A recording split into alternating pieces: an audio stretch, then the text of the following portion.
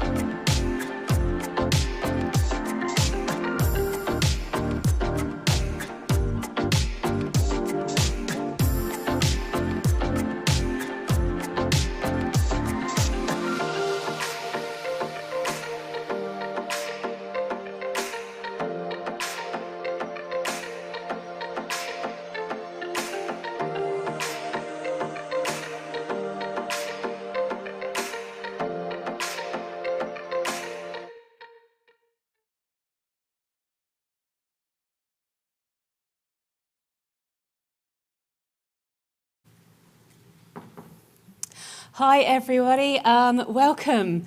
I know everybody's just trying to start to make their way to their seats now, and we have a good 200, 250 people online all logging in at the moment. For those of you online, you should see a Citizen screen with the conference details on and so on, and us in the room.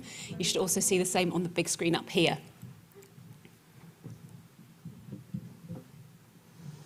Okay, and everybody's just taking a seat. Lovely, thank you.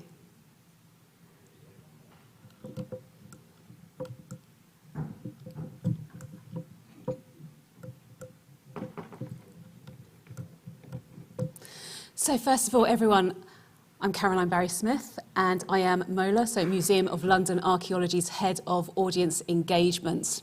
And welcome to Citizen, Coastal Intertidal Zone Archaeological Network, and their 5th conference, Connecting Coastal Change, Communities and Climate Change. And it's a pleasure to be able to host a conference in such a beautiful location on a gorgeous spring day, and to be able to do it in person. I haven't actually been to a conference in 2 years, so this is my first time to actually see people face to face in a conference situation. So it's really, really nice and quite a change from what we've experienced in the past couple of years.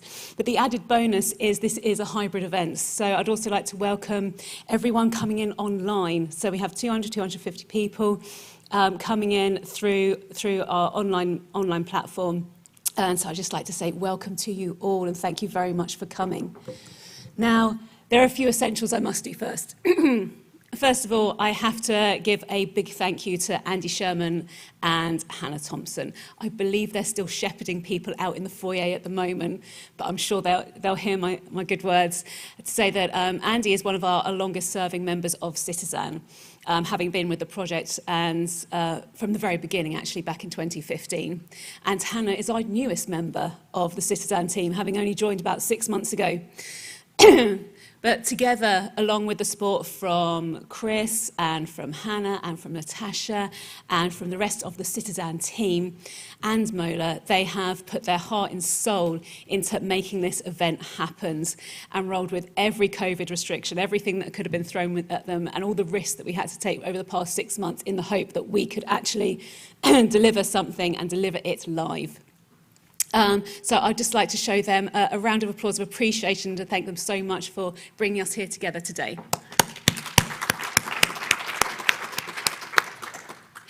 And a few bits of housekeeping. So we are not expecting a fire alarm today. So if you do hear one, please make your way via the fire exit signs that you can see in this lecture theatre and out. You will be guided out by our staff, but also by Museum of Liverpool staff out to the front entrance and that big paved foyer, big paved section outside of the museum. If you are coming in and joining us online and you hear a fire alarm, it might not be at this conference, it might not be coming through this speaker system. So please check your own location and check your toaster. There is something else on fire other than us. For the toilets are just outside in the main reception area, that main big foyer. We have all ladies, gentlemen and disabled toilets all in that main atrium in the foyer area, and then on all floors there are various toilets scattered all over if you need them. As is for a schedule for today, we have 15-minute morning and afternoon breaks that will have teas, coffees and refreshments served. All of the refreshments will be served in the registration room, which is education room number 3. If you haven't been there yet, it's up the fabulous curvy staircase, all the way around, and just follow that staircase all the way around onto the first floor. Once you get to the first floor, keep going to your right and go straight ahead and you will see education room number 3, and that's where all the teas and coffees will be served. Likewise, there will be a 1-hour networking lunch. I think networking is another thing that I haven't done on face-to-face the past 2 years. But please feel free in our networking lunch to come up and we'll be serving food again in the same registration room, so room number 3. And today's lunch will be a vegetarian and vegan menu chosen specifically to adhere to one of our many pledges to reduce our carbon footprint at such events. And although mask wearing is no longer required, in this venue, we would like everyone to be considerate and, if possible, wear masks as several members of staff are caring for vulnerable family members. We are providing FFP2 face coverings for people to wear if you would like, and we also have antibacterial gel for attendees, as well as biodegradable antibac wipes for the tables if you need them. Okay, so there are our main essentials. But there's also a few other bits and pieces around communications and what we're going to do. And this button is really sticky. Sorry, there we go. So for our communications, just to remind all online presenters, they're actually coming in via Zoom, so they need to mute themselves and turn off their cameras when not presenting. For those coming in through our online live stream, just to make you aware that you have a 30-second streaming delay. So when you are asking questions, or if you see something coming up on Twitter that's coming up faster than you're getting a chance to get your question heard and so on, it might be just because there's a 30-second delay in the streaming. So give it a little bit of time. To ask questions in the room, please raise your hands. There are mics we can move around, or you can just speak clearly. Anybody who's chairing will be able to repeat your question through their mic. If you're online, please, you can see on your screen, you should have your questions are coming in through Slido. We have members of staff over this side who are watching those Slido screens for any questions coming in. So if you would like to ask anything, it will come to a member of staff here, and then they'll repeat it out to the chair. In Slido, we might also do some polls. We might do quick shot polls just to see what people are up to and people's opinions on certain parts of the talks. That they'll come in at random points if we find anything good to talk about or any good opinions we want to gather from yourselves. And then please, if you are going to be tweeting or social mediaising this event or doing it live, we do have two hashtags. We have hashtag connecting coasts and hashtag climate change. If you would like to use them, please do feel free. Whilst on your breaks and lunch, we have a number of displays. So displays and stands, so our posters and stands are up in Education Room number 3, where the teas and coffees and lunches will be served. Up there, you'll see, we haven't, for this conference, we haven't had every single person from Citizen come and speak about their particular zone. Instead, they're all conference posters upstairs, and there are various QR codes or links and so on to find out further information for each specific area. So if you'd like to see, there's a poster exhibition up there, but we also have some stands as well. Council for British Archaeology are upstairs, Mersey Archaeological Society are upstairs, Nautical Archaeology Society are upstairs, and Cherish Project are upstairs. All have stands. You're all welcome to go and have a look and see what they've got on and find out information. Added to this, I'd also like to let you know that Liverpool Museum gift shop, so when you come in the front door, look to your right, the gift shop has a bookshop. And the bookshop's got a sale, and they wanted to make sure that you all know this, because if ever you fancy treating yourself to something, there's a perfect place just downstairs. So the gift shop sale for books is happening in Liverpool Museum today. And then finally, I'd just like to say that there's one particular stand that you might be interested in going to, and that is the Cherish Project. So many of you will know all about the work being done by the Cherish Project in Wales and in Ireland. For summer 2022, Cherish will be leading into phase 2 of the project, focusing on dissemination of their results to local communities, blue economies, professional stakeholders, and the education sector. Today, they are asking delegates to please have some input into the phase 2 of their project. So if you have used Cherish data in the past, or you have any thoughts about how you'd like to engage with them in the future, they are literally asking you to write your comments on the back of a postcard. The postcards are on their stand, and I've been assured that you can actually take the pencil away. You can keep the pencil, give back the postcard, but any feedback, any information is on their stand. If you're coming in via, if you're an online delegate, you're a distance delegate, then your postcard is a tweet. So please tweet the Cherish Project with the hashtag #WhatNextCherish. They would love to hear about your thoughts and ideas for their phase 2. Now, before we move on, and before we touch anything about archaeology, about climate change, about coastal change, I do want to take a very, very small moment here. And that moment is to say the work we do can feel extremely remote sometimes with what goes on in the wider world. So I'd like to ask everyone to join me and take a short moment of just quiet reflection. Although coastal and climate change is the current crisis that Citizen and say Scape or Cherish and other partners address daily, our crisis must sometimes take a step back and give a short moment to others.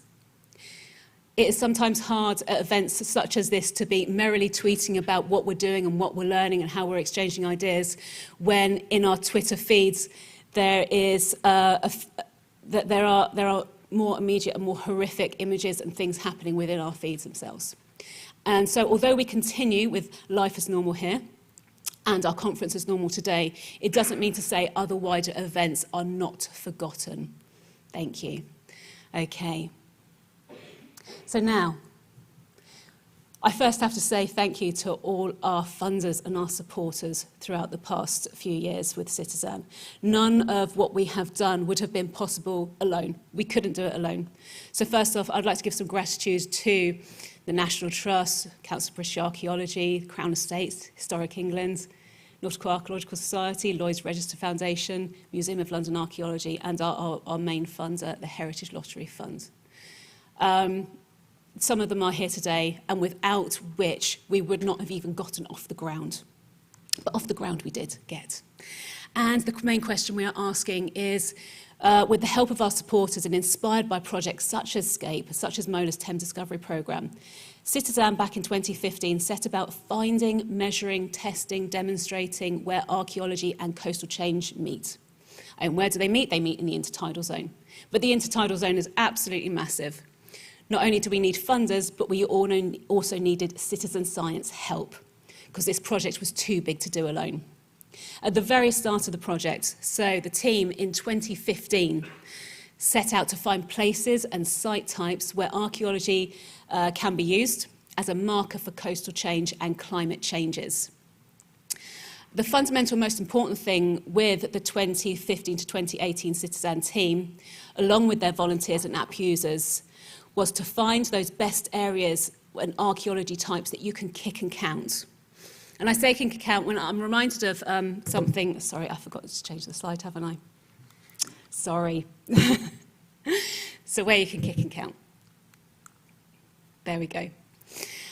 I'm reminded of something that Alistair McIntosh said from Hell on High Water, Climate Change, Hope and the Human Condition. And it's if you can't give something to count or kick, then it's really difficult to get across a scientific concept. And if we're going to do citizen science, we need to give something that people, everybody can take part in, everybody can count and kick. Because if you can't kick it, you can't count it. And if you can't count it, it doesn't count. And if you can't do that, then you can't have a citizen science program that's easily accessible for our audiences. Although we can kick and count as specialists within our own industries, if we want to make bigger projects, we need to give something solid for our audiences to kick and count. And this is what Citizen started doing in their first phase from 2015 to 2018. When they did this, they went all over the country, well, all over England, all over the English shoreline to look for the good stuff. And they found it. They found lots of good stuff to kick and count and that works with our volunteers, works with our citizen scientists.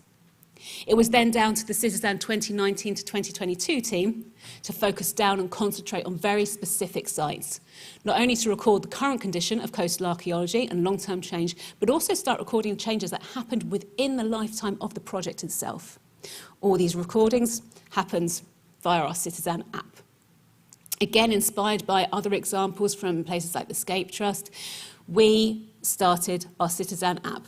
The Citizen app to help record features accurately, identify new features, and monitor sites with a photographic record. Currently, we have 3,968 registered users as of 3 days ago, because the last registration happened on the 2nd of February this year. So we are still attracting users. And it's great to see not only do we have these key points that with photographic evidence that we are recording, but also we are now able to compare and contrast things that are happening right in front of the project. That picture on the left there is, these pictures are from Hall Sands, South Devon. The picture on the left there was taken by Citizen member Lauren Tidbury back in 2015 at the start of the Citizen project. I took the photo on the right only in 2019, just before lockdown. And you can spot the difference here. That used to actually be an Airbnb. I'm going to flick these things. Sorry. So, the image on the left is Hall Sands 2015. The image on the right is Hall Sands 2019. At the time, I believe it used to be, you could get down there as a funky, cool Airbnb on the foreshore, but by the time that Citizen 2 came along, it was gone.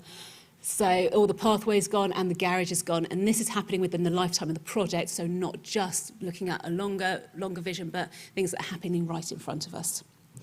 Now, with this Citizen response, adaptive response to change, what we're really doing is trying to have public engagement to raise our profile. We need public engagement to raise the profile of what we're doing and the messages we're trying to send out.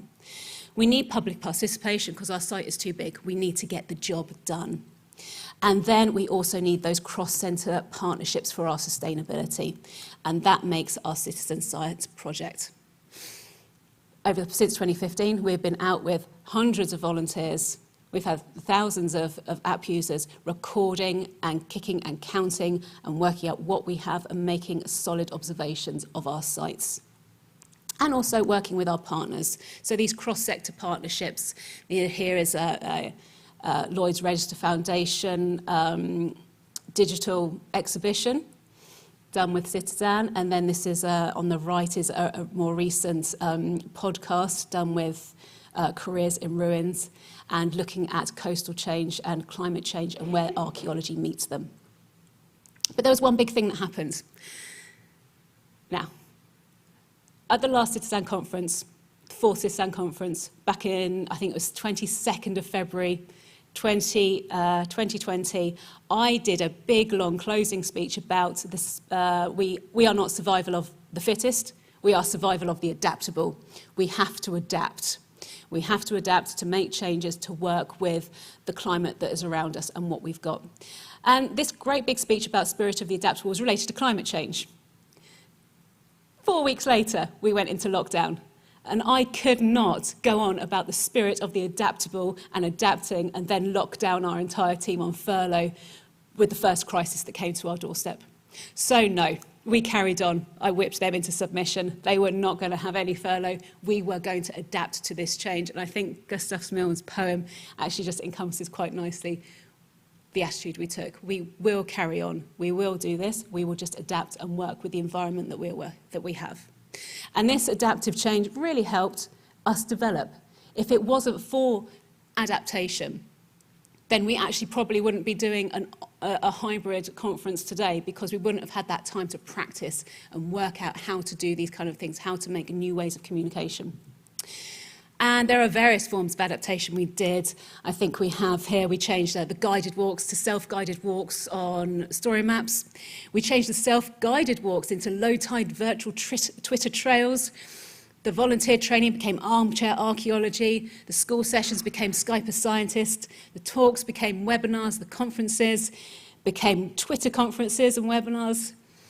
Our events for kids became Crafting with Citizen. Our events for adults became virtual quizzes. Some of them have lasted, some of them carry on, some of them have developed. I don't know if any of you in the first lockdown joined a virtual online pub quiz. They were great for a moment, and then as soon as the pubs opened, they crashed and nobody was interested and did them. So some things were really good for the time, and some things were actually excellent and have carried on and developed from that. And it's those kind of things that adaptation to change has helped us carry on in the spirit of what Citizen was looking for in the first place, which was the adaptation and finding ways through climate crisis and coastal change. And this is award-winning. So back in 2018, we had the British Archaeological Awards and the Charity Awards. 2021, we had the CBA Archaeological Achievement Awards, where we received a highly commended for archaeological innovation. And there is a recent one. We were nominated for the Rescue Archaeology Project for the Year for Current Archaeology as well. So these are recognised, what we're doing. And with this recognition, it's also, we still carry on. We're still doing the next project. We don't stop. The next project, the next thing, the next product. The most recent one I'd like to show you today is actually the Citizen Guide to Coastal Archaeology. These aide de memoirs, both in A5 and A4 form, help people going out, using the app, and giving all the instructions you need. Now, this has all been tested out on our staff, on our peers, and our current app-using volunteers. However, one thing we'd like to do is test it further on those non-app using, those very fresh to the app, that's very fresh to archaeology volunteers. Those volunteers would be great to get feedback from. So you'll find it in the foyer, or there'll be a link going out soon online to the PDF version, but the physical versions are on our stands. Please feel free to take one. Please feel free to distribute them to people who you think have never touched the Citizen app before or don't know coastal archaeology, and give us some feedback to see if this works for them. We're always looking to update, we're always looking to improve, and the feedback from these would be really useful. The other thing we have been doing recently, which is very important to us, is a carbon pledge. Now, Citizen and the TDP, Thames Discovery Programme team, took on a course because basically the world is needs to rapidly decarbonise to prevent the worst effects of climate change, and all sectors need to reduce their greenhouse gas emissions, including research, academia and archaeology. Whether you're a researcher, whether you're an archaeologist, whether you're out in the field, we all have an exciting and important role to play in reducing emissions from our sector. And the aim of the course that everybody went on was to build participants' sustainability, knowledge and competence. The aim of this is to help participants devise and implement strategies to reduce greenhouse gas emissions linked with activities in the workplace. And each participant will have the opportunity to be certified by the Carbon Literacy Project. And they were, only a few weeks ago. The certificates came through, the course was done. But this isn't greenwashing. We cannot just learn about it and get a certificate about it. The Carbon Literacy Pledge had to be made. Part of the Carbon Literacy Project is this project was turned around and fed back to you and said, what are you going to do? How are you going to make things better? Not just about knowledge, but what are you going to do? What are your actions? And for us today, for example, for this conference alone, everyone has taken trains where possible. We have the vegan veggie meal. We've tried to purchase locally. We've also tried to purchase for the numbers, not for just a general 100 people. We've used local suppliers where we can. We didn't intentionally buy anything just for this conference to distribute. And we didn't print a programme, and as you noticed, we haven't got any plastic badges for your name tags and so on. With our servers, we're looking to do more work as well to try and find more sustainable and environmentally friendly servers. And we are advocating this to our partners. But these are actually mild steps for our carbon pledge, which is being launched today. But we'd like to move this further and try to make sure that it's for everybody. Because by 2050, everyone will be needing to do far more than these modest steps, by law, probably. So we foresee many of our partners also more moving towards a lower carbon footprint, and we would like to help and be ready for that adaptation and that change. And why are we more messing about with this? Why do we bother doing this? Because archaeology actually has a special place within. Archaeology has a special place within climate change. As Dr. Hannah Fluck from Historic England has said many times on many talks, archaeology is giving a long view of human life. We are combining archaeology and climate change and uniting human origins and climate change science, because this enables people in these days to mourn loss. We can let it go. If we know people thousands of years ago have packed up and let it go and moved back from the sea, this is part of the human story, and it is no different to now. It gives us a sense of place. It gives the long human view that no other actual organisation is doing. For example, when the Met Office describes what's going to happen in the next 100 years, what they're doing is using the data from the past 100 years. Whereas in archaeology, we can go back thousands of years. So that long human view and the long human story is really good contribution to climate change analysis.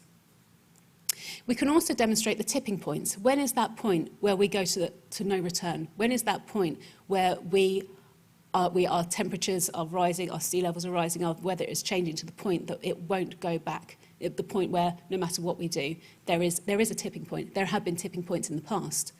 When is ours? And can archaeology help with that? But something else that it shows is that rapid change is actually new. Our environment, our Earth has gone through various changes, but they have been very slow in comparison to this rapid change. But it's not all doom and gloom, because I said we are not survival of the fittest, we are survival of the adaptable. And this long human life story is really important to demonstrate that we can change, we can do stuff. And archaeology is a major part of giving that inspiration to show change. And we've got to keep up with the rest of the world and the rest of the activities going on. So archaeology has to keep up with UK climate change activities. As you can see, there are various groups. Some of these groups you'll know, some of these words you'll know, like COP26 and so on. But all those activities happening in the UK are something that happens regardless of us. So it's good to keep up, it's good to keep going, it's good to be joined up. And then international activities, we've got to keep going with those too. So, all those activities. Again, I am failing terribly to move the slider on. But with all our international activities, what we need to do, UK activities, what we need to do is make sure we're creating a joined up approach. And then finally, why are we creating a joined up approach? Because we have proved that we can kick coastal archaeology, we can count coastal archaeology. We can empower citizen scientists and coastal communities to talk about their own climate stories through coastal archaeology. Now our next mission is to reinvigorate climate resilience through archaeology. And I hope that our audience and speakers today will find our sessions invigorating, whereas we share ideas, network, learn and discuss connecting coastal heritage communities and climate change. Okay, sorry for the slow slide clicker, but thank you very much.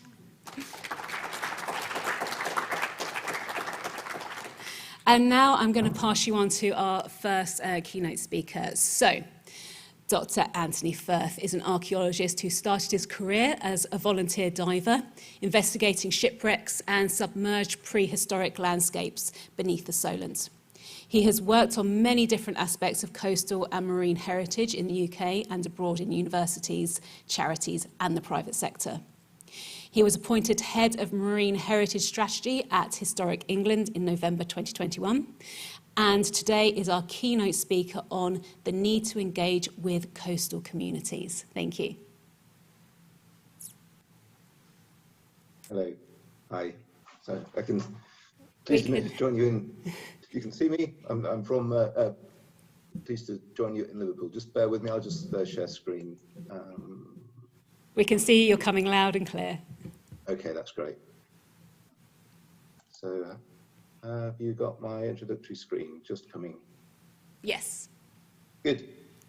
Okay, well, thanks for that introduction, Caroline. So yes, I'm Anthony Firth, and I'm Historic England's Head of Marine Heritage Strategy.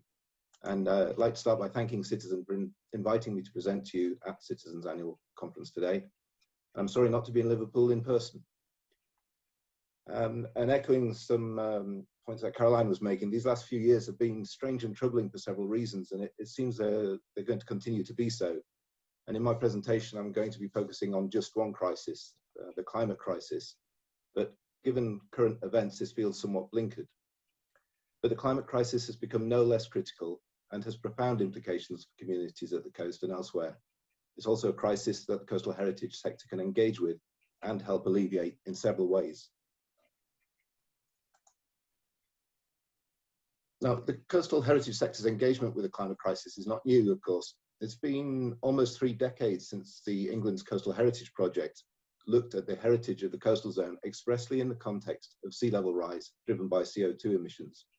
Even that work was a response to the growing knowledge of the richness and fragility of coastal heritage arising from coastal projects around the UK in the 1980s, often with a community element, and themselves founded in investigations stretching back to the 19th century.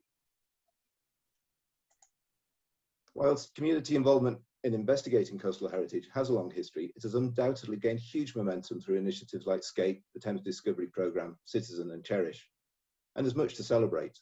But it's also vital for us to continue to improve connectivity between coastal heritage, communities and climate change.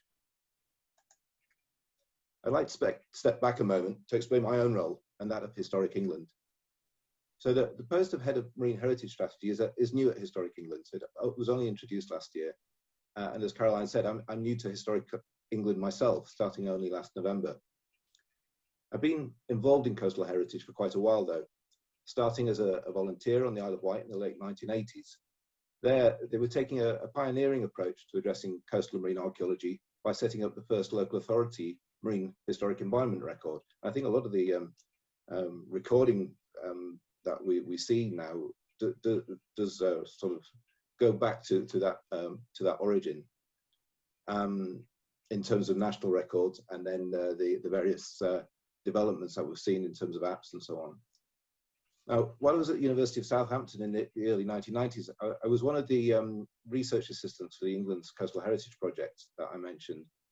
And then in the 90s, I was quite heavily involved in running some of the early rapid coastal zone assessment surveys for Kent County Council whilst I was working at Wessex Archaeology. So coastal heritage in many different forms and contexts has been quite a big part of my career. So I was really pleased to become involved with Citizen through its special advisory network in its earlier phases. So similarly, although the post at Historic England is very new, Historic England and its predecessors have been major players in coastal heritage for several decades and continues to be so. I have numerous colleagues at Historic England whose day-to-day engagement with coastal heritage and with Citizen reaches back many years. And in this respect, I'm really quite a recent interloper in speaking here today. But I do think that this new post signals a step change in how Historic England engages with coastal marine heritage, including with issues that we're discussing today. So,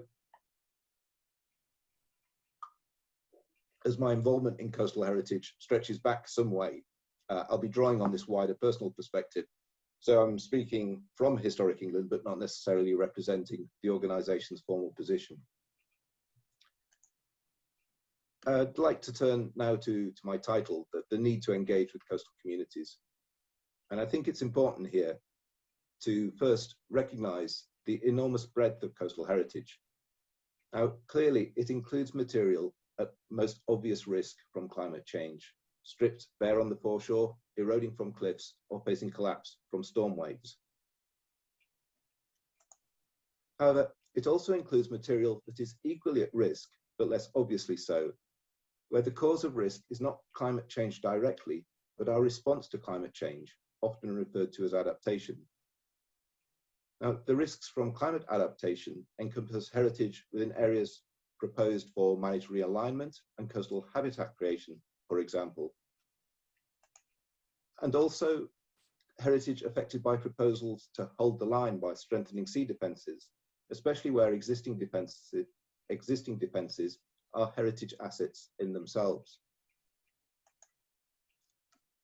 The breadth of coastal heritage also encompasses efforts to increase resilience to climate change.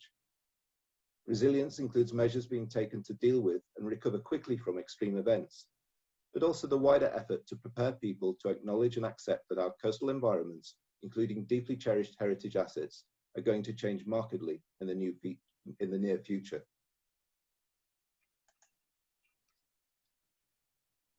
If we recognise that coastal heritage affected by climate change includes not only immediately visible losses on the foreshore and at high water, but also the heritage that will be affected by adaptation and by the development of resilience, then I think we must also recognise that the coastal communities with which we engage are much wider also.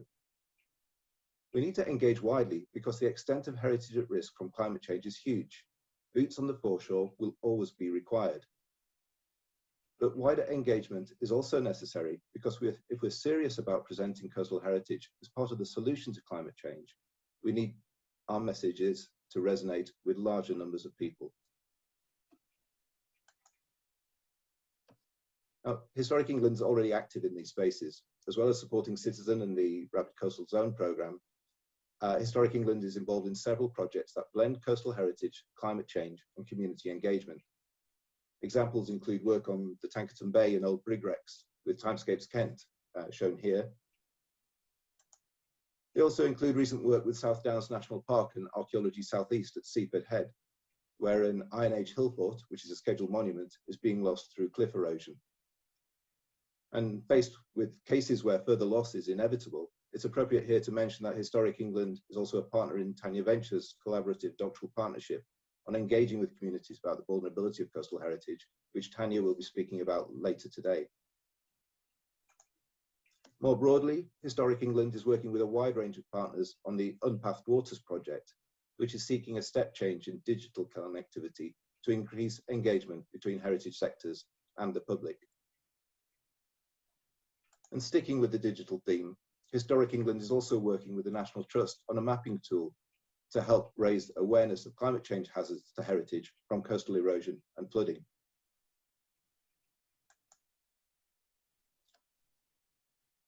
Historic England's continuing focus on coastal heritage, climate change and community engagement is not accidental, nor is it driven only by climate change. Now, I could point to a lot of Historic England documents that advocate for action in this area, but I'm just going to flag three.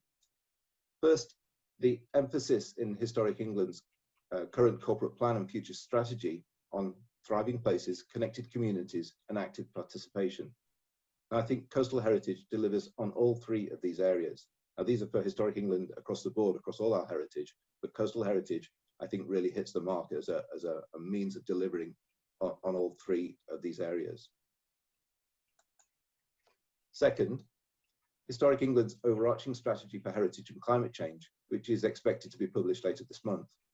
As you might imagine, this is likely to contain actions directly relevant to understanding the vulnerability of heritage to climate change at the coast and championing the contribution of heritage to climate resilient places and communities.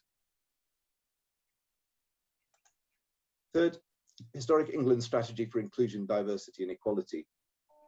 This IDE strategy presents important messages for the coastal heritage sector and how it engages with coastal communities in terms of the narratives we develop, the communities we seek to engage, and the representative of the sector as a whole. Of course, Historic England's strategies don't sit in a vacuum. They're a dynamic response to the environmental, economic and social pressures reflected and prioritised through the public sector more widely. This big picture might seem far removed from waders and muddy tape measures, but it's central to why and how we engage with coastal communities. Looking at this big picture obliges us to ask if coastal heritage is at all relevant to communities facing climate change.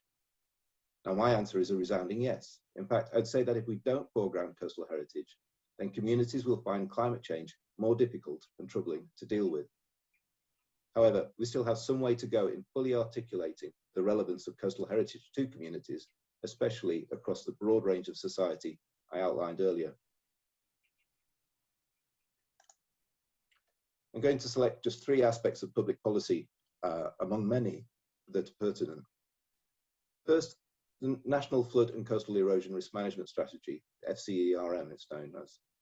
This is the main plank of policy towards climate change at the coast and is enormously influential in setting priorities, methods and resources. There's a lot in this, and I'm going to pick just this one of its three long-term ambitions, namely a nation ready to respond and adapt to flooding and climate change, and coastal change rather. Sorry. I think heritage can play a vital role in helping people to understand their risk to coastal change by sharing how our environment has evolved across the ages. In terms of adaptation, heritage needs to be part of the inevitable conversation about what we keep and about what things will be lost and how. Engaging coastal communities in heritage is also a way for people to take action, providing agency in circumstances that might otherwise feel overwhelming. The second element of public policy I want to raise is levelling up. Now, this is a debatable term perhaps, but it is an acknowledgement of inequality and the fundamental steps needed to address it. Coastal communities are expressly flagged as a focus for the levelling up agenda because a whole host of indicators relating to deprivation, health, education and so on point to the very difficult circumstances faced by many coastal towns as a result of changing patterns of industry and tourism over the last half century or so. The need for levelling up is rooted in the history of coastal towns, the remains of which we often find ourselves examining as coastal heritage. Again, levelling up is about change over time, but in this case, it's more in the relationship between people and their social and economic circumstances. We know that coastal heritage can have tremendous positive impacts in economic and social terms. Heritage also provides a tangible means of unpicking and exploring how social and economic change has occurred at the coast. And through participation, heritage can again provide agency, enabling communities to rediscover and reframe their own places and stories. The third aspect I want to explore is ocean literacy. So the public sector is increasingly interested in what people think about the sea, the benefits they gain and the concerns they have, and how, as a result, people might change their behaviours to address climate change and habitat. To gather evidence about such questions, DEFRA carried out an ocean literacy survey last year, which is likely to become annual in order to indicate how awareness and attitudes to the sea are changing. The survey is directed towards the natural environment rather than cultural heritage, but there are a few questions that either touch on heritage or are relevant to it, and I think the results are fascinating. I just selected a few of the graphs in this. I hope you can see them. It might be a bit small. What this graph shows is that people's emotional response, their main emotional response to the marine environment is one of concern, but awe and wonder and curiosity are close behind. And coastal heritage, I think, is great at working with people's awe, wonder, and curiosity. Climate change is the most widely known and understood term relating to the marine environment. Compared to a lot of other of the more technical terms that are being used, climate change is a relatively easy concept to be able to develop and explain. History and heritage are only considered an important benefit by 8% of the people who are approached in this. So on that graph there, again, not sure if you're going to be able to see it, but we're right down there, history and heritage. Compared to habitats and various other things, we're very low on the list. But bizarrely, we're above oil and gas as being a value of the marine environment. So 8%, but it gives us something to work with. Interestingly, talks, seminars, and community events do not appear to be significant sources of information for most people. In a sense, it's fairly obvious, but television, radio, films, media, social media are really important for reaching large numbers of people. Coastal and seaside towns, that is to say historic places, are the most commonly visited marine environments. Now there's, I'm sure, a lot we can do with that.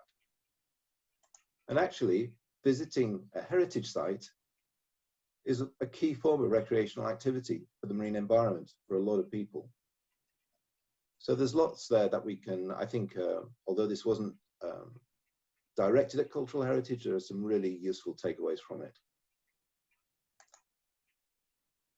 Now, having taken in a little of this wider societal context to the issue of engagement, I now want to spread the net wider still.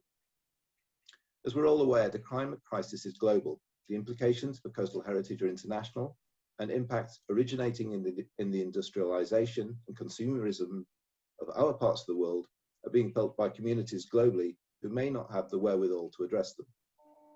Their coastal heritage is no less significant than ours, so there's an onus on us to make a connection between our actions towards coastal heritage here and the coastal heritage of communities worldwide.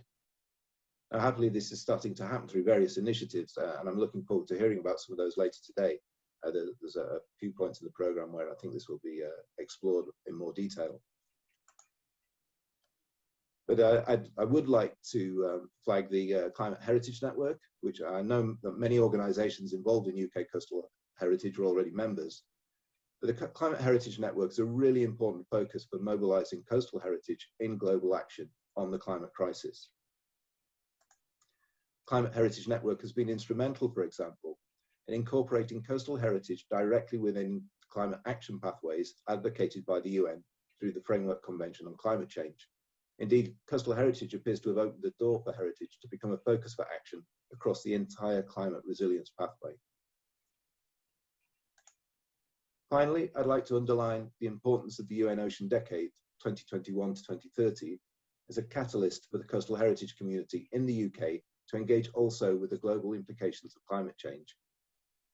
The UN Ocean Decade presents a once-in-a-generation opportunity to integrate coastal heritage in delivering sustainable development across the crises in climate, habitats, and equity. I'd like to flag briefly the Ocean Decade's Cultural Heritage Framework Programme, hosted by the Ocean Decade Heritage Network, and also the efforts being taken to expand ocean literacy by engaging Generation Ocean around the world.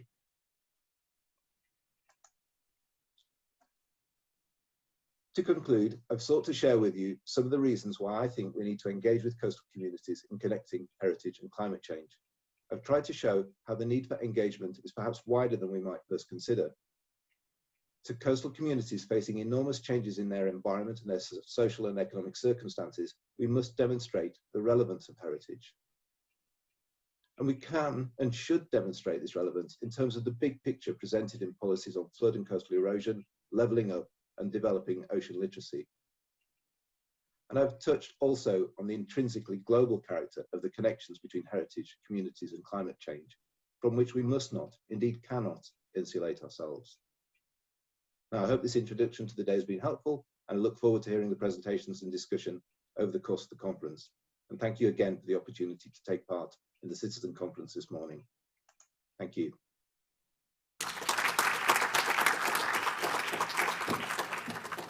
Thank you very much. Can you hear me there okay? Yes. Lovely. So first of all, I'd like to ask, are there any questions from the room at all? And over to Hannah, are there any questions on Slido online? Whilst we wait, I would like to ask, I find it curious, those current ocean literacy results. There's quite a disproportionate, or almost a contradictory measure between people's curiosity and they visit cultural heritage sites as part of an activity, but the actual heritage actually comes down very low on their agenda as a subject of interest. It's quite interesting to see what we're missing there or what we can do. Yeah, exactly. So again, I would emphasise that the move towards starting these questionnaires didn't come out of, came very much out of a concern with natural environment issues, things like plastic pollution, obviously coastal erosion, that kind of thing, but not expressly with a focus on heritage. And I think as a result, there is this sort of mismatch between, in a sense, the questions that are being asked, how those are being framed, and people's everyday activity, and the level of interest that there actually is in the coastal heritage and so on. So there is a bit of a mismatch, and some of that might be down to how these things are framed, but certainly I think there are, it provides us both with a bit of a challenge, but there's some reassurance there too, that there are things that we can do and interests that we can certainly build on. So and that's why I find it so fascinating. Lovely, thank you. And I do think we have some questions coming in from Slido. Not from Slido, but I have a question. Thank you so much, Anthony. So you mentioned the Ocean Decade, and I was wondering if you could say a bit more about the implications of ocean and water system degradation on and what it means for other things in terrestrial life. Things like food security and things like that. So we often ignore the ocean, but what does it actually mean if the well-being of the oceans and water systems just collapse? crumbs. I mean, that's a huge. Yeah, you're welcome. Yeah. So comment on the value of the oceans to the maintenance of human life. I'm not going to answer that one briefly. So yes, so that is exactly what the Ocean Decade is about. The Ocean Decade is a big effort globally to make the connection between the health of the oceans in its broadest sense and delivering the Sustainable Development Agenda, so the SDGs of the 2030 Agenda. And I think it's really interesting because it's aligning closely our efforts to better understand the ocean with delivery of a better world. Now, what's interesting about that is that the Ocean Decade started with a focus very much on the sort of physical sciences relating to the ocean.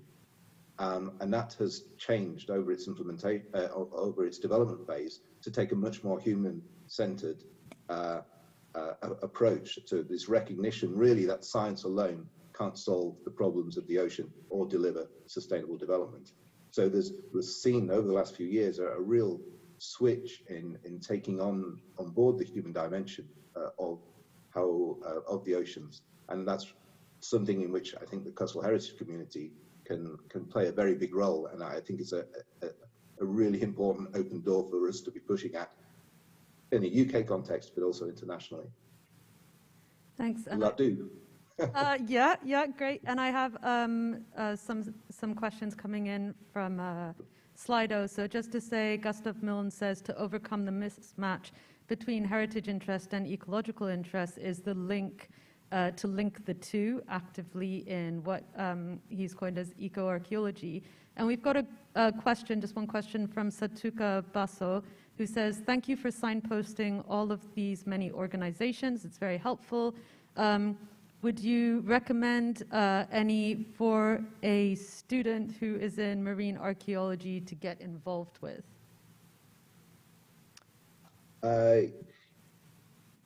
Yes, so it depends a little bit on the context.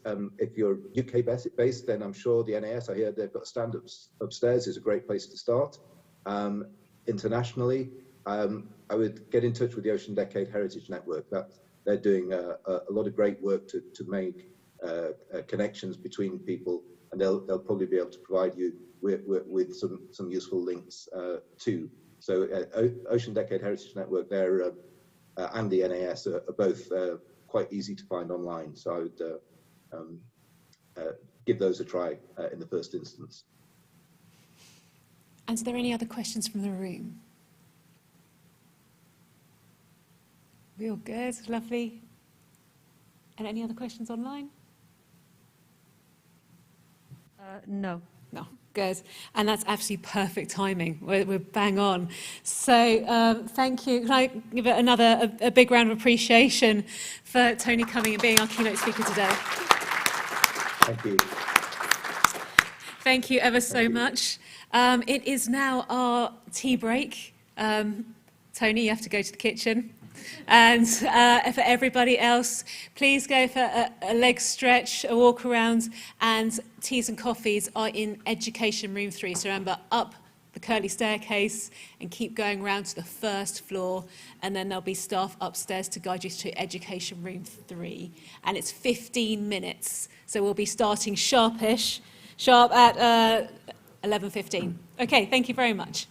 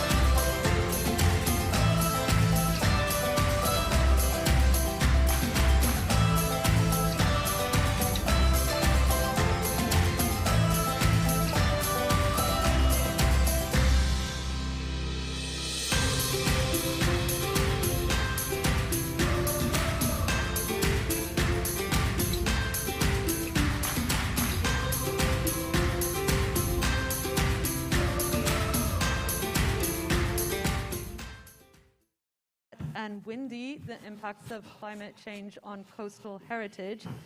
Michael Curtis is a trustee of the Nautical Archaeology Society, a professional landscape and coastal archaeologist, and also a doctoral researcher at the School of Archaeology and Ancient History at the University of Leicester. So the bio you can also find in the program. So over to you, Michael. Thank you very much, and welcome back to this first panel session in our programme. As the first panel session, I suspect it's a bit trial and error as we try to work out how to work things in this room, so bear with us, but we promise you an entertaining session. There is a slight change in the advertised programme for this session. Sarah Ferguson unfortunately cannot be with us today, but I would like to, on behalf of us all, extend our best wishes for a safe and speedy recovery. She has unfortunately tested positive for COVID. The theme of this session is warm, wet and windy, as you can see here on the slide, with the impact of climate change on coastal heritage. And our speakers today will be discussing this from a variety of different angles. And after their presentations, throughout their presentations, if you are online, you can submit your questions through the system, as we've already explained this morning. And we will take all these and put them all together in a panel discussion after all the speakers have done their presentations. It was quite interesting, I thought, from the last session that the highlight was also put on the global nature of the challenge of climate change. I actually work in a coastline where there is no tidal variance, so I actually don't have to tick the box of intertidal archaeology. And I also have other complications in the area of my work in terms of tourist and urban development and tectonic movement. But all of that aside, what is very important is that in places around the world, we just have yet to start thinking about engaging, as Citizen have done so admirably, and along with the other projects, Scape and Cherish, here in England. Indeed, the projects that we have here in England are very much flagships for the world. We have a lot to do outside of this country. I myself started talking to my local community where my project is based on Crete back in 2019, and in fairness, it's through their due diligence and involvement that I now have a better understanding of the landscape around about where they live and where they work every day. And they have a great enthusiasm to learn a lot more about it and get involved. So there are lots of opportunities with this. So in many respects, and returning more to the theme of this particular session, climate change has become quite a modern buzzword. But as I find in my own adult learning teaching, many of the students who I talk to actually think this is a modern thing. You know, it's a thing that we are responsible for. And many are so amazed when you look back and say, but climate change has always been with us. It's always affected people who have lived and who have arrived on our coasts. It's been a changing landscape throughout antiquity. What happened in the past was that people had to grin and bear it. Many settlements have been lost, many settlements have been flooded, and many lives have been lost. But today, we are better equipped, not necessarily to prevent it, but certainly to engage with people and to make more people aware of it, and also to examine different ways that we can involve in the community and looking at the impact of coastal change and the effects of climatic change from different angles. And as usual, I've moved totally away from my written notes here, so I'm sure you'll excuse me on that. But before delving into the presentations, I wanted to raise a couple of facts that we'll return to, I hope, in the discussions. Because in the United States, it's been estimated that 1 metre rise in sea levels will result in 13,000 recorded historic and prehistoric sites being lost. In England, there are some 70,000 archaeological sites at risk by changing sea levels and coastal erosion. This is what we call impact. But at the end of the day, it's important for us to consider whether impact should always be negative. And with that, I'm going to open the floor to our first speaker. Joseph Earle is a PhD geographer at Lancaster University, where his research is focused on public engagement and their involvement on monitoring and learning about their coastal environment, so that people can play a more proactive role in its protection. Joseph, if you'd like to come and remove me, please, from this podium. Thank you very much. Excellent. Yeah, good morning, everybody. My name is Joseph. And before I start, I should mention this is the first time I've actually used a story map to do a presentation, so it could go horribly wrong, but we'll see. We will see. Yeah, so I'm here today to talk about my work engaging communities and understanding coastal challenges. So I'll start with a tiny bit about me. Yeah, so I'm a PhD researcher at Lancaster University studying geography.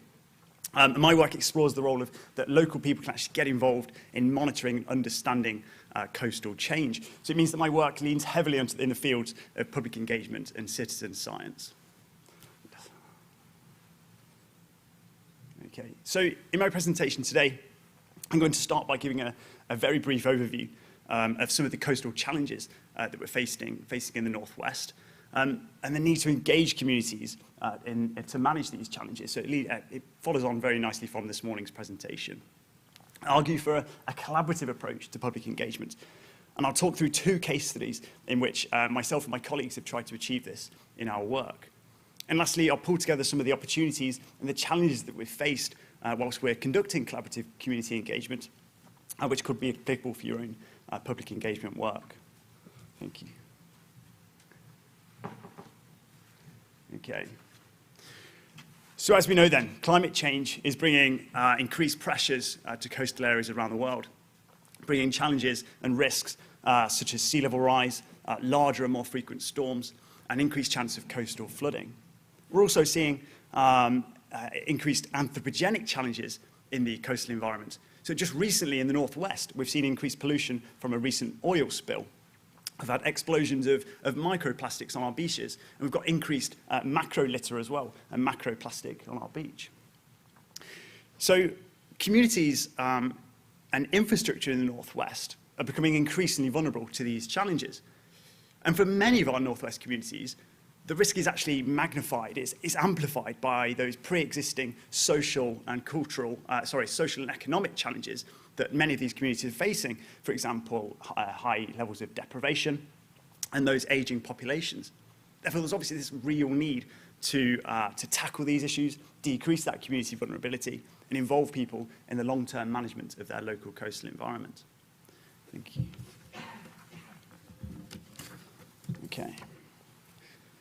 So there are many ways to disseminate information about climate change to communities.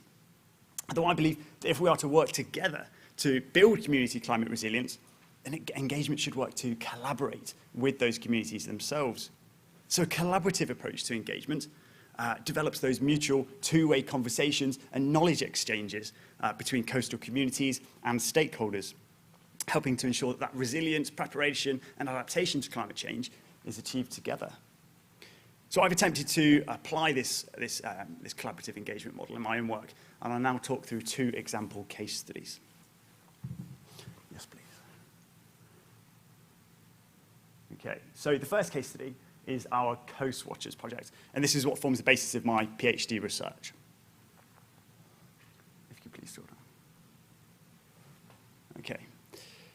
So the Coast Watchers project engages people in monitoring and understanding coastal change in the coastal environment along the Fylde coast in Lancashire.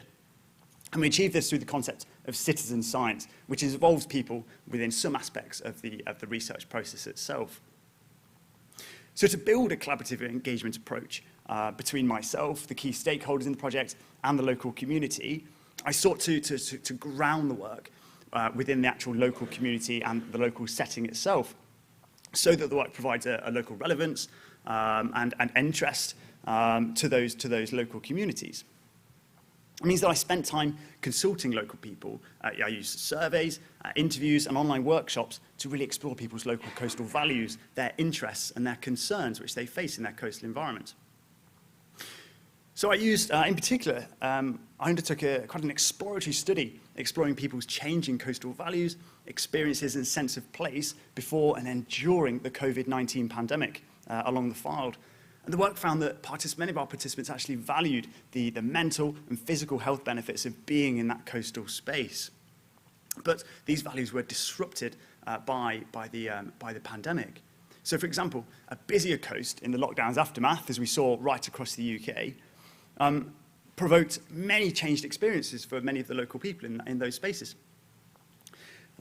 It promoted negative emotional experiences, and they were driven by the heightened fear, perceived reduced safety of that space, and also the increased litter that we saw as a result of that busyness. And we found actually that increased litter, the increase of marine litter, is actually one of the most significant challenges facing the coastal community that we're dealing with, and one that was seen to both detrimentally impact the natural coastal environment, but also impact people's own experiences of visiting that coastal space. And it meant that exploring this issue of marine litter was something that presented a really good engagement and research opportunity for us through the Coast Watchers project. So we've accounted for this issue of marine litter within our own research methods and questions, and it's led us to conduct monthly beach litter surveys, I should say, on the Fylde coast with our Coast Watchers volunteers, so that we can start to better understand and manage this problem. And we've run the surveys for 7 months now. And not only are the results quite interesting for many of the local people, but they've also carried a national benefit as well, and they've helped to contribute towards a national proposal to ban certain single-use plastic items. Okay. So as well as our sort of in-person engagement events, we also collect citizen-sourced photographs along the Fylde coast as well, so that we can start to see how the Fylde coast is changing over time, and start to understand how different locations along the Fylde coast are responding to different events, for example, storm events. So on the graphic behind me, we can see a range of different citizen-sourced photographs that were taken in the aftermath of a sort of a small storm event in February this year.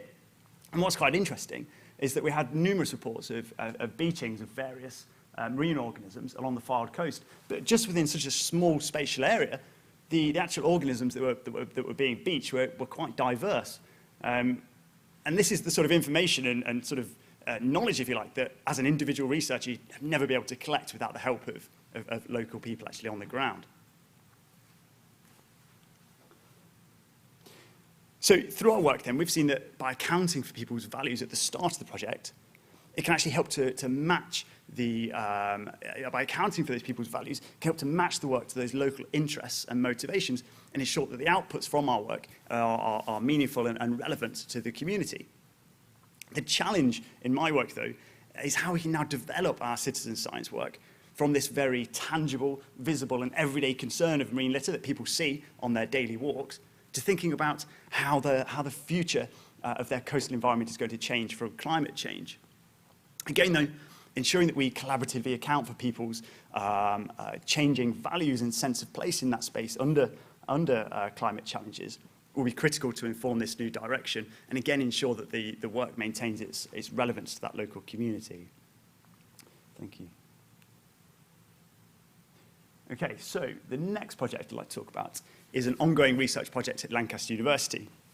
It's called Morecambe Bay Timescapes. And the project reaches right across the fields of design, computing, coastal science, and climate change science as well, to engage young people in starting to think about and create visualizations of how their local coastal area might change. So the idea behind this project is that if we can look into the past through historic photographs, heritage, and past architecture, and we can look into the physical distance through telescopes, for example, then can we actually start to look into the future and visualize how climate change might be affecting our coastal areas.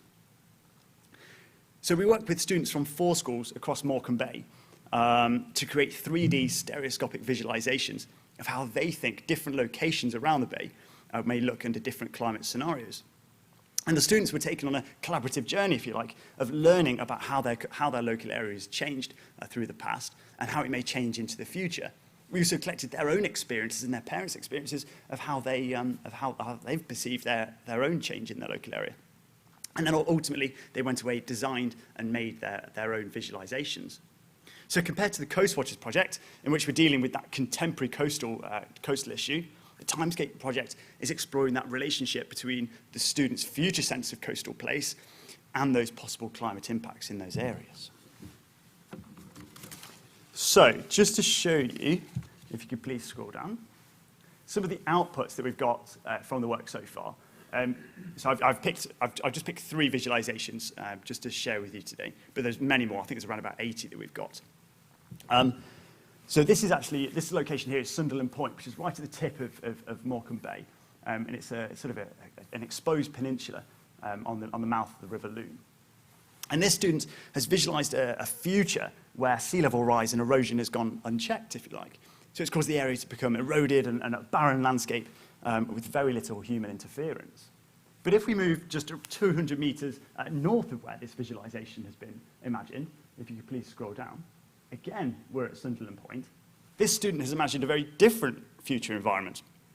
And this time, the world has been completely flooded. It's been inundated, and human habitation has been made impossible.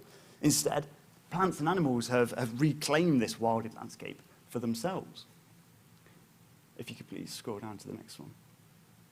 In a completely different and contrasting visualization, this time at Sandylands on Morecambe's West End, this student has thought about the fact that we might actually adapt and prepare for these future climate challenges.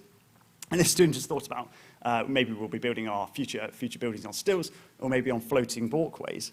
But what's really interesting here is that despite the fact that all of the students were given exactly the same brief, albeit tailored to their locality, they all have very different ideas and perceptions of what the future may actually look like. Okay. So, all of the students' visualizations will be turned into 3D stereoscopic outputs for a final engagement event next week. And we'll be bringing together the students with various experts and practitioners who are all working around Morecambe Bay. And the event will provide the students with a chance to not only exhibit their work and talk about their work, but also provide them with a chance to work with the practitioners in sort of round table discussions and present the students with a fantastic opportunity to get their voices and concerns about future climate change heard. So it means that the project doesn't end when the students just submit their work. We're actually trying to use these visualizations as tools, if you like, to stimulate conversations about how Morecambe Bay could and possibly should respond to coastal climate challenges in the future. And we've also helped students to become more aware of climate impacts and become connected to their local area's heritage, its history, and the possible futures that we may encounter. Thank you. Okay, just to summarize then, in both of these case studies, we've tried to use a collaborative approach to engagement to connect with coastal communities and understand their needs and concerns. We've been able to work with people to tackle locally relevant issues, but it's also generating sort of data and knowledge that's had a local and national interest, and that's also really important for coastal management and science within my own work as well. We've also helped increase awareness of coastal challenges, namely issues around marine litter and future climate risks. But there are also remaining challenges of doing public engagement, and specifically collaborative public engagement. For example, who are we engaging? Are we reaching right across that spectrum of people that need to be engaged? Are we reaching those who are most vulnerable? There are also questions around the sustainability of engagement. what lasting effects of the engagement will continue. For instance, when when I finish my PhD or when projects end, who will take the baton? Will they continue? And then there is the key challenge as well of developing citizen science from thinking about those current coastal issues, for instance, marine litter in my work at the moment, to then engaging people to think about and get involved in making those decisions and those key decisions about future climate impacts. So thank you very much. I think I've just got a little bit of information. Thank you. Yes, so there's some more information about the Coastwatchers project, the Timescapes project, and then a recent paper I've written on people's experiences during the COVID pandemic. Hopefully, will the slides be shared after the... Lovely. Yeah, fantastic. Thank you very much.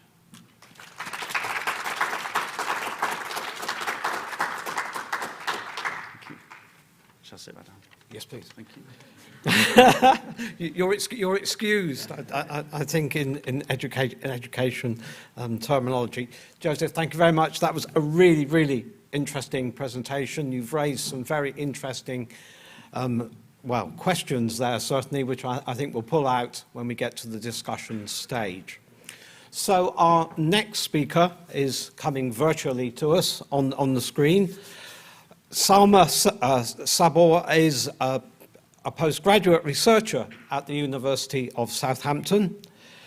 According to the brief that I've seen, she's a climate activist and is very much involved in investigating the adoption of good practices in managerial and community-based climate change situations and how sea level rise and the issues that we're talking here about today, the extreme events, will affect our cultural heritage.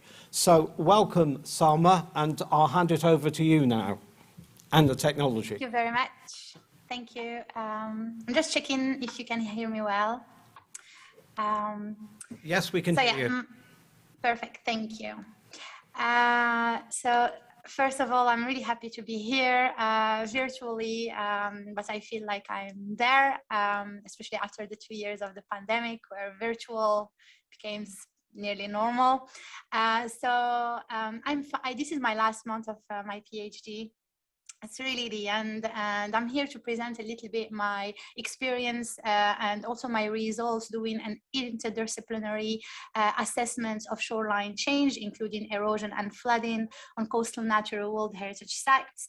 I've been working with Sally Brown, Robert Nichols, Mariah Schaafsma, and Ivan Height, who are like a multidisciplinary team in exploring heritage and climate change. So first, natural or cultural World Heritage sites are designated under the World Heritage Convention.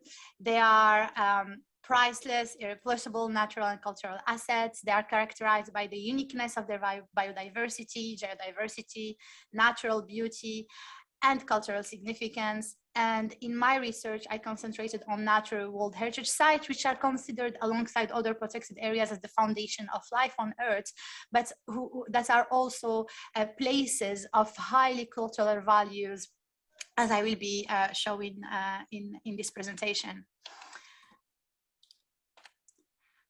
So in the map, you can see 88 coastal natural World Heritage sites around the world. The blue circles show the sites that I've been exploring during my research, and you have some images of different sites.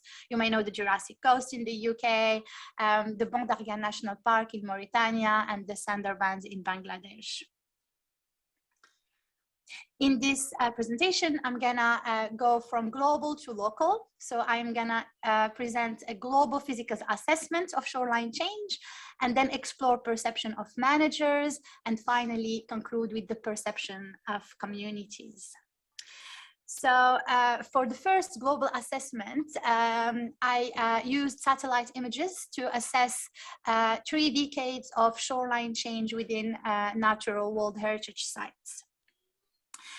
You can access the data and the information about these results online.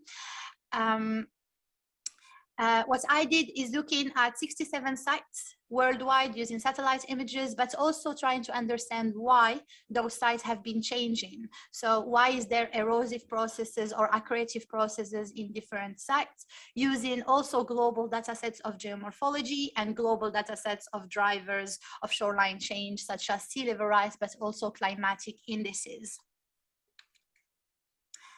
Here, I'm just presenting a part of the results, but here you can see erosion, mean erosion and accretion within different coastal typology and land covers within World Heritage Sites. So I classified the shorelines of all natural World Heritage sites that have been assessed into by what environment they are protected. So whether there is coral reefs, mangroves, marshes, vegetated system or non-vegetated system, but also their coastal typology. For instance, small deltas, or is there any large rivers, lagoons, and also islands. As you can see, for islands, there is nearly no data because satellite images for small islands are not really good in relation to assessing shoreline change. But what we can see here is that the highest erosive and accretive processes are within tidal systems, large rivers, and large rivers under tidal influences, while the lowest erosive and accretive processes are within coral reef environments and mangroves. Further, I tried to understand why is there such a high erosive process in tidal systems, for example, and whether it is a natural process, because I am looking at the most protected natural environments worldwide. So with designations that allow a really high protection of these environments. And I questioned whether there is still human anthropogenic effects on these erosive and also accretive processes. Here is an example of the island and protected areas of the Gulf of California, which is a tidal system within a large river system. And in these sites, the erosive processes are mainly linked to human interventions, linked to damming of the rivers upstream, and not even in Mexico, but actually in the US. So most of the water is kept in the US, and there is a decrease and nearly no more input of sediments within the sites. This induced erosive processes due to the natural hydrologic processes within the sites, but at the same time, it's increasing the salinity within the site and creating an environment that is changing in relation to the values that it was designated for. From the other side, coral reefs environments are linked to really low erosive processes in small deltas, archaic systems, so desert systems. But we can see that in tidal systems, which are much more dynamic, we still have high erosive processes. And this also questions the future of these sites with the impacts of climate change, changes in the water temperature, but also the chemistry of oceans on coral reef environments. Just to summarize a bit these findings, my aim was to try to do a consistent assessment of erosion in the last 3 decades across coastal natural World Heritage sites. And I found out that there is significant shoreline changes, so extreme erosion and accretion in a lot of sites. And those sites, those erosive and accretive processes were sometimes linked to natural coastal morphodynamics. For example, an opening of an inlet or important alongshore sediment troughs ponds, but most of the time it was linked to direct or indirect human effects, such as coastal structures, land reclamation, upstream damming, and sediment starvation. And this was one of the most interesting findings, because I was expecting when I started this research that most of the erosive and accretive processes within natural heritage sites, especially World Heritage site, would be natural processes, but found out that actually most of the extreme, wherever there is extreme behaviors, it was linked to human interventions within or outside of the sites. While today, I didn't find any correlation between sea level rise and these erosive and accretive processes, and it was mainly linked to human intervention. It's important to question how sea level rise will impact this threat of human intervention within the sites, but also how it will be combined with these interferences and how it will increase the threats, but also the risk of erosion and flooding in natural World Heritage sites. From that, I tried to understand, okay, I have an idea of what's happening through satellite images. I'm really far away. I would like to have more understanding of perceptions, maybe of managers, how managers are perceiving this erosion and flooding. Is it a problem for them? Is it not a problem? So what I did is contacting all the 67 sites for which I have data availability, and I got responses from 22 managers, and I interviewed them in 20 different sites in Africa, Asia, Europe, Australia, North America, and South America. I'm really passionate about languages, so I was really happy to be able to use the languages during these interviews. And what was interesting in relation to present shoreline change, either erosion or flooding, managers perceived positive contribution to the natural values. For instance, in the Jurassic Coast, managers were saying it's really important for us, the erosive process, because it is part of the geodiversity of the site. It is part of how we can find fossils and of the nature of the site. And it's important to keep the values of these sites. However, wherever there was coastal communities, tourist visitors, managers perceived negative effects. And if I come back to the Jurassic Coast, in the coastal towns that are outside of the boundaries of the natural World Heritage sites, shoreline change was a risk for these communities, but also for indigenous communities living within remote areas of other World Heritage sites. So it was really interesting to see that the negative effect was directly linked to the presence of human and cultural values. When I discussed future shoreline change, there were a lot of uncertainties about how it will be. But managers perceived from no impact to actually high impact, depending on the environments. And sandy islands were the most high risk areas from sea level rise and shoreline change in the future. And this is really interesting because from the satellite images, the first analysis I did, I couldn't explore sandy islands and found out through the discussing with managers that actually they were the most at risk, while I couldn't assess that using the global analysis. So here I started feeling the importance of and the interdependence between doing physical analysis and also interviews and discussing with people that are on site. In relation to responses and preparedness, so shoreline change was mainly monitored in coastal natural World Heritage sites in high-income countries, or also for coastlines extremely affected by anthropogenic drivers. Most of shoreline management in coastal natural World Heritage was proactive. So it was based on preparedness measures such as planning and monitoring. And this was mostly in the Wadden Sea and the Great Barrier Reef. And I found out that sites that had clear definition of responsibility, of responsible authority in who going to monitor that, who is the responsible for monitoring the shorelines, understood much better the shoreline trends, but also the drivers of shoreline trends within their heritage sites. Preparedness for shoreline management within a heritage site and natural, whether natural or cultural, need to start with understanding the shoreline change pattern. And here I want to remind that most of the managers that I discussed with, they were not coastal managers, they were heritage managers and conservation practitioners. So their knowledge in relation to when is a problem for this area to erode, or where is it a problem for this area to be flooded, or how can we change that, was really unclear. So they were not trained in being coastal managers, and they discussed the need today in this changing climate and extremely changing shoreline behavior within these sites, of having more understanding of the coastal behavior, even within sites that we would expect that they are just naturally changing. And from the management perspective, I was interested in understanding how communities perceive erosion and flooding, especially communities, indigenous communities living within natural World Heritage sites. So sites that are under specific rules and where there is a lot of boundaries in how you can live and experience the site itself.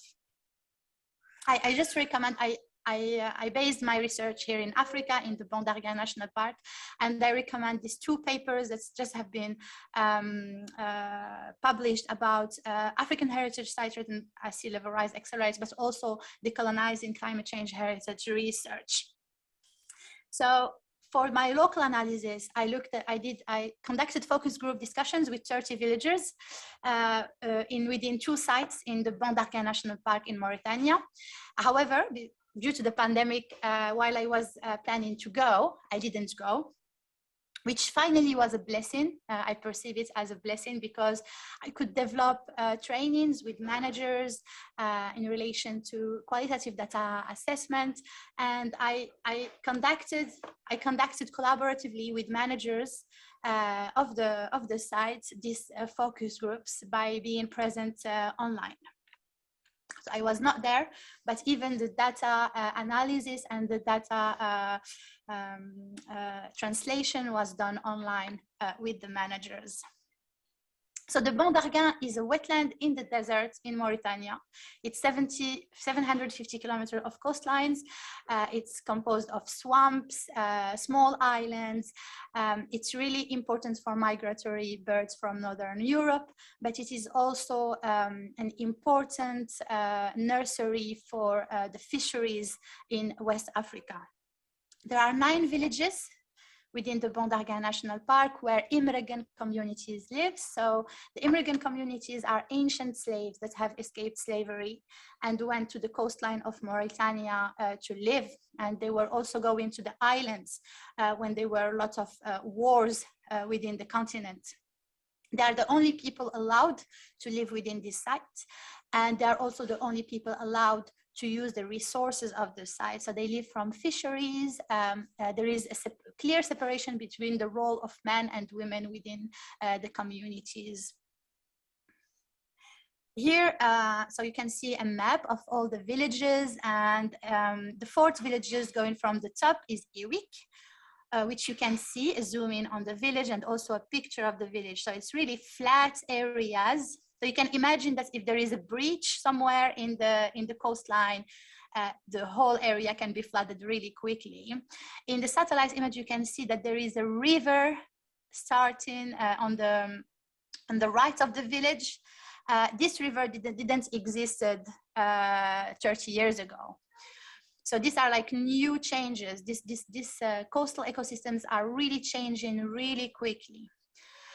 So during the focus groups, we discussed perception of erosion and flooding. And one of the most important points was actually that impacts of erosion and flooding, especially flooding, was happening during specific times during the year, between August and September.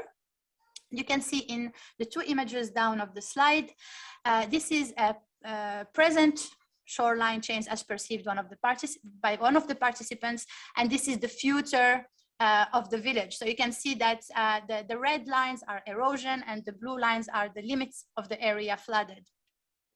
And what's happening actually is that during high tides, there are breaches in the east and west of the village where the water goes, and actually the village becomes surrounded by water during 3 months.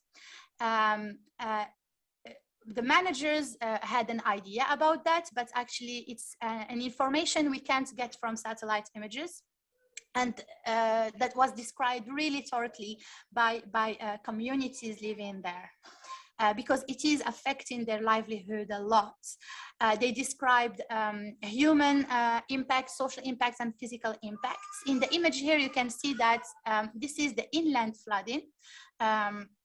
And you can see in the top left, there is a youth club that is completely flooded. And where there is a gathering of people, it is a car stuck in the sand because of the flood. So when the village is surrounded by water, there is problems in transportation of sick people, but also of fisheries. So you have a lot of food that is destroyed, but also you have high humidity, and women described high problems with the rheumatism, sicknesses, because in these communities there are no toilets. So wherever there are flooding, you can have increase of diseases and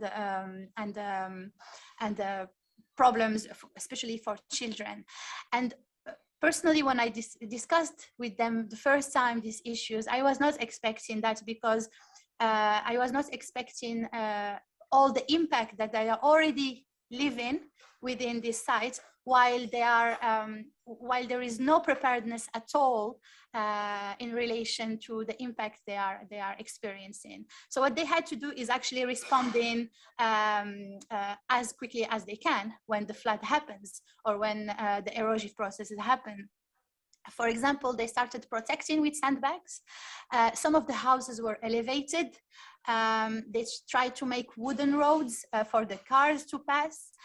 But the two main elements that they discussed and they considered as really needed is restructuration of the village. So having areas in the village that are the highest areas where they could be still some activity, but also displacement of the village. So this was something that is needed right now. One part of this village, Iwig, they had to move to another location because all their houses were flooded in 2002, and they had to move in an emergency response without any emergency preparedness for climate change. In summary, what I learned actually from this part of my research is that communities have ideas, and they know what kind of adaptation approaches they need to follow in response to what they are experiencing. They are not coastal managers, they are not coastal engineers, and they need support and especially preparedness of emergency responses, even in sites that are considered as natural, but actually that hold an important cultural values, and for local communities, but also cultural values that are important for the humanity. So, Salma, we need you to wind up, please. Yes, I finished. Thank you. Sorry. Thank you. Perfect timing. Thank you very much for that. Had you been in the room, you would have seen a piece of paper with all sorts of times being waved at you there, but perfect timing. Thank you. I hope you will be able to stay with us for the discussion shortly, and I hope the technology all works for that. So, keeping this session moving, our next speaker is Abigail Allen, who is an MPhil student at the University of Oxford, where she has a very interesting research area, well, interesting to me anyway, in terms of looking at ships' representations in ancient Athenian pottery. So, Abigail, if you would like to come and take the stand.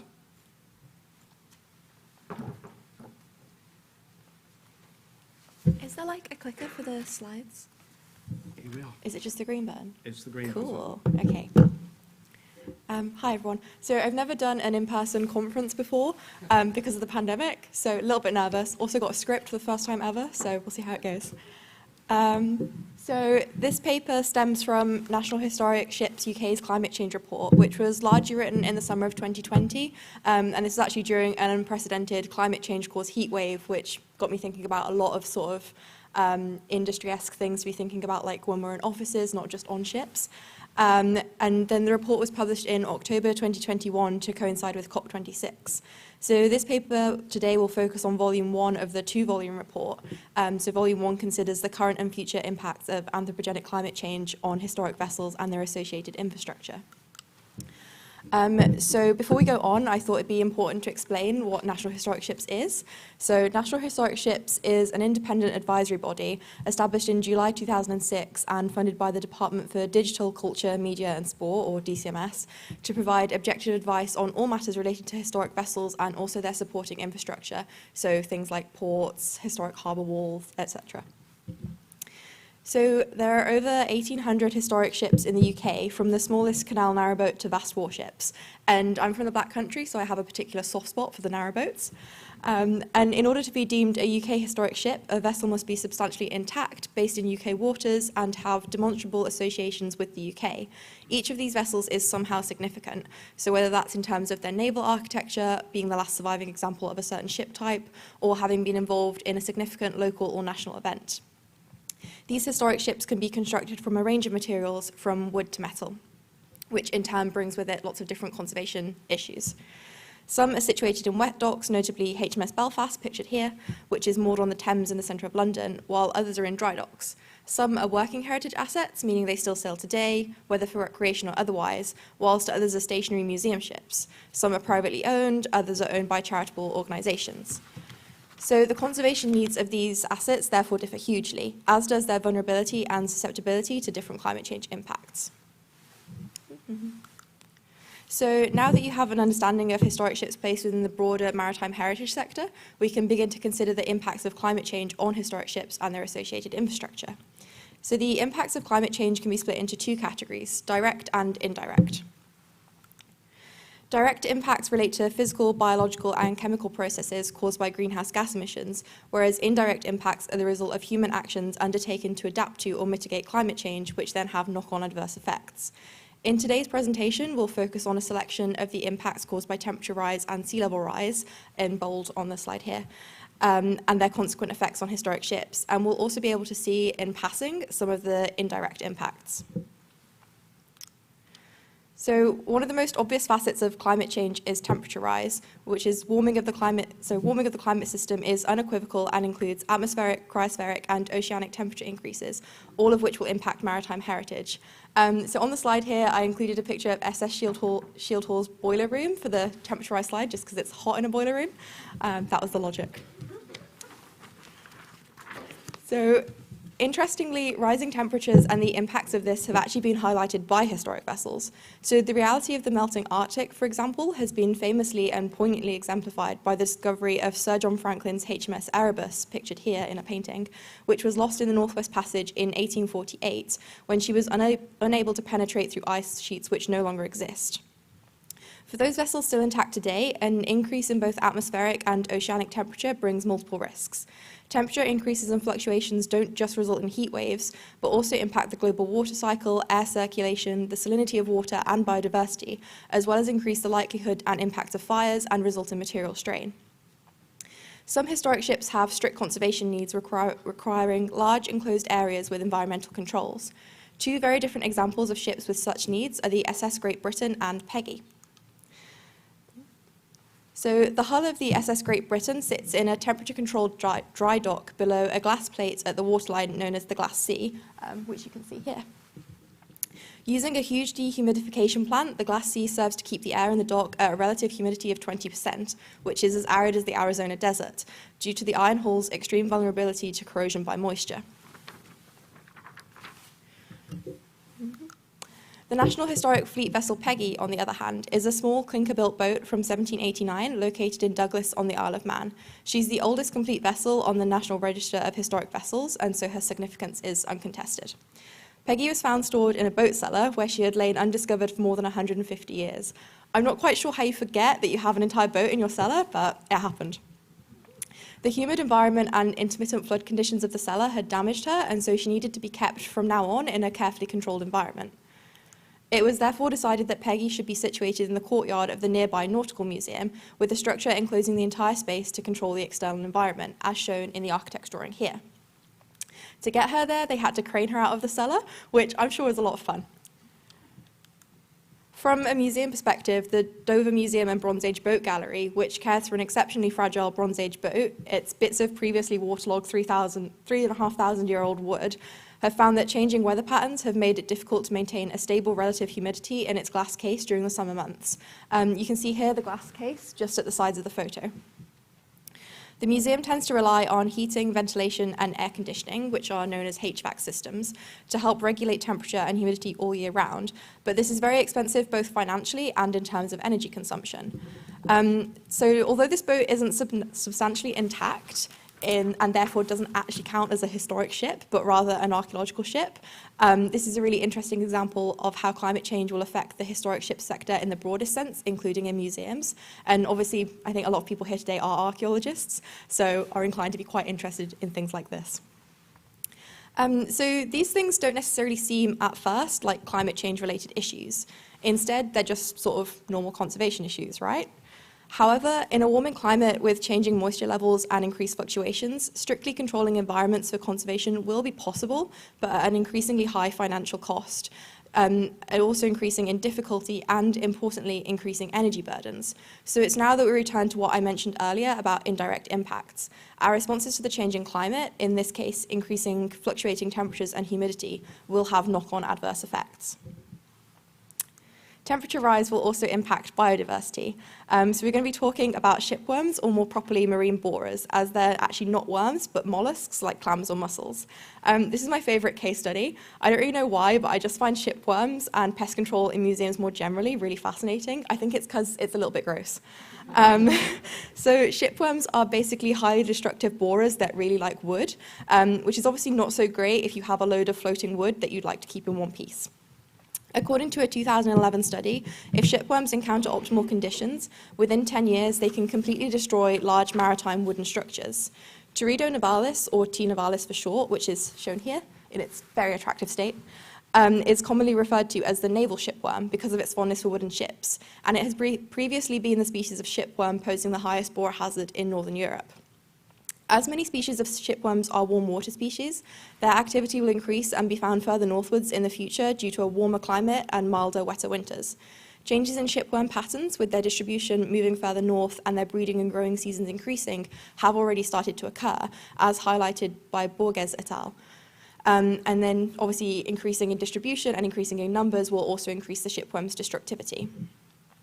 There are already examples in the UK of increased shipworm activity in localised warm water. So in the Solent at Forley, at the mouth of Southampton Water, which is the white and black dot here, and at Shoreham by Sea to the east of Portsmouth, which is the red pinpoint. In those places, coal-fired power stations drew in water for cooling and then discharged the heated water into the local waterways. This heated water resulted in an increase in shipworm populations and types, which suggests that global oceanic warming will have similar effects on shipworms and consequently the danger they pose to historic vessels in the UK. I also had a case study in here about yellowtail North African scorpions in Kent, which is a little bit rogue, but I sadly had to cut it due to time constraints. So if anyone does want to hear about the UK's only colony of scorpions, please do ask me about that later, because I'd like talking about it. The final direct impact we'll be considering today is sea level rise. Projections published by the Met Office Hadley Centre in 2019 have demonstrated that UK sea levels will rise due to climate change well beyond 2100 under all future emission scenarios. Rising sea levels can increase coastal erosion, storminess, and storm surge events. Such increased erosion can affect more historic ships, even those slightly further upstream, such as the TS Glenlee. The Glenlee has anchor chains for moorings, the weight of the chains acting as dampers, which has long been a successful system for securing her safely. However, around 2015, her moorings were supplemented by adding Octoplate 3-inch diameter springs because the team had noticed that winter storms seemed to be gaining in strength and frequency. Storm surges were also more frequent and prominent, with surges regularly over 1 to 1.5 metres above predicted tides. Storm surges are a natural process occurring when storms coincide with high tides, but as sea levels rise, they may increase in frequency and intensity. Although the evidence from the team at TS Glenlee is anecdotal, so the team noticed that winter storms seem to be gaining in strength and frequency rather than strictly scientific, such changes can be linked to climate change-induced rising seas. And I also think it's really important to value the first-hand experience of people working with historic ships. This case study makes clear that climate change impacts are already taking place and will likely worsen as the century progresses, leaving no doubt of the extent to which climate change can affect surviving historic vessels, with sometimes catastrophic results. So now that we've heard some slightly terrifying statistics, I thought we could try to conclude on a more positive note, considering how historic ships can be a useful way forwards and how they can actively mitigate and adapt to climate change. As Britain's history can inform our future, heritage generally is well placed to offer steps forwards. Moreover, the historic vessel sector specifically is uniquely well placed to tackle climate change issues. We can learn much from our maritime past. Most obviously, working and living by the sea and waterways has long taught sailors to be sensitive to the weather, to be in tune with the natural world and respectful of it. Consequently, some of the biggest advocates of climate change policy are sailors or those connected with the sea. For example, Ellen MacArthur, who founded the Ellen MacArthur Foundation to promote circular economies, developed the idea while sailing solo around the world when she realized that her boat, with its finite resources, was a microcosm of the planet.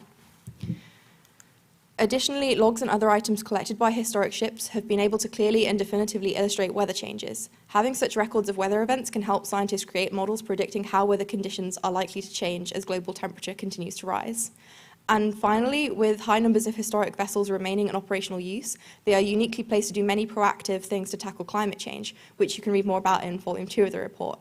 So the liner, for example, undertakes beach cleans, monitors plastics in waterways, and reduces non-renewable energy consumption while ashore, while the Island Trust undertakes sail training for disadvantaged youths and teaches ocean literacy on one of 3 historic vessels. Finally, Raybell is investigating the possibility and financial feasibility of undertaking sail cargo, thus reducing cargo emissions. So to conclude, I think that things happening with historic ships now show that even in an uncertain and changing climate, there is hope for the future of the sector. But before we can effect positive changes, we must have an understanding of how exactly climate change, in its many facets, will affect these important heritage assets.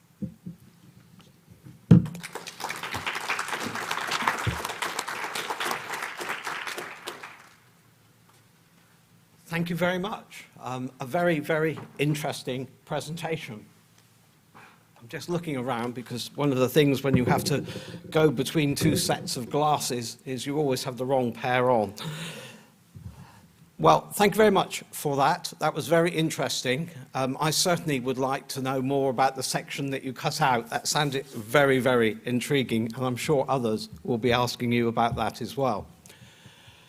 A very interesting aspect to our discussion this morning, and I now want to move on to another one. So I would call up to the podium here Natalie Kofi and Isabella Spoll from Dynamic Landscapes, who have been working and raising awareness about the world and natural environment, and especially about sand dunes. And I actually love sand dunes. I have a Byzantine one that actually blocked one of my Roman harbours and effectively sealed it, and in the process actually sealed an entire Roman industrial area that I hope to survey in the near future. So I love sand dunes.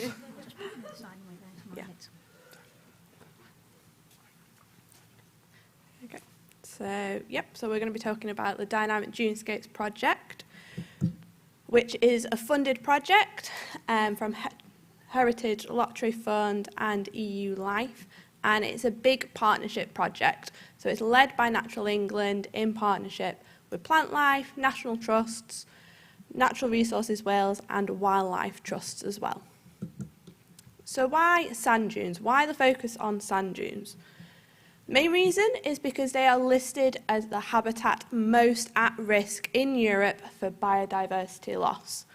We have lost over a third of them in England and 2/3 in Wales. And they are facing many threats, quite a lot of them which have a factor in climate change. So they are facing being smothered and fixed by invasive scrub and vegetation, development and rising seas. So that's why the project came along, and these are some of our aims. The main 2 are that healthy sand dunes need to be free to move and be dynamic.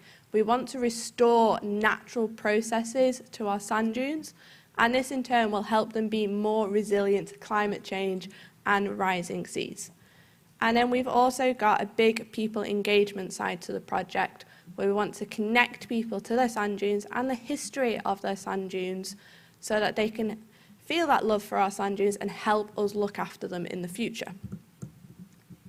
So the project is working across 9 main sites across England and Wales, which is over 7,000 hectares. So it is a very big, ambitious project. And I'm working on the Sefton Coast, which is one of the largest continuous sand dune systems in England. It is protected with SSSIs, Special Area of Conservation. There are 2 national nature reserves across the coast, Ainsdale Sand Dunes National Nature Reserve and Cabin Hill National Nature Reserve. And then the rest are made up of either golf courses, private landowners and local nature reserves, including Formby National Trust, who will be speaking a little bit later. The project in Sefton Coast is a smaller partnership. So we've got the big national partnership, and then we have a smaller partnership in Sefton working with me in Natural England, Izzy at National Trust, and Sefton Council. So one of the reasons that Sefton Coast is so special is because we've got internationally important species found on the coast. We've probably got about 40% of England's natterjack toad population. We're one of the most northerly points for sand lizards, and we're one of only 2 sites that have northern dune tiger beetles. So it's really important that we protect the sand dunes, which will in turn look after these animals. So how are we going to do that? So at Ainsdale National Nature Reserve, we're going to be doing something called dune notching. The dunes that we've got right at the front are actually artificially high. They were built up by the Victorians, and this is impacting on the natural processes. Instead of having a massive cliff that goes down to the beach, it should be little sand dunes, lots of bare sand building up to bigger dunes. So what we're going to do is cut in something called notches. So we're going to basically turf strip it, kind of lower it, make a bit of a wedge there, and then hope that the wind will bring more sand back into the dunes and restore those natural processes. We're doing this because it will provide more of the bare sand that species like sand lizards and northern dune tiger beetles need, and it will also help connect existing populations of our sand lizards that are isolated because they won't pass through areas of dense vegetation. Another thing that we're doing very similar to this is creating mini blowouts. So we're turf stripping southern facing slopes to create habitat for northern dune tiger beetles and sand lizards to lay their eggs. One of the biggest problems that we've got across the coast is an invasive species called Japanese rose, or Rosa rugosa. This plant is actually still sold as a garden plant, and it did probably start as a garden escapee back in the 1970s or so. But now there is 7 hectares and growing of this plant across the coast. Grows very, very quickly. Smothers everything. It's a very, very dense plant, which means that there's no bare sand under there.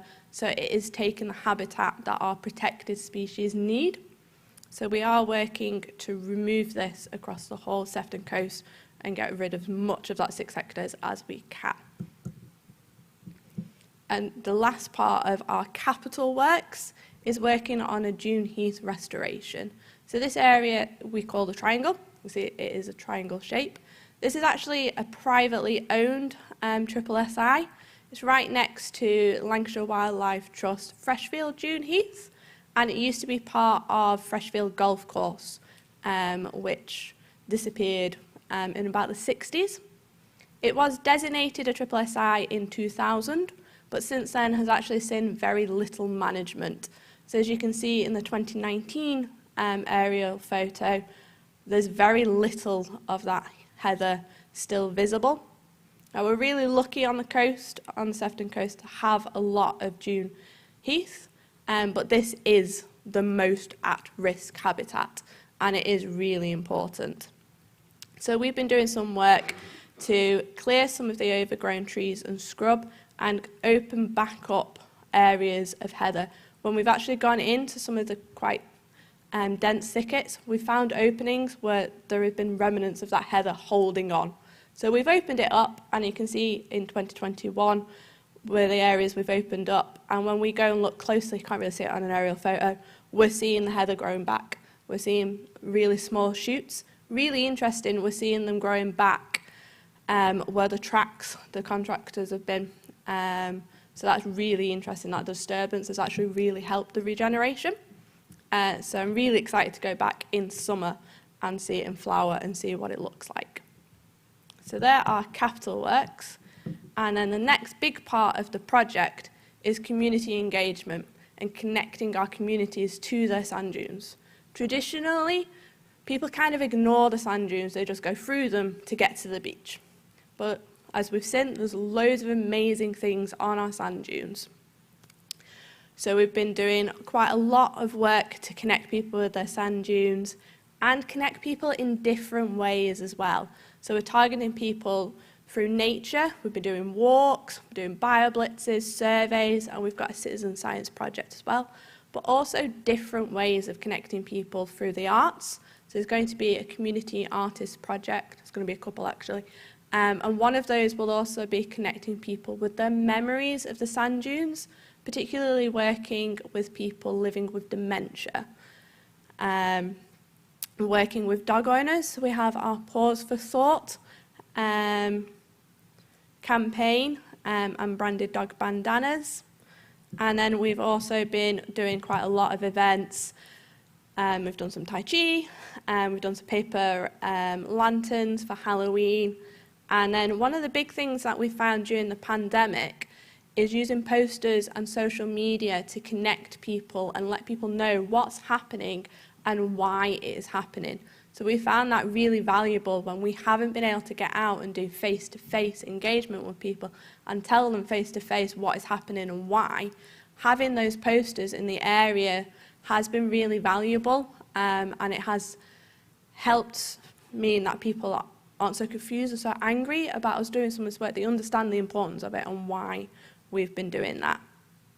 And the walks that we've had as well, we've had people come and do the walks that have never done any of the walks. So now I'm going to hand over to... we have also got some online resources that the project has done. We've got a site manager's handbook, which has some case studies in it in a moment, and at the end of the project we'll have a lot more case studies in it, hopefully showing how these interventions have really helped improve the habitat. Teacher resources, we're working on a John Muir Award, citizen science training and YouTube videos. So now I'm going to hand over to Izzy at National Trust. Cheers, Natalie. Hi, I'm Izzy. I'm the project officer based at Formby National Trust. Formby is the quickest changing coastline that the National Trust owns. It's one of the reasons it's part of the project. It's really local to this area, so it's only about a 15-20 minute drive just north up the coast. So a little bit about the history. Previously, it was used for farming, so for asparagus cultivation, which meant a lot of the dunes were levelled out and planted up with asparagus. Previously, the private landowners before the National Trust owned it, made an agreement with a local nicotine company, local tobacco company called British Nicotine Company. The agreement was that they could dump their tobacco leaf waste on the dune system. Previously, dune systems were thought as sort of arid wastelands, low in biodiversity, not much was thought of them. Now we know different. So 20,000 tonnes of wet tobacco waste per year were dumped from 1950s to the 1970s. The tobacco waste itself, so there's some more interventions, we'll skip past that bit. The tobacco waste itself isn't toxic. However, the sheer quantity has a huge impact on the ecology. Sand dunes themselves are naturally low in nutrition, and obviously the species that live there, especially species, thrive in that environment. What the nicotine waste has done is essentially create a compost. It's created this huge amount of high nutrient that you can see in the environment. So if you look at this aerial photo here, you can see that huge swathe of green patch within our sand dune system. That is a carpet of nettles and thistles. The sand dunes in that area are also incredibly low. They haven't been able to build like normal sand dunes. The sand can't move through them in a natural process. So a way we thought of getting through that is notching. So here we've got an example of the notches that Natalie were talking about. These are the first to go in England, because Wales beat us to it, although theirs are smaller. Ours are much more impressive. This is the nicotine waste. If you look at the far left photo, you can see that the contractor's working on it, but you can see a sheer cliff face. This is not how a normal sand dune system should look. Normally, as Natalie says, you have those smaller dunes, low and sloping, and a natural sand dune system is the best sea defence. When they're healthy, they work really well against storms, against those surging tides. However, when they look like this as a cliff face, the sea hits them and it takes huge chunks off at a time. We've seen in past years losing up to 12 metres in a day. Ooh, we'll go back one. So the notches, in fact, are going to allow, as Natalie says, that sand to move back through that sand dune system. This is going to overtop that nicotine waste. It's going to reconnect that habitat and allow the populations of things like sand lizards, natterjack toads to cross over. At the minute, we've got two populations, north and south, and we're going to end up with a genetic bottleneck. It also limits the ability to get to optimum habitat. We know that climate change has a huge impact on weather and seasonal predictable climate change. So normally we'd have, those cold, wet winters followed by a summer that are much drier and warmer. But what we're seeing in 2019, we had a huge drought. This meant that when the natterjacks came to breed, there were no wet habitats. There were no wet slacks for them to breed in. It also meant that this year, 2001, in January, it was the wettest we've seen on record for the Sefton coast, which meant the slacks were far too deep and far too cold. Our natterjacks are incredibly picky. They need really shallow waters, bare ground, sandy bottoms to be able to breed successfully. And the pools were so deep and so cold, there was no chance of breeding success. Another part of it is this scrub removal and also rejuvenating our wet slack areas. So we look back, first of all, I look back at historic mapping and look back where our wet slacks used to be. I also look back at our sand dunes and looked at how they've moved, in what direction, how fast. From that, I put in a number of dip wells across our site to monitor the water table in that area and to see if it was viable to put in new wetland habitat in that area. As I say, natterjack toads are really picky. That water level needs to be perfect. So the picture on our right is before our scrub removal. The picture on our left is afterwards. This is a small section of coast at the moment, just to capture a small area of the project. We've moved in this photo about 3 hectares of scrub and put in 4 new additional wet slack pools. Those pools vary in size, as you can see, in shape. So in the south, we put in 2 deeper pools. This just allows for those drought years. And in the north, we've put in much smaller scrapes, not as deep. This allows for that variable weather change, making sure there's always a pool available for them to breed in each year, no matter what the climate's doing. Oh, this should be a video. Does someone know how to make it play? If you go down into the left, bottom left, a little play button should come up. Never mind. It was just some aerial footage of the change in that habitat, and it zoomed into some of those areas where you could really see some of the works that we've done. Oh, there we go. Oh, it's moving. It's moving.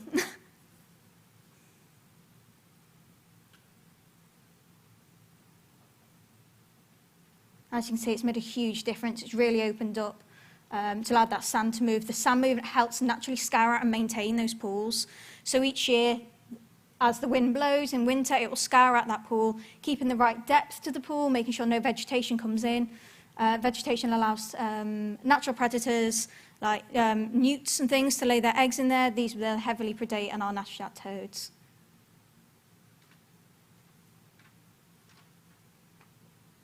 You might even be able to see Liverpool in the background.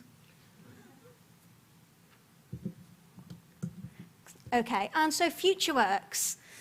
The picture on the left here shows a picture from the 80s. This is what was known as gypsy wood. This sat right at the forefront of our dunes. The Northern Ararat Dunes is the fastest moving bit of our coastline. It rolls back about 4 metres a year. The trees themselves are falling into the sea as we speak, taking with them large chunks of dune. An intervention to stop that, we're looking at allowing the dunes to roll back. The stands of woodland and other infrastructure like car parks and housing are stopping the rollback of those dunes, which is a natural process. The whole habitat itself should shift and shape. However, these woodlands are stopping that. These are a man-made plantation that was planted in the early 90s as a forest crop. However, we lost the manpower. They weren't taken down. As you can see, it's a really dense woodland, no light gets through, and there's little there in terms of biodiversity and ecology. What we're looking at doing is creating something called dune corridors. So we're looking at a really heavy thin, looking towards about 70% thin, to allow those dunes to roll back naturally, to give breathing space for those dunes and allow the wildlife that lives within there somewhere to live. If we were to leave it, we have coastal squeeze. That band of dunes would get smaller and smaller and smaller. Reaching the woodland itself, we will be looking at the possibility of the sea breaching those dunes. So although people don't like to see trees coming down, it's really important that we get on top of this and make way to allow those dunes to roll back. Thank you for listening.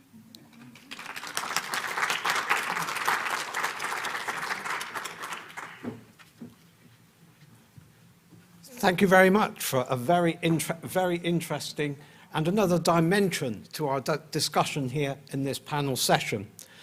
So it's time to move on to our final speaker for this session before we run into your questions and into a discussion with the speakers this morning. So I welcome to the podium Claire Martynski, who's going to talk about time and tide bells. A very interesting presentation by the sound of it. Claire herself is a climate communications professional and has been helping us all understand the help us all, I mean, is non-expert audiences, understand some of the technicalities of the research papers and all the exciting investigations that have been done, and making it in very user-friendly for us to understand and to learn about. So Claire, please do and come and take the podium here.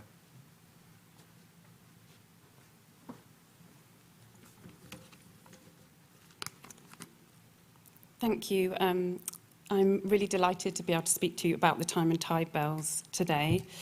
For context, I studied the project as part of my PhD at the University of Leeds, and I recently became a trustee, so I'm going to draw on some of my research as well as my experience of working with the organisation. The Time and Tide Bell is a project that comprises a series of bronze sculptural bells positioned around the UK coastline. Each is rung by the movement of the high tide. Built to last in the extremes of our coasts, these bells celebrate and reinforce the connections between the land and the sea, between different parts of the country, between ourselves and our environment. In particular, as sea levels continue to rise with climate change, these bells will chime for longer durations, issuing a local sonic warning of a globally relevant phenomenon. I want to give you a very brief tour of how these sculptures offer layers of meaning, cultivate various communities, and catalyse climate action.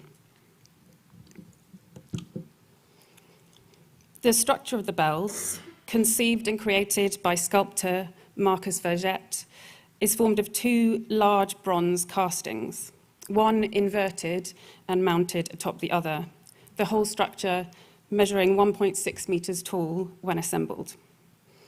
Sonically, the bell is unique, designed to ring multiple tones as a melody with just a single strike. The complexity of this sound, in many ways, echoes our complex relationship with the sea.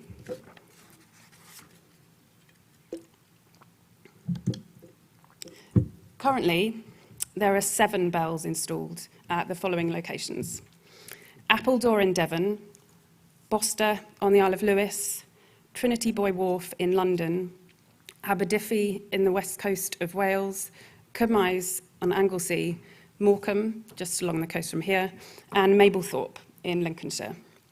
6 further bell installations are currently planned in Parr, Cornwall, Brixham in Devon, Redcar in Yorkshire, Harwich in Essex, Haysborough in Norfolk, and Ventnor on the Isle of Wight. On first encounter with the bells, there is a simplicity to their meaning, a bell that is rung by the movement of the tide. They are not a cryptic crossword puzzle that only a particularly skilled or cultured person can solve. These are accessible works of art. Though some of the sculptures are accompanied by interpretation boards that point out the link to climate change and sea level rise, multiple meanings surround these works of art. Passers-by that I spoke to during my research talked about the bells as a form of warning system, which was particularly pertinent in Morecambe, site of the Cockling disaster in 2004. Meanings shift through extended interaction with the bells and according to the local context. In places, they have become regular destination for dog walkers. In others, markers for the local rowing crew, targets for children throwing stones, sites of community celebration.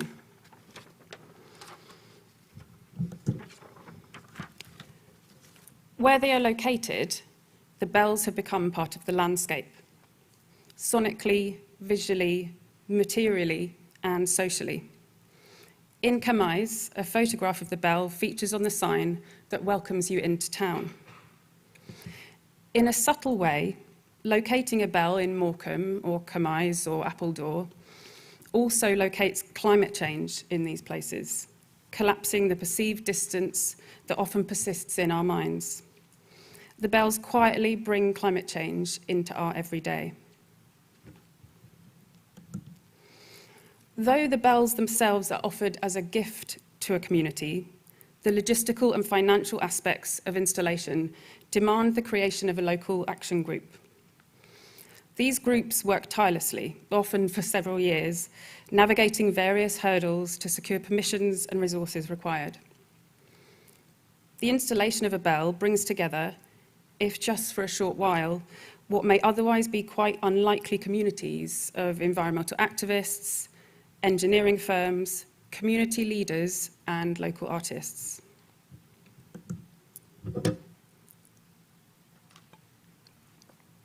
A national community also comes into being as these coastal sites become connected through their hosting of a time and tide bell. As such, this project begins to take on the shape of what Lucy Neal refers to as a transitional arts practice that brings people into a collective, maximising relationships for action in the face of global challenges. Ultimately, the bells have become catalysts, setting off waves of activity, examples of which I will share with you now. On an impromptu and ad hoc basis, teachers near some of the bell sites began using them as locations for learning with primary school classes. The organisation has built upon this and established an education programme that encourages and facilitates outdoor learning around the bells. Currently, we are working in partnership with schools close to several of the bell sites, providing fun educational activities and resources to accompany visits to the sculptures. While schools were closed due to the pandemic, the organisation produced a swathe of learning at home resources that proved extremely popular across the UK and beyond. So the bells become focal points for active engagement with the environment, exploring the forms and processes of the beach, the sea, the intertidal zone, the myriad creatures that these provide habitats for. In a similar way, a collaboration with the Marine Biological Association established citizen science projects around several bells, collating records of plant and animal sightings to highlight changes in the area's wildlife. In Mablethorpe, the bell has been an inspiration for at least 2 art exhibitions. The first exhibition, 200 Fish, highlighted the richness of the North Sea ecosystem, depicting all 200 fish species that can be found in the locality, and drew attention to the threats of climate change and marine pollution. Around half of the works that were shown were from local Lincolnshire artists. The remaining contributions were from further afield in the UK and beyond, featuring artists from every continent. It is noteworthy that whilst focusing on the very local characteristics of Mablethorpe, the exhibition should simultaneously showcase the work of a very global community. A further project inspired by the Time and Tide Bells is On the Strand Line, a powerful physical theatre piece by Prodigal and the Urban Playground. Within a vessel made of scaffold, the performers tell a story of rising sea levels and begin to ask how we choose who gets to stay on the boat. It will soon be touring schools in the southwest.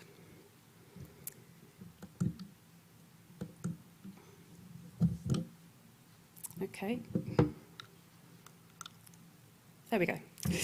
So lastly, funded by the ESRC, a researcher from the University of Exeter is exploring how the bells might help communities to build resilience in the face of climate change. This may also begin to consider ways in which the bells can be gathering points for conversations about complex issues such as managed retreat. I hope that this short presentation has offered some insight into the extensive potential of the arts with regards to coastal communities and climate change. Please do visit a Time and Tide Bell if you get the chance to. They really are quite powerful works of art. Thank you.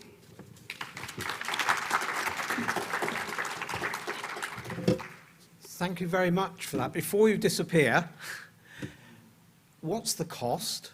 The cost of the bells? So the bell is... Do you want to come back? Yeah. So the bells themselves are gifted to the community, so the charity pays for them to be manufactured. And what's the manufacturing cost, roughly? I could look into it and let you know. It's just a Queen's Jubilee here. It seems, you know, if we're going to light beacons, then we should perhaps also be planting bells as well. Yeah, hopefully those 6 will be all in this year. Fingers crossed. Excellent. Thank you very much indeed. Right, well, this brings an end to the presentation by our speakers and into the question and discussion area. I'm suitably informed we have about 20 minutes before lunch. So I will, if I may, ping-pong between the room and the questions that are coming online. So who would like to start off in the room with a question? There must be some, there must be some. Yes, we have one at the back. So I've got 2 questions. One for Joe, and then I've got one for Natalie. Anna, would you like to come and grab the microphone? So for Joseph, I was just going to ask, was there a reason that you picked Fylde Coast particularly? And how many people roughly have you sort of engaged with your project? Do you get any regular volunteers coming back? And then for Natalie, I was also just going to ask a bit more about the project with dementia, just sort of a little bit more about what you're planning on doing there and sort of who you're planning on working with. Can I move my speakers up here? Then you can have access to microphones. We have a microphone at that end, and we have a microphone here. So, right, who's going? Who? You can start. Yes. Well, remember the question. Okay, so the first question was why the Fylde Coast? Yes, our project partners are based on the Fylde Coast, and we've got a number of community groups who we work with on the Fylde Coast. So there's an organisation called Visit Fylde Coast who work with Lancaster University to try and get community engagement on that coastline. And then regarding numbers of people, so we have probably engaged around about 60 people so far, so it's quite low numbers, but the actual numbers that we can feasibly engage on the beach at one time are quite small when it's just me working. But what we found actually is that the people that come back month after month are exactly the same. They really enjoy what we're doing, and that's the key challenge for me next. I think I talked about in my discussion of how we can broaden it out. But working with schools is something I've done quite a lot, and that you're reaching into the hundreds of school children engaged in talking about the project. Yeah, but actual hands-on citizen science is quite low at the moment. So the Dementia Community Artist Project is something that I'm working on at the moment.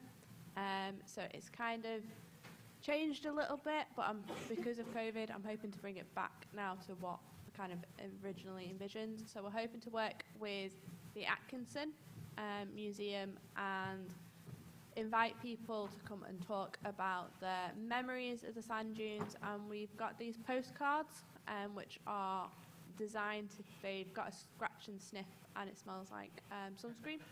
So it's supposed to help people kind of envision their memories and bring those memories back of holidays on the beach and in the dunes.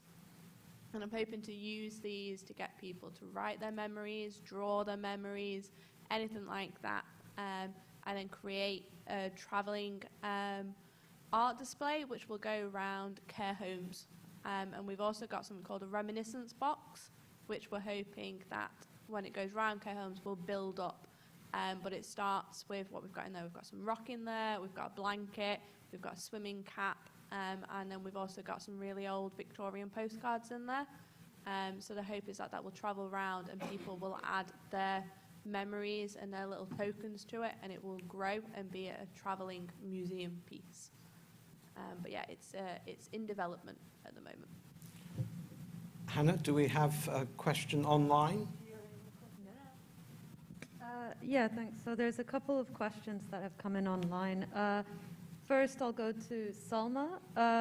So we have a question saying, thank you, very interesting, and asking whether there are, I guess this is in line with you mentioning that a lot of the degradation is based on human activity. So if there are traditional practices or cultural heritage that could be an enabling force rather than a barrier to protecting natural sites.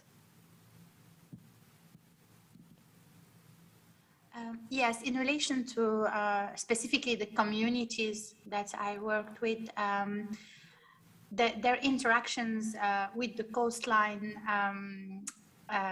when they didn't construct within the sites, there were no issues. Because even in, like for example, in Mauritania, in these small communities, whether they construct the desalination unit or a pontoon for the boats, or a school nearby the coastline, they had erosive processes increasing and destroying these infrastructures. They perceive that, and they know exactly how to respond to that. For instance, they don't construct like the schools now, they construct them like further up northern the site, not within the coastline. But it was a learning process through seeing what's happening and then responding to it. Those are really remote areas, and there is like understanding how changing the coastal areas and building infrastructure with it will increase and change the dynamic of the coastline was through observation processes. In relation to how they responded to it, it was also exploration of responses and seeing what works and doesn't work. Because today, for instance, in those, like in the management of these sites, there is really few guidelines in relation to how to respond to increased erosion and flooding. And even the communities were not used to this kind of threats to their environment. So they are learning. It's like a learning process for those communities as well. But I think what could be really interesting is more sharing the relation of shoreline and coastal management and understanding better what are good practices to do and what should be avoided in certain environments, especially dynamic coastal environments,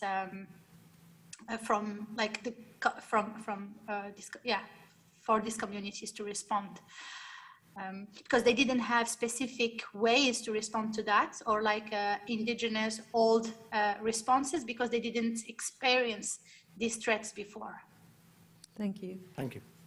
We've got a really quick question from Barry Shore. What's the chance of listening to a bell? Quite high if you go onto our website. But I didn't want to risk the technology here. So if you go to the website, you can hear the bells. but if you visit them, you can also hear them, although you've got to make sure it's at high tide time. So. There are some more, unless you have any questions. If there are some more, let's have the questions, yes.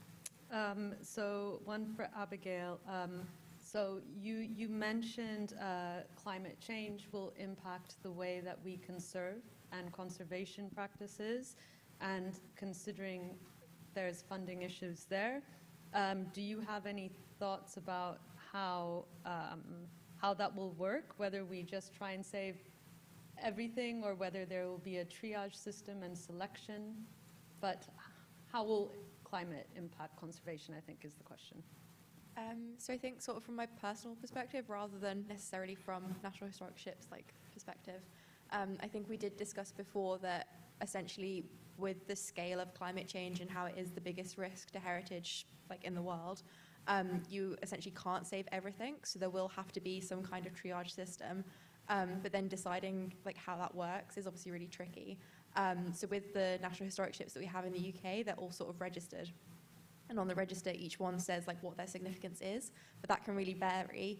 And so, for example, HMS Victory is probably the most famous historic ship in the UK, and that was involved in the Battle of Waterloo and had Nelson on it and Fort Napoleon, all these really important historical things. And if you compare that to, say, Peggy, which I mentioned in the presentation, that significance is partly because of its age, but also it has a much more local significance, and it's not really fair to say that the national significance should outweigh the local significance. So there's a lot of different factors to consider in what gets triaged into getting funding. Yes, it's very tricky, essentially. Thanks. There is one more. Yes, yeah, yes. I mean, it's a bigger audience. Yeah. So this is, I guess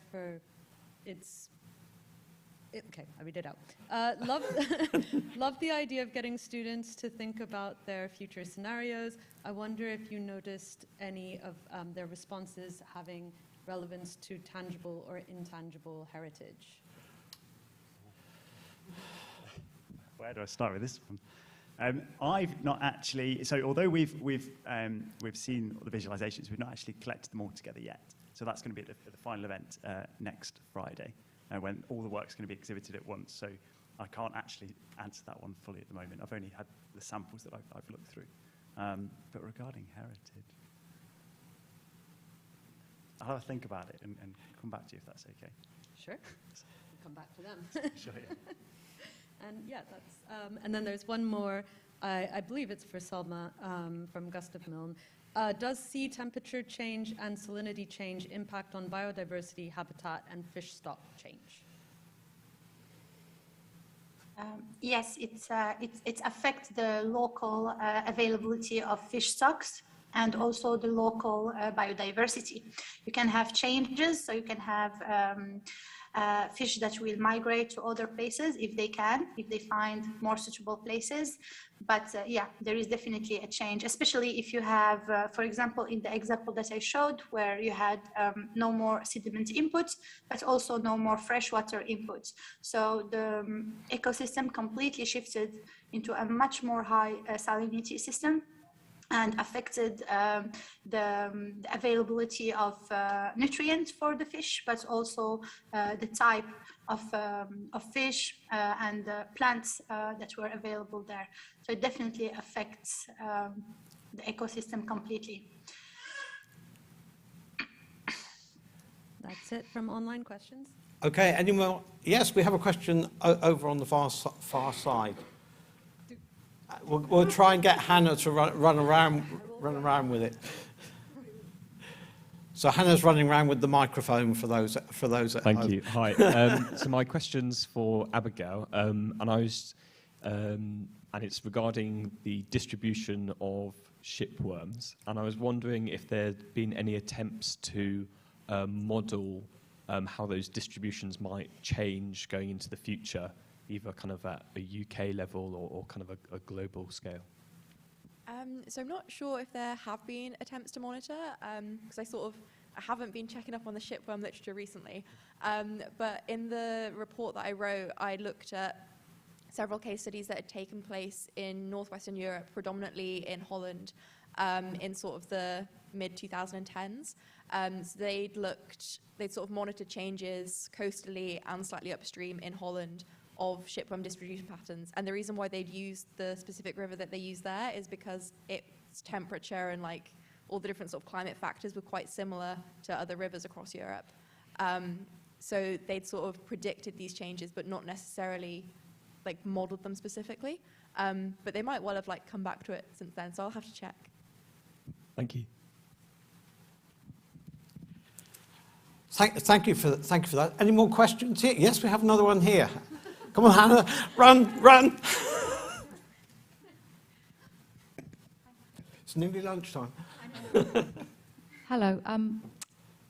Anybody and everyone, what's the most important thing you've taken away or learnt about engaging with local communities, apart from never to do it again until the next time? I think the most important that we found is keeping them informed. So explaining what we're doing and why it's important, we found has been really effective. If you do something and then it's a bit of a surprise, that's when you start getting the complaints and people asking why you're doing this. And I think what's helped as well is Toad Hall that's been painted with the sand lizards and stuff. So now we're able to say, look, these animals that you can see that you really love, we need to look after, and that's why we need to do this. So that has been really important, one of the big things that we've taken away from it. And we fed further into the other areas of the project as well that have had a few more problems, is that keeping them informed. And the posters that we've put up, we've been changing them regularly as well, because people won't, once they've seen it, they'll stop looking at it after a period of time. So we're changing them and saying what the next steps are, and things like that. And then we'll also, now we're able to do more events, we'll be using those to put what events up we're doing as well. Yeah, I found breaking traditions has been difficult. Formby's a really popular beach. I don't know who knows it. It gets incredibly busy in the summer. And we're trying to change that perception. And we've been trying to do that, in person, through our website, through all sorts of media, radio, TV, that Formby isn't just that beach. It's a wildlife haven. And it was so nice to hear just the other day at radio, local radio, calling it Formby Wildlife Spot. That's been really important.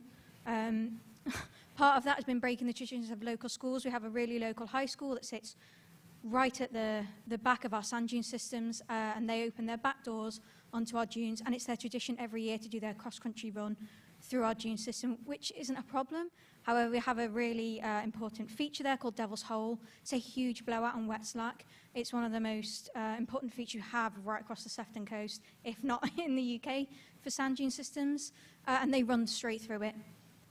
So it's been really important working with those schools and trying to change those traditions and those previous perceptions so that in the future, that's how Formby is thought of, is that wildlife haven, not just, oh, it's where we go, we have a drink, we throw our cans down, and then we leave, and we'll do it again next year.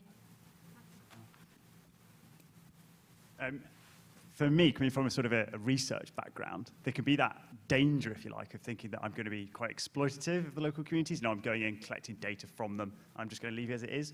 So for me, getting to know people has been really important. So I've tried to create an online community, and in person as well. So, getting to know people, and just making sure that I value everything that they contribute. So I regularly now get people who drop me emails of things that they've found or seen, and I'll share that with other people. I don't just collect it for myself for my own research purposes. I think definitely disseminating things and communicating with people you're engaging is really, really important. Yeah. So I think with the climate change report for National Historic Ships, the thing that I found most fun was the community engagement. So volume 1 of the report is just sort of like, these are the bad things that are happening or will happen. And then volume 2 was the bit where I got to go and like speak to people really in depth about what kind of things they were doing. So I had a really long interview with the Liner Community Interest Company and found out that they were doing like loads of cool stuff that they hadn't published online yet, and then they were also planning to do loads more cool stuff. So I ended up finding that volume 2 was like really positive, and like we were saying in the welcome talk, there's a lot of small things and then also big things that you can do. So it was nice to like, instead of just being like depressed by climate change statistics, was then to be able to feel really hopeful about like things that we were going to change in the future, and that was because of community engagement. If we just go to the end. Yeah, I'll add a quick point for public art in particular. I think the important thing is to let the community lead. And what I particularly love about this project is that these are sculptures that are gifted to the community. The artist isn't protective over them. There are kids up in Boston that will use them for target practice with their air rifles. And, you know, it's become their bell, and the charity is there to sort of enable them to use it as they wish and support them to do that. So offer things like citizen science partnerships, etc. Yeah, so I think it's sort of allow them to bring it into their identity as they want to. Sama, would you like to join in this conversation? Yeah, I will just add a quick point in relation to impacts of climate change, sea level rise, erosion, flooding, also heritage values. I think it's all coming from the communities, and if we want actually to move forward, and in relation to adaptation, it needs to come from the communities, because they will be the first to need to adapt, but also to express the impacts that it's the sea level rise, erosion, flooding is having in their livelihoods. I think the communities are the most important thing in adaptation, but also understanding impacts of climate change and sea level rise. Thank you. And I would just add a rider to all of that, a bit of a story which I can throw into this in regard to community engagement. Right in the middle of lockdown here in the UK, the community that I work with out on Crete, some of the anxious community suddenly flooded my mailbox with photographs of a stretch of Roman foreshore. In Roman times, the areas where I work, the Roman sea level was a lot lower than it is today. But this was an area of foreshore. It would have been dry land in the Roman time, but it's a beach. Rising sea levels are already taking the sea above the beach rock that has made this beach a bit inaccessible and a bit unattractive to tourists. So right in the middle of the lockdown, as the seas are gradually getting higher, a local hotel owner decided to clear the entire foreshore of any large boulders. And this really comes under the umbrella of warmth in climate change, because with warmth, people want holidays, and that brings change, human change and intervention in the landscape. And the photographs that I was sent were just at the end of a beach with a massive pile of all the rocks. And in Roman times, there's certainly some of that would have been occupation use. It's an area whereby we know there was a workshop working on making sarcophagi and things like this, and it had all just been removed.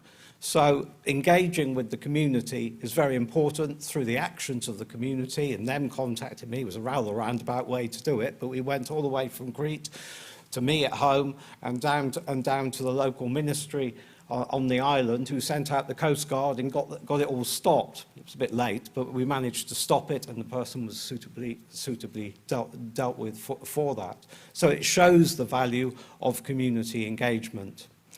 Well, I can see now that we're approaching lunchtime. I would like to ask you all to join with me and thank most heartily our speakers, both present and virtually, for all their time and effort this morning and interesting presentations.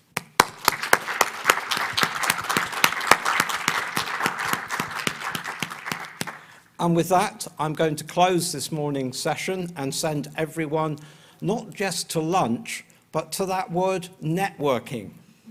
So off you all go. And do come back after lunch. Yeah, for those online, we're coming back at 2. Thanks.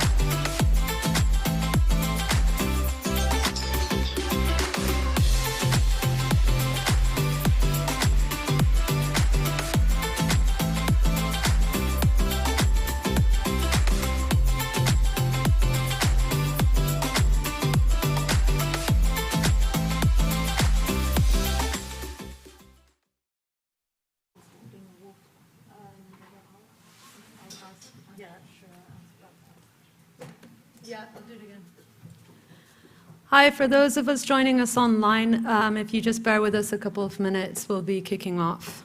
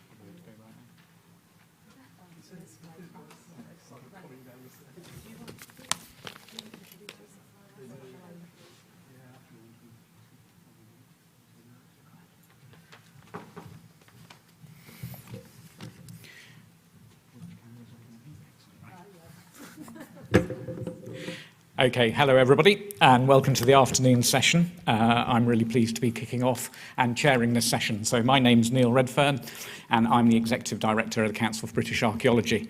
And we've been long-time supporters of the Citizen project, and I just would like to add my thanks to the Citizen team for their organisation today and everything they've done to bring this subject to our attention, which is really important. So this afternoon we're going to be kicking off by looking at the inevitability of loss and how understanding of historical and natural environments can actually help us adapt to loss. I must admit, I love the idea of inevitable loss for one reason, because if something's inevitable, it stops you panicking about what might be. And it actually frees you up from a lot of the philosophical baggage we bring with us. And I think this is particularly pertinent for historic environment heritage specialists. We love a good designated site. We love a good way of managing those designated sites. But what do you do when other processes are going to take those away from you? How do you start to work with the values associated with those places? And actually, how do you stop and start listening to the communities that are around us about what they might want to do with those places? And again, I think we heard some of that brilliant interplay earlier this morning about what communities think and feel. And again, in a coastal context, I think the thing I want us to remember is coastal communities are very familiar with loss.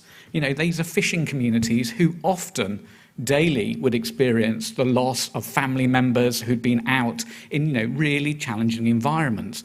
So the fact that we're coming and giving them a sense of loss around something we're interested in might actually be something they're not interested in. So the question is, what might they be interested in, and how do we build collaborative storytelling, collaborative ways of engaging around that? And I really hope that's what we're going to experience and talk about this afternoon in this session about the inevitability of loss. And I'm really delighted. Our first speaker today is online, and it's somebody who I've had many, many conversations with, and I've actually spent a whole day with, exploring the wonderful Cornish landscape. It's Tanya Venture from the University of Exeter, also doing collaborative PhD with Historic England. She's in her final year of her PhD at the moment, down in Cornwall, and she's looking at this whole subject around loss and the inevitability of what it actually means. And she's going to talk to us today about visualizing loss, how we might use interactive documentaries as a tool for communicating heritage loss on the coast and what that means. So how, again, we can kick off this conversation that takes us outside of just looking at the heritage sector. Tanya, over to you.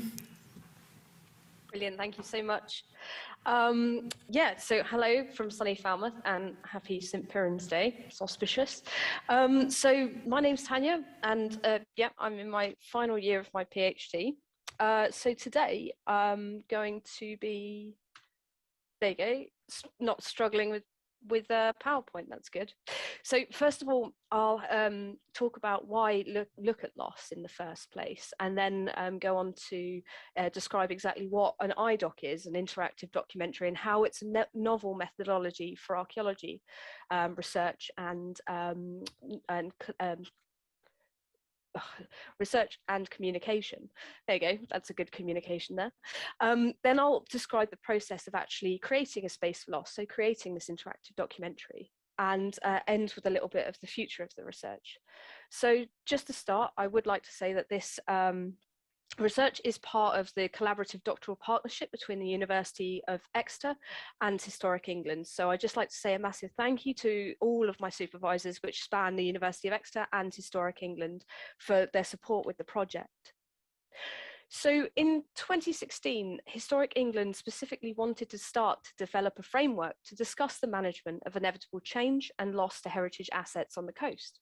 And they specifically pointed out that being able to talk about loss might feed into wider, more meaningful conversations on other aspects of change, such as climate change. Now, we know that climate change poses a risk to heritage, especially in coastal areas. And climate change itself isn't the risk, it's a risk multiplier. So it exacerbates already natural processes that affect heritage, not only just on the coast, sorry, I keep looking out my window, not only on the coast, but also inland as well. Essentially, though, the effects of climate change will be felt by all types of heritage, from built to buried.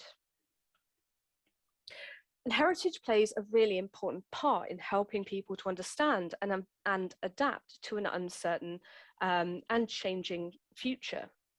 How we approach loss within the heritage sector can help feed into conversations more widely about climate change in the future. So these discussions that we have about heritage are much more broad than just heritage. And there are opportunities in loss. Loss isn't inherently a bad thing. In order to find out about the past, we actively, engage with loss when we excavate. There are many opportunities presented especially by the changing and dynamic coastline. So charities like Scape and Cherish and Citizen, who create opportunities for community engagement and archaeological investigation by sort of engaging with sites that would otherwise be lost to coastal pressures, are one great example of the kind of opportunities coming out of loss. Definitely within the last 5 years or so, there's been a growing field of academic literature within critical heritage theory, which looks at loss from a different perspective. And the new relationships that we can have with the material past by engaging with loss in a thoughtful and purposeful way.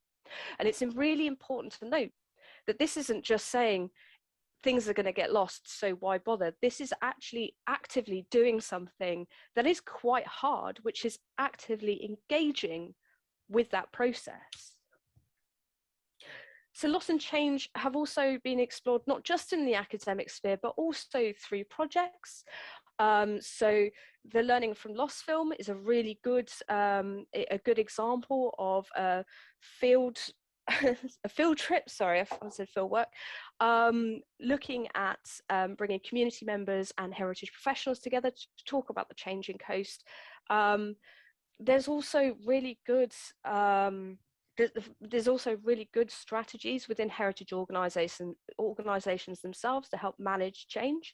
So things like the National Trust Shifting Shores, and also conservation principles, which sort of sets out an acceptance of this evolving significance that sites might go through as a core part of its approach. And this is all really great, except there are still issues when dealing with heritage loss actually on the ground. And that's what I really saw in 2019 at the Sea of Change conference. I think that's the last in-person conference I was at, actually. Specifically in a talk that was given by Dr. Caitlin Vertigan, who was talking about the anxiety that she felt managing a site undergoing change and eventual loss at Port Arthur in Australia. She said the weight of the decisions that need to be made are so overwhelming, it kind of leads to this anxiety, which leads to inaction. And that made me think about a site much closer to my home at the moment, Mullion Harbour on the Lizard. That actually had a really good community consultation plan in, I think it was 2006. And the result was an acceptance of managed retreat when the harbour would slowly be rolled back.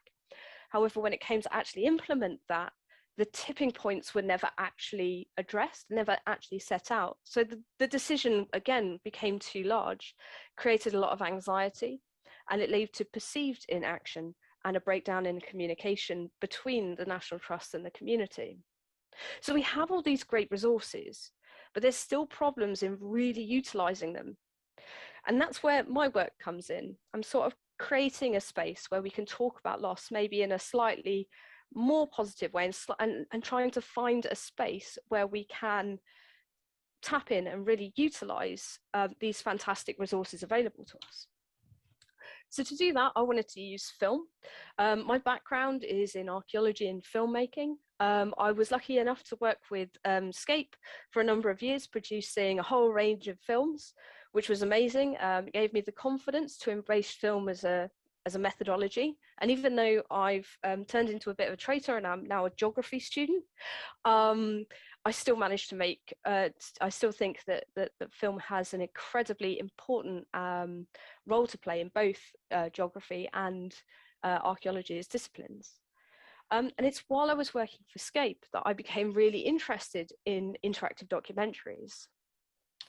So an interactive documentary is kind of like a choose your own adventure book, where the decisions that you make as the audience or the user directly affect how you engage with the media and the outcome that you get. So in this image here, this is actually just a map of the Cave of Time book, but where you have all of these sections which represent the beats of the story.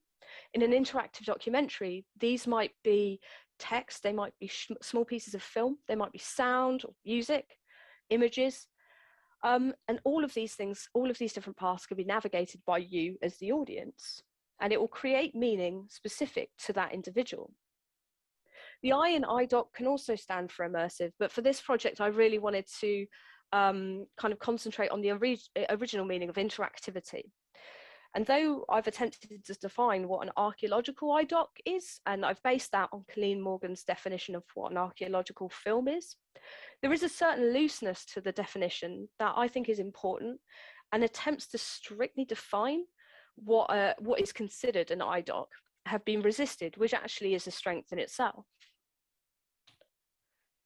So interactivity in documentary encourages the audience to move from the passive position, sort of watching a film that I as a creator or a director have made and presented to them, and effectively invites them out of the cinema chair and into the assistant director's chair, where they take a much more active role in navigating the work and creating the narratives themselves, using kind of the pieces that I have presented. iDocs have also been called database documentaries. The database is important because of its desire to escape narrative as a dominant mode of organisation, and also in its desire to foster polyvocality, so producing a space in which multiple voices might speak at once. The ability of a database to accumulate large amounts of information as well is actually really useful. So I found these aspects of interactive documentary and database documentary really useful for bringing together multiple voices and trying to get away from telling the story myself and encouraging others to find the story that they need. So database documentaries sort of combine the actions of the audience with computational processes, so the kind of software that I'm using to create different ways of engaging with the media. And this produces two main sort of narrative structures, I guess. The first is the closed narrative structure, and this is this kind of has a single ending, even though there are multiple choices, or there can be multiple choices. I have a lot more, as the creator, have a lot more control over the journey that you as the audience take. But it is easier for you as the audience to follow. And the second type is more open-ended narrative structures. So these are the ones that end with multiple endings. I actually have less, as the creator, have less control over the journey or the outcome that you as the audience might choose or might arrive at. It gives you, the audience, more choice, but it can get confusing. And I became, throughout my work, I became really interested in the ideas of concentric narratives. So this one here. And I really became interested in that after engaging with an IDOC called Small World, which is created in 1997 by Florian Thalhofer, who went on to create a program called Koresov, which is what I'm using at the moment to make my own IDOC. So Small World features a series of photographs and associated voiceovers by Florian of the town that he grew up in. In a recent presentation on resisting the temptation to tell a story, he said that when creating Small Worlds, he didn't know what he wanted to say, just that he wanted to collect meaningful artifacts of where he grew up. And that by collecting these meaningful fragments, it allowed him to find new patterns. And that really clicked with me because that's what I wanted to do with my PhD work. I don't want to tell people about what they should do with loss, but I'd like to collect a meaningful collection of conversations that can be presented and interacted with so the audience may discover meaningful new patterns in old problems. So Koresov is a software that works on a very, very simple process. Yeah, it's quite a simple program. Basically, the entire thing is split into smallest narrative units, so these SNUs. These can be small bits of film. In my PhD documentary, these are small snippets of conversations. And they're joined together through these POCs, points of contact. So you have in-POCs and out-POCs, and they're kind of like keywords and nodes. And they connect. And this creates the kind of concentric design that I was talking about before. Like you can navigate through conversations as you would do talking to someone, and it can take you to different places. So the first part of my PhD, kind of eventual kind of creating this space for loss, is to give loss a language. This is something I've spoken about before. I actually spoke about this at the last Citizen conference. And this is the framework that me and my supervisors created and published last year, which called Articulating Loss. And that's really to get away from the term loss as being this giant broad thing which could mean multiple things all at once. Try and break this concept down into smaller, more manageable chunks. Yeah, so that was published last year. Please feel free to read it. It's a shameless plug for my work. I then assigned case study sites to each of these themes. So we've got St Leven in West Penwith, this little chapel that's being excavated. Gunwallow, which is actually where Neil came when he came down to see us in Cornwall, which is this like Iron Age cliff castle and a little chapel there. It's being cut off it's becoming an island essentially. Hurst Castle, we saw a photo of that earlier in Anthony's talk, and the Isles of Scilly, known as a drowned landscape, and it's looking to have kind of really radical change in the future, though nothing's really happening right now. Then it was time to collect data, and originally what I wanted to do was take all my camera equipment out and do filmed interviews, which is something that I've been very used to before, but I decided to try and do that in March 2020. So instead I did it through Zoom, which actually had quite a number of unexpected benefits. It was cheaper and it was more time effective. There were no equipment time limits, so the camera didn't switch off, the batteries didn't run out. And generally people felt a lot more comfortable to talk to me from their homes than if I was stood in a field pointing a camera at them. So I still have a couple more interviews to do, but in total I'm looking to have 42. Each of the interviews takes about an hour, some are longer. And out of the interviews, I really wanted to get both professionals and members of the public. So we can view these kind of sites and these themes from all sides. And actually, there are some crossovers between personal and professional. So people speaking from a personal connection to the site and from a professional organisation. And I thought that was really important as well, because I kind of want to show that people aren't just speaking from an organisational point of view. They do actually, you know, care for these sites in a very personal way, even if they work there. So then it came to creating my database. And now each of the snippets of conversation I ended up creating a process that combined filmmaking and qualitative research methodologies. So I clip logged and coded simultaneously. I started calling this clodding, but that sounds absolutely horrific. So I'm going to stop calling it that. I do need to find something better to say. But although this was very time consuming, it was really, really useful, so that all of my footage was already cut up and put into different bins. And I was starting to get these kind of key codes and nodes coming out. And this would form my POCs, so my points of contact.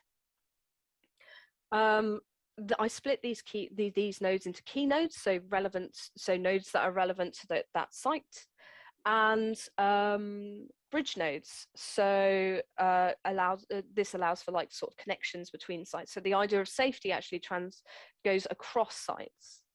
And actually what's being said in these interviews is something that I'd like to explore a little bit more after the PhD. So the curated clips could be exported into and snooified into the Corasoft program and any other media. So the clips were programmed with these POCs, which were the nodes as well. And they allow navigation from one person to another based on what they're saying or what they are going to sort of say. So as you can see in this example, we've got David Reedwell talking about why he's on the Isles of Scilly, and it's because he's on holiday. And this might lead to another conversation with someone completely different in a different site, talking about holidays and why they're so important to while Tiffany Coates in this example settled in Cornwall. So underneath the program, this is kind of what it looks like. This is a simplified version, but which looks terrifying. You sort of start in the center and you can go and explore all of these different themes of loss. You can talk to the participants and explore the key nodes kind of generally related to that theme. But then you might end up talking to someone that takes you to another site completely through one of these bridge nodes. And the idea is to sort of figure out yourself and kind of what you take from it is really important. The kind of things that are universally felt when we are dealing with heritage loss, and what is specific to maybe those specific themes. If you're a heritage practitioner, maybe you will be thinking about the kind of site that you manage and where this fits, where it fits on this sort of spectrum. So I'm hoping to have it completed by the beginning of the summer. And then I'll be taking it sort of out and releasing it into the wider world and encouraging people to get involved and telling me what they think of it. That's the evaluation stage, and I'll be completing that with Historic England, Historic England's Knowledge Hub via a placement, I think. But yeah, so definitely keep in touch if you want to have a go on it. It should be quite fun, I think, as fun as loss can be. Yeah, so thank you very much. Brilliant.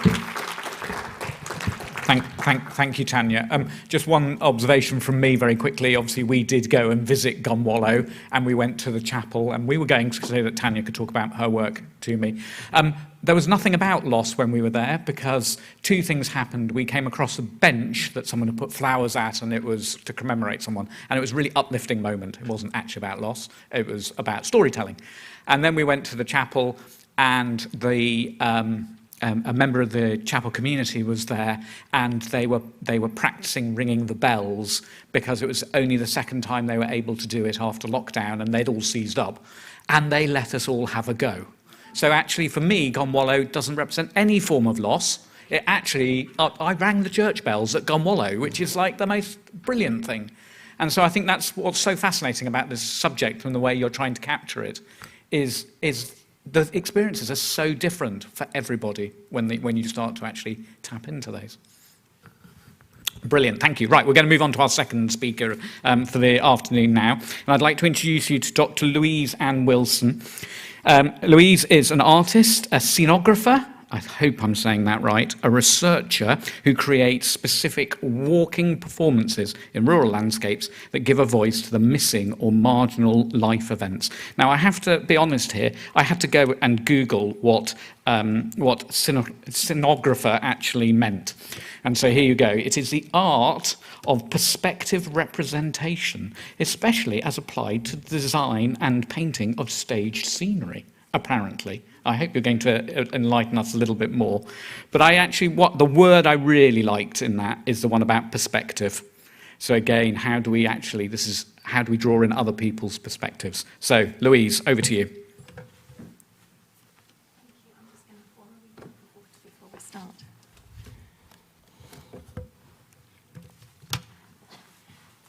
You'll give me a time check, won't you? Is it 10 minutes? Is it 10 minutes altogether? 15.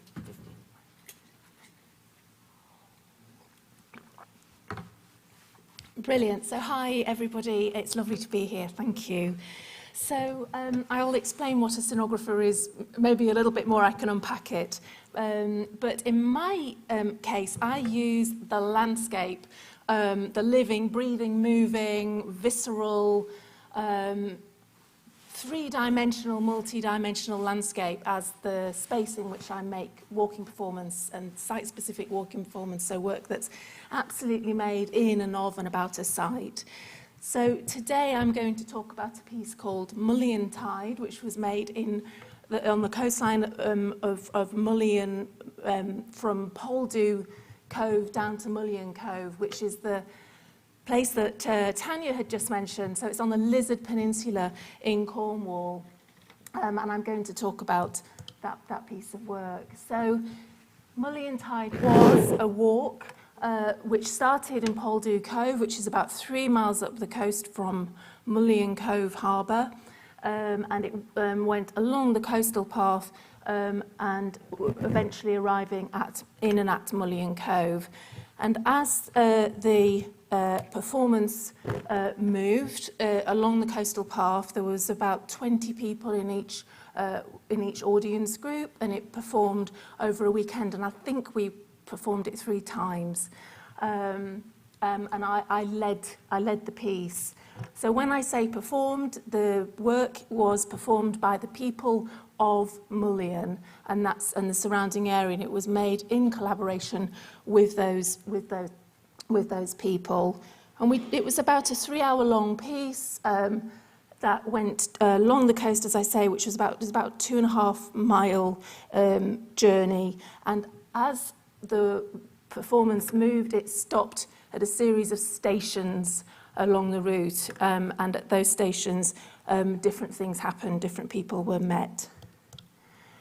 So just to say how the work came about, so in 2011 I made a site-specific performance called Fisher, and I made that in the Yorkshire Dales, and that was a 3-day long, completely running for 3 days, one whole performance. And I am placed into the landscape of the Yorkshire Dales, actually a personal story about grief, my sister dying very young of a brain tumour, and I placed that story into the landscape and used the landscape very metaphorically, and it involved dancers and singers and neuroscientists, my sister's oncologists, and the audience met these different people as we travelled.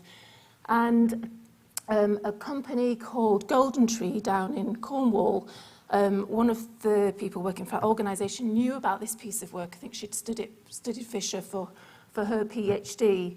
So they were interested in how I'd use the landscape to tell a story of human loss, and invited me to come to Mullion to make a piece of work that looked at landscape loss. So that's what I did. Now, I live in Lancaster, and a lot of the work I make takes years and months and years to make. So, and this was a very short period. I was invited to do the work, and I think I had 5 days, maybe another 5 days, and then it was to be performed. So for me, that was a really short turnaround. And I thought, how can I go to Cornwall, living in Lancashire, and make a piece about the experience that people might be experiencing there of their loss of landscape, with a particular focus actually to Mullion Harbour, because Golden Tree were working with the National Trust and maybe trying to sort of look at how that managed retreat might be negotiated with the local community. I said, I normally spend a long time in a place working very carefully with people. So I I felt a little bit nervous about doing this project. And when I arrived at Mullion, I quite quickly realised, I think what they were wanting to do is invite a number of different artists who might work with different communities around Cornwall and get them to kind of come to terms with the loss of landscape or place. And I thought, I just can't do that. It's not my place to do it. So what I did was I spent time in Mullion, was introduced to different people serendipitously. A friend of the family lived there. I met, different people in and around the village. And what I did was I said, in this place, if there was a place that was to go, or where is a special place to you? And I invited people to take me to their special places. And eventually, those people were... The walk went to the places that those people had taken me to, and they met those people. And each of these people spoke about why this place was significant to them in their lives, and that was sort of one strand in the piece. And then So I'm going to now just sort of try and walk you through the projects. I think you'll get the best idea from it if I just take you through it.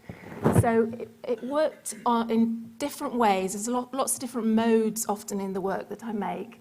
So people, as they walked, they started by being given an envelope, and as they went to different sites, they were given different cards. So that was sort of one mode. There were lots of objects, so shells, cakes, wreaths, all of which were made or provided by people locally. At 3 different sites where the landscape was very visibly falling away.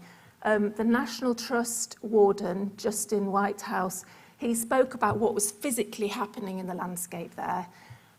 Local choir sang a song that is often sung at funerals and these were their choices. I worked with the choir and worked with singers.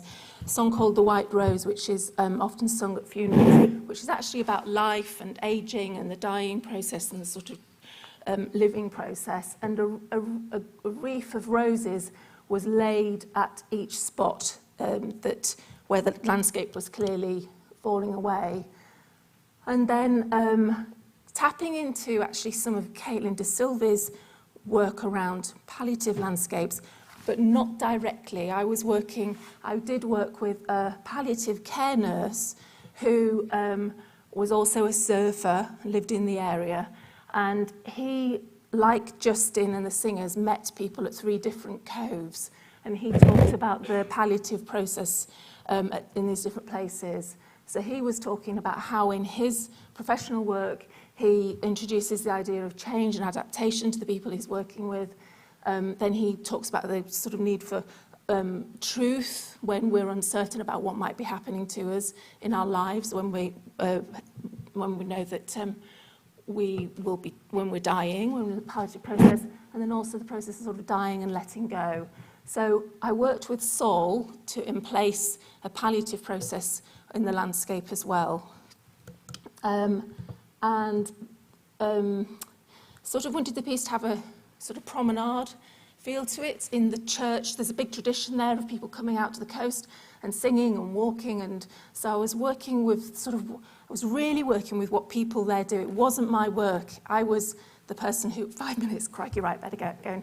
So we made this flag, which was made by the women of the WI. So what happened was people met Saul, first of all, at the beach. He emerged from the sea. They walked up to a old people's home, a care home. They met the residents there. Those people talked about their experiences of the landscape. They showed them photographs of a younger version of themselves. They talked about how they used to walk or swim in that landscape, and also talked about how moving into that place for some was really challenging. They'd had to adapt, but also they'd had to accept. From there, the choir sang, the cliff was falling. There were photographs that showed how the landscape had been previously. I'm rushing through it now. They then met somebody called Wendy Williamson, and she met them and led the audience for this section, and she talked about her concerns about the sea, rising tides, and she gave them chocolate fish, and then she pointed out on the opposite side of the cliff where a house had once been. Then we left her and we went to Saul again, and he sort of talked about the second phase of process, and this is actually a beach that he has taken some of the people he's working with, one woman in particular who was at the end of life. He took her there, and they became quite immersed in the place. So the audience at that point were invited to enter into the sea and to really feel the place. Then we walked up and we got to the site where two houses had been, which Wendy had just spoken to us about, and there was a photograph of the houses as they had been there. And again, Justin spoke here about why this was happening at this particular place, and then the choir sang. And then just outside de Mullion, we met Bob, who talked to us about the fishing industry historically, and he was a photographer, amateur photographer, who documented the massive storms that had happened in Mullion in 2014-15, the work that was done to repair it, to repair the place. So this is sort of one of the photographs that people were then given. Then a bit further on was another place where the cliff had gone and was cut off, another singing, and you were looking down on the cove by this time. And then we walked through lots of memorial benches, and people had time to sort of contemplate or sit. Then we met Justin again, who talked about this real dilemma that the National Trust had. This sort of, do we maintain it, do we repair it, do we go into managed retreat, what do we do? And, you know, so we speak to him, and then we meet Barry Mundy. In fact, he wasn't there, so it was a voice recording of Barry, who talked about he was a fifth-generation fisherman, and he was very much of this place is built as a testament. This is a testament to the men who built it. One of his family were involved in the original building of the harbour, but he was also the Lord giveth and the Lord taketh away. You know, what will happen will happen. But he was also had an opinion on how it was or not being mended or maintained. Then we met an artist who worked with the Flotsam and Jetsam, which she collected. Then we met Johnny, who was a third-generation fisherman. So he was saying, this place is important to me, it's my home port, but also I wouldn't have a different story told. I want to talk about life that's happening here, but also my concerns for the future.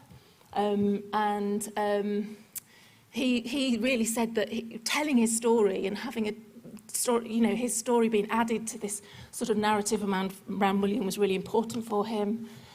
Then the whole choir was there, and then they sang, and then we walked through part of the harbour wall, which only appears at low tide, and we walked sort of through there. It's quite a hidden spot, and this was sort of Saul taking us on his final palliative stage, which is where he might sort of be involved with the family or the person who's dying, or the family in that process of moving through, letting the person go. And you sort of walk out into this sort of rather lovely little golden cove on the other side, and so there was a very different feel there. So you can see how I'm sort of emplacing the palliative process and just having all of these different accumulative layers. And then we went out of there because the tide was coming back in. We went into the cafe, and they'd load on cakes and tea, and all the choir joined, and the whole of the audience, all the audience had a sort of words in a booklet. So everybody joined in the singing, and the choir, the cafe owners, again, they'd lived in that cafe, or their parents had set up that cafe, you know, and they'd been there, I think, since the 40s.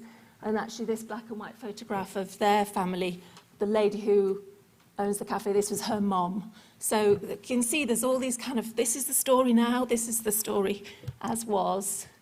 And then in terms of legacy, there's a little booklet, we then produced a guide, so anybody can walk at any time. There were the cards, so people could recreate their own story. Gail and Wendy both re-walk it every year, and as their stories change and the landscape changes, so does what they do, so does how they sort of tell it. There were lots of friendships grew up, but there were conversations. So Justin from the National Trust said it was really helpful for him to hear why this place was so important in terms of people's now and then and present and future. And also, as somebody had said just now, actually, the people living here, they know what's happening. And they... So I think my thing was, before you can let anything go, we need to know why it's so important. And then the process of letting go can happen in its time. But these are the people I felt who we needed to hear from them sort of about the place. So, and they said things like, it just really gave me a voice. And that was it. And one other little legacy is one of the people in the care home, Harold Potter. He said, when I kicked the bucket, my ashes scattered at Mardale Head. That's in the Lake District, and say I live in Lancaster. So I said, when I return home, can I walk your walk? Because he's down in a care home in Cornwall.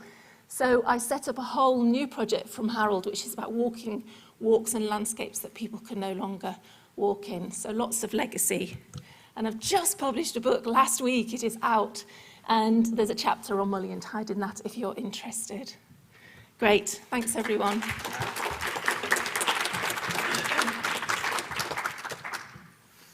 Wow, that was amazing. I really don't know how to follow that. The one thing I take is a comment you said at the very beginning about how you being nervous going into another community that you didn't feel associated with. I think that's a really important starting point, that we're going into other people's communities. And so actually, how do you start on their playing field is really important. But saying that, you managed to do an awful lot in a very short space of time. That was brilliant, thank you. Okay, so moving on, next I'm going to ask Alice Harvey Fishington to come up. So Alice is a historical geographer who's currently working on a HRC UK Climate Resilience Programme funded project called Clandage, building climate resilience through community, landscapes and cultural heritage. And Alice is going to talk about living with increasing climate variability, understanding flooding through landscape and cultural heritage in the Eden Valley. Thanks.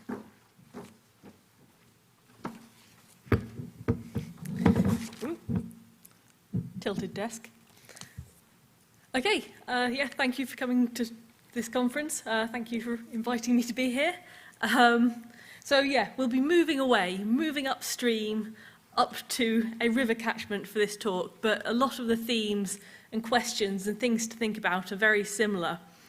And then, sort of echoing your talk, similarly, it's not the environment I grew up in, and I've noticed interesting things like I default to a Herefordian pronunciation for place names. So if you notice any rogue place names in my talk, that'll be why.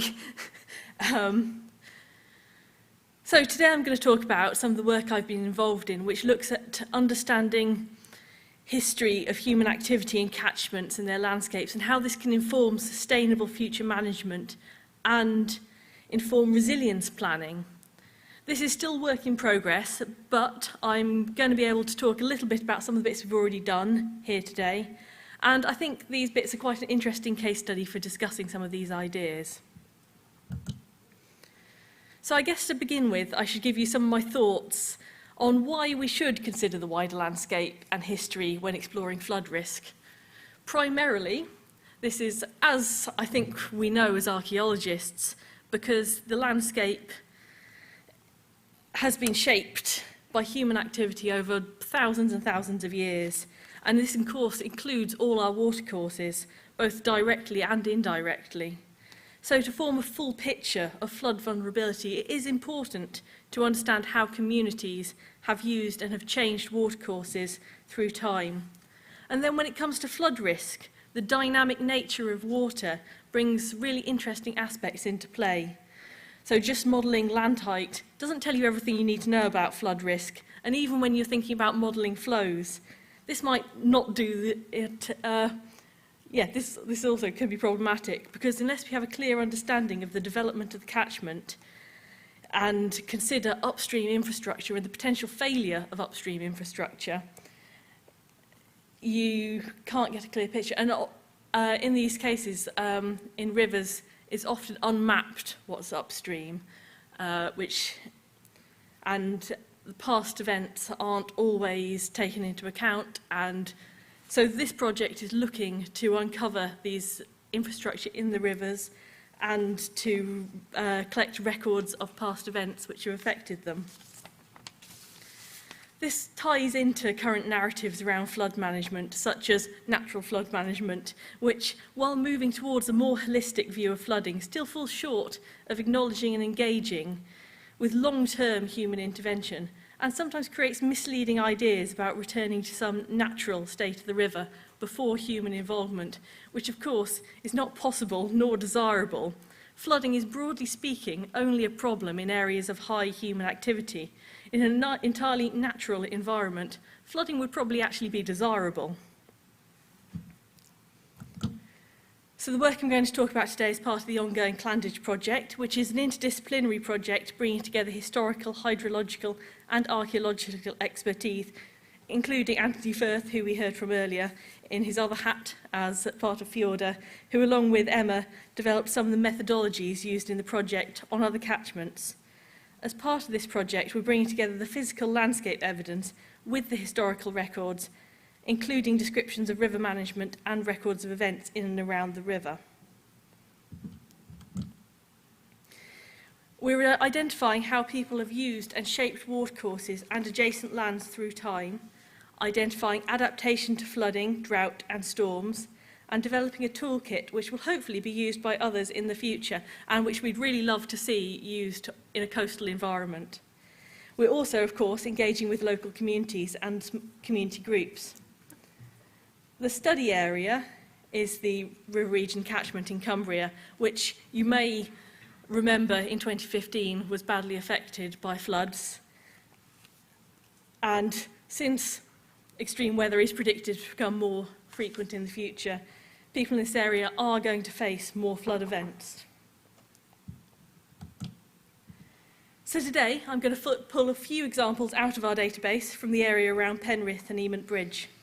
While Emont Bridge is directly on the River Emont, which is a tributary of the Eden, Penrith has Thacker Beck running right through the centre, behind and underneath shops and houses. The beck is therefore often culverted, making it prone to flooding in heavy rain. At Emont Bridge, the community are facing challenges from repeated flooding of the village, and there is a desire to prevent flooding, but investigations into flood defences have concluded that in order to prevent flooding there, hard defences would have to be built all along the river in the village, which would cost millions of pounds and millions more pounds than are available, and fundamentally change the character of the place. Penrith is particularly interesting because Thacker Beck is actually a man-made watercourse coming off the River Petrel, which was created to bring water into the town in the 15th century.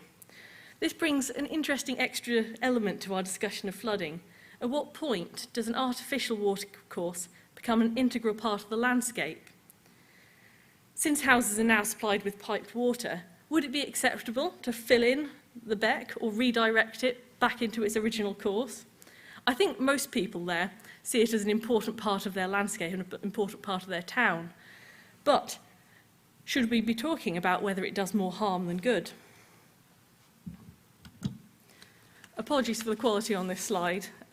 Hopefully you can sort of understand what's going on. So here I have an example of what the layers look like at the moment in ArcMap. This is just my working document. We have my layer created from the archived documents and digitised newspapers in colour, with various categories in different colours, such as flood damage and storm damage, and the layer created by Fjorda hashed in black, which has a lot of the HER information and observations from looking through the LiDAR. Underneath, I've got the First Counties Series OS maps. And I've pulled out a few examples here to give you a little taste of what the different types of information we've been collecting look like. So, I don't think you're going to be able to read it. No. But okay, down in the bottom right-hand corner, we have the Fjord layer, which has information drawn from the tide map. So it describes the extent of this field, which is a meadow in front of Carlton Hall, describes its location within the floodplain and the use as meadow. And then for reference, I've popped on a little photo of the bridge at Eamont Bridge, because of course, in this changed research landscape in which we're working, particularly early in the project, we were very reliant on photos and Google Maps because we couldn't actually go and look at anything in person. So I think it's a blessing of the technology that we're able to a certain extent, get a slight immersion into the landscape without actually being there, although of course it never replaces actually standing in the place. So I think this image sort of clearly shows the problems you're facing. So the houses on either side of the bridge, barely elevated above the river level, and you see some of the infrastructure we've got around. So the bridge itself, the walls, a concrete path. And then up at the top, we have in my lair, we have an extract from the Carlisle Journal in 1856, which describes a flood event where the meadow became one complete sheet of water with the appearance of a large lake and small islands peering out of the unbounded waters, which vividly communicates that the division between the river and the meadow had completely disappeared, and that it captures an image that you can imagine standing in that place today. This kind of description, I think, is really helpful for people in that environment when you're talking to local communities. And it sort of goes some way to breaking down the use of my least favourite word, which is often bandied around whenever we have flooding, which is unprecedented. Because although every flood has its unique aspects and societies change over time, at the same time, nothing is entirely without precedent. And there are places which have and will continue to experience severe flood events, and preparing for them mentally and physically is the key to adaptation. On this slide, I've delved a little bit deeper into some of the source material for Penrith, including a description of a flood, its causes, its impacts, and a comparison to earlier events. This is the kind of information which helps people to visualise potential flood risk and to discuss measures to combat flood risk, for example, modification of culverts, maintenance, deculverting, and redirecting water. It gives a concrete example which can be discussed and compared. As we go into a phase of talking to local communities about their watercourses and their personal histories of them, we'll be raising some of these questions and ideas and exploring how the community feel and what they understand about their flood risk. The materials we've collected as part of the project tell the story of how the River Eden has been modified and used over time and document past flood events and their impacts. The material I've talked about here is just a small snippet of a much, much larger database, which we're still compiling. As part of this research, we're uncovering stories of how people lived alongside the river and coped with floods. These stories, even if they can't prevent damage and loss, can help contextualise future scenarios, suggest ways of adapting, and help people understand the risks of extreme weather. History has the power to bring people in and to tell stories. We can talk about changing climates over time, we can talk about crops grown in the local area, we can talk about descriptions of extreme events, and all these things are things people can relate to and discuss. Heritage and an awareness of the past and histories of places can be part of taking a more holistic view of flood management and part of the conversations about changing the narrative about flooding. So it's not necessarily always about keeping water out, but instead about how we make places more resilient, limiting financial and personal impacts, making places easier to clean, quicker to dry out, and improving the quality of water coming through by reducing pollution and sewage leaks, for example. This project is still ongoing.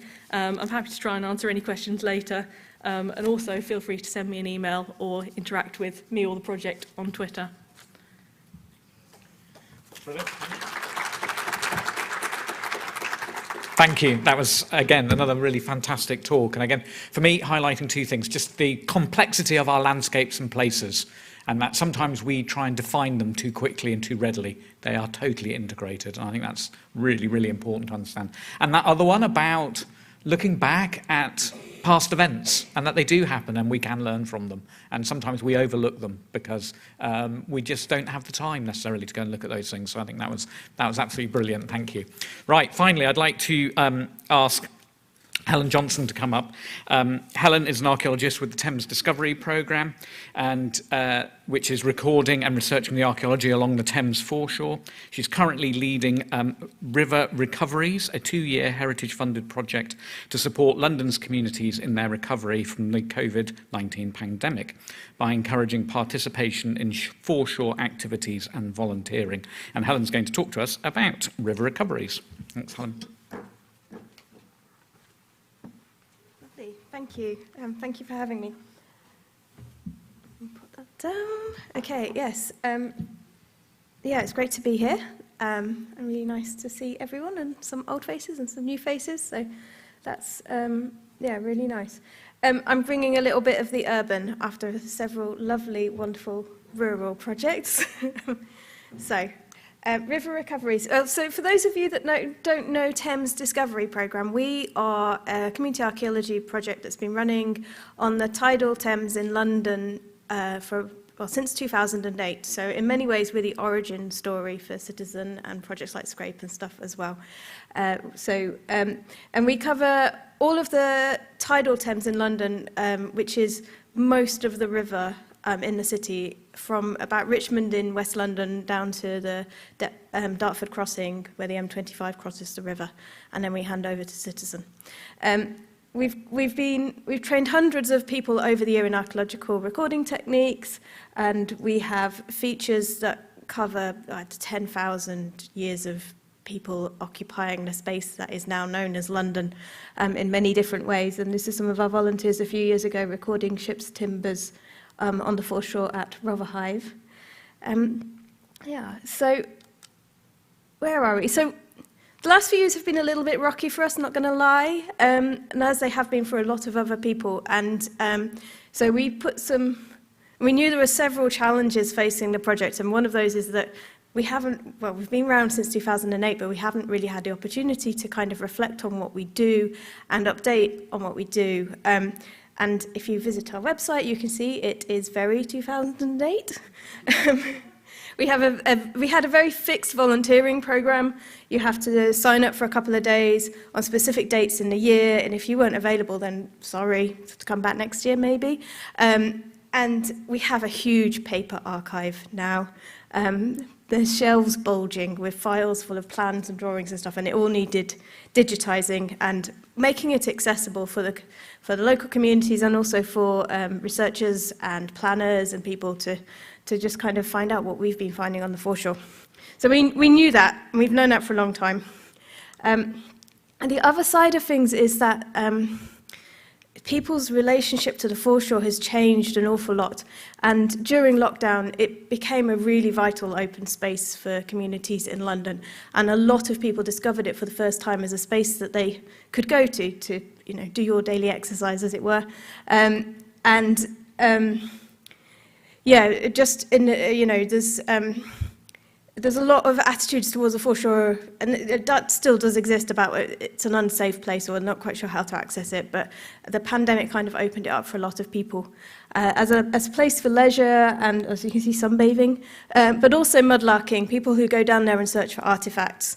And there is a whole process of permits and stuff that you have to go through to do that, and it's my understanding that the number of people who now own permits to search the foreshore is in the thousands, and there's massive social media groups and people following mudlarking hashtags and things like that online. It's a huge hobby now, and there's a lot of interest in it. So we knew that as well.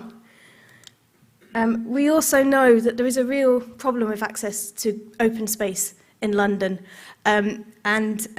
this is just showing the purple. The darker the purple is, the less access to open space that is in those areas. And you can see that there are communities who are living alongside the river who don't have access to any other open space. They call it blue space when they're talking about access to water as a space rather than green space.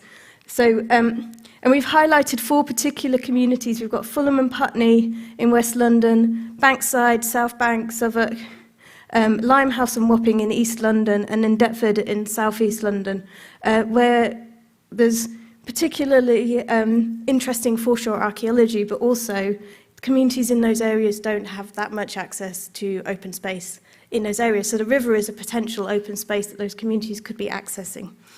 And we put all of that together. Oh yes, this fact, which I found out last week, and my heart stopped when I saw it. It was in a report by the Port of London Authority. They did some market research with a market research organisation last year. 14% of parents living in riverside authorities in London say that their children have never seen the Thames. That's like heart-stopping. Of the 1,300 people that they interviewed living in London, Kent, living in London, it wasn't quite 1,000 people, they also covered Kent and Essex, but there was about 5% of people in total in those areas had never seen the river. You know, those are quite scary figures, really, when you think about it. So, we took all of this and we put together our River Recoveries project. And there's 4 aspects to the project. And we've been going for about 6 months now, so we're starting to find our feet, which is great. So the first aspect is the volunteer involvement. So we wanted to revitalise our volunteering programme, revitalise the training, bring it a bit more up to date and make it more flexible so that you're not having to commit to so much time at a specific time to access it, but also to think about new ways that people could volunteer, because we had asked everyone to do fieldwork training and to do planning and recording, and for some people that was just wasn't really what they're comfortable doing. It didn't really fit their skills and their background. So we're looking at different ways people can get involved with setting up a young archaeologists club. We're looking at people helping us out with doing more outreach, doing more research around things related to Thames and the heritage, and we're hoping to continue and build that as we do more work with communities and with our volunteers. We're hoping that new things will come out of it. So, for instance, we had our own conference just before Christmas last year. First time we had an in-person event, and it was so nice, but also really scary, because Omicron happened the week before. But one of our volunteers has been spent lockdown researching medieval women living on the Thames, and had done a whole load of research that she's put together on that. And we have another volunteer that we've known for a long time who's been doing a lot of research around a couple of different 19th century women who ran businesses on the river. And as a result of that, from those volunteers and their work, we are now having an event at the end of this month, which is going to be a study group where we're going to bring together people who are interested in researching more about women's lives on the Thames and women who've been working and living and are involved in the Thames. So, you know, we're hoping that we'll be able to do more of those things, like with our volunteers kind of helping us and the local communities kind of taking us forward and exploring new things and looking at things in different ways, which is really exciting. We are going to do more digital and online stuff, get a new webpage, basically. But other stuff as well, like looking at our social media and how we use social media, online talks, videos, things like that, stuff that we haven't had the capacity to do as much of in the past. I heard rumours this week that we might be getting a TikTok account. Okay. No, it's fine. Other people can manage that. It'll be okay. Leading on to, we want to do more work with schools and young people, particularly in those 4 areas that we've identified. And we've already started to make some contact with schools. And, you know, that stat about 14% of children not seeing the Thames, I mean, we're working with a secondary school who are practically on top of the river, and they're quite confident that many of their students won't have been down on the foreshore before. So, you know, and again, working with them to do like stuff related to the curriculum, but also working with youth groups and things like that to do things like creative projects based off the archaeology on the Thames, and also, like we said, setting up a young archaeologist club, things like that. So very exciting.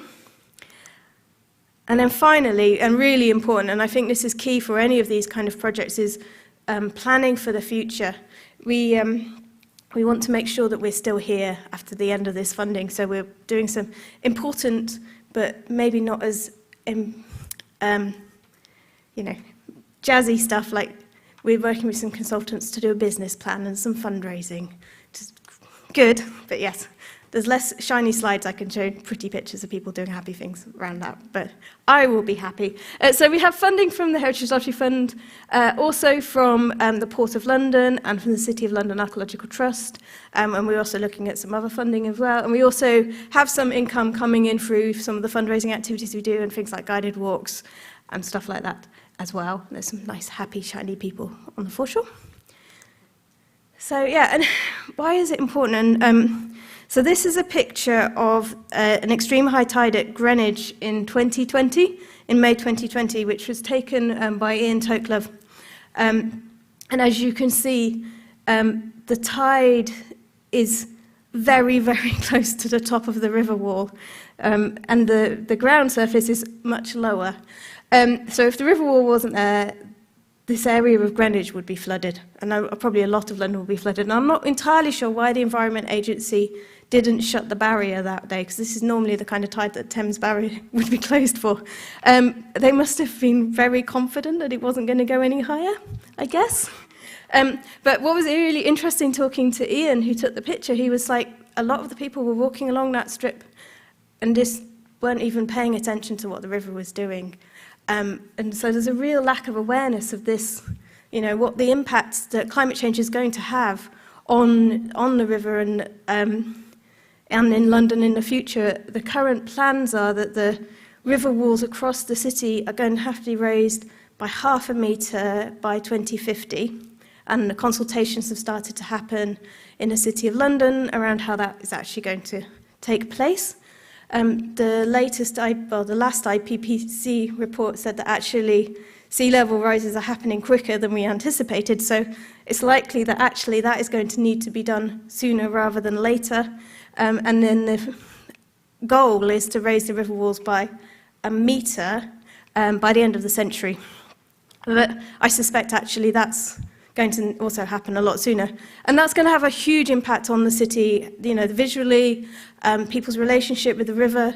Like, practically, that river wall, at the moment, I can barely see over. If it goes up by 1 metre, I'm never going to be seeing the river when I'm walking along that bit.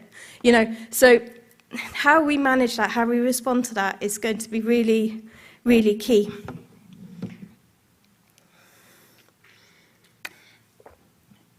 And I think archaeology, as we've been kind of exploring today, has a really vital part to play in that. Just bear with me a moment. Every big change in policy or attitudes or approaches to environmental issues, that's often come from the result of community action and communities pushing for change. And the natural environment, they've got a long history of that kind of community involvement in the issues and campaigning. The Woodland Trust, led a huge campaign about selling off the national forests and got a huge number of people responding and emailing their MPs and stuff as a result of that. We don't have that kind of groundswell of support necessarily for the issues that are facing our cultural heritage as a response to climate change and things. So that's why projects like TDP and Citizen and Scrape are really important, because we're starting to build that. But we still have a long way to go, and there's a lot more work that needs to be done. And we need that long-term, sustained community involvement to be those voices, and to have that kind of effective pressure to push for change. And the other thing is that it's going to be really key going forward as we're facing the uncertain futures, the kind of things that Tanya was talking about how we respond to losses and stuff, is that we need those strong, resilient communities to help respond to those uncertain futures. And this was really made plain in the pandemic when you had the creation of mutual aid groups around the country and around the world. And if you see what's happening in Europe right now, in response to the refugee crisis in Ukraine, and people who are just turning up at train stations with signs saying, I've got a room for you if you want to stay with me. We need that, and we're going to need more of that as things change. And I'm not here just talking about communities of place, but also communities of interest, people who've got similar employment, are at similar life stages as well. Communities can mean a huge, broad number of things. And one thing we have within archaeology and with heritage is that we're providing opportunities for action and giving people the opportunity to do meaningful changes. And Caroline was talking about that earlier, about we have things you can kick, and if you can kick it, you can count it. I liked that a lot. It's also very Caroline. So, yeah, you know, we can give people that. And I want to apologise for my language now, but one of our volunteers summed it up really nicely for me on Thursday when we got to the end of our fieldwork. And she said, when the world is going to shit, it's good to be able to get out and do something. So I'll leave you with that.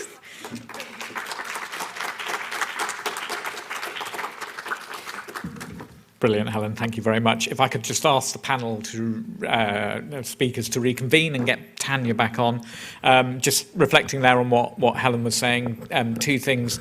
Always really important to get some really cracking data. I think that map of access to the river or access to green space was brilliant. It just, one visual proves the point. And then again, I think the other one was about how you make all of this community centred is absolutely critical. So let's go over and see if we've got any questions. So I'll turn to Hannah in a moment, see if there's any online. Any questions from the room? Yes. Thank you. Yeah, it was just for Louise, first of all. First, I just thought it was really, really interesting what you were saying.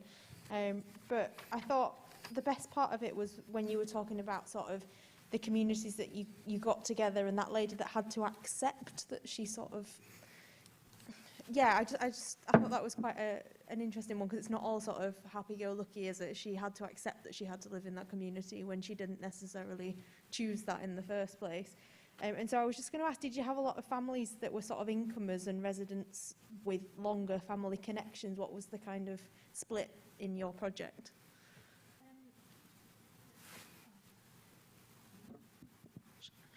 Yeah.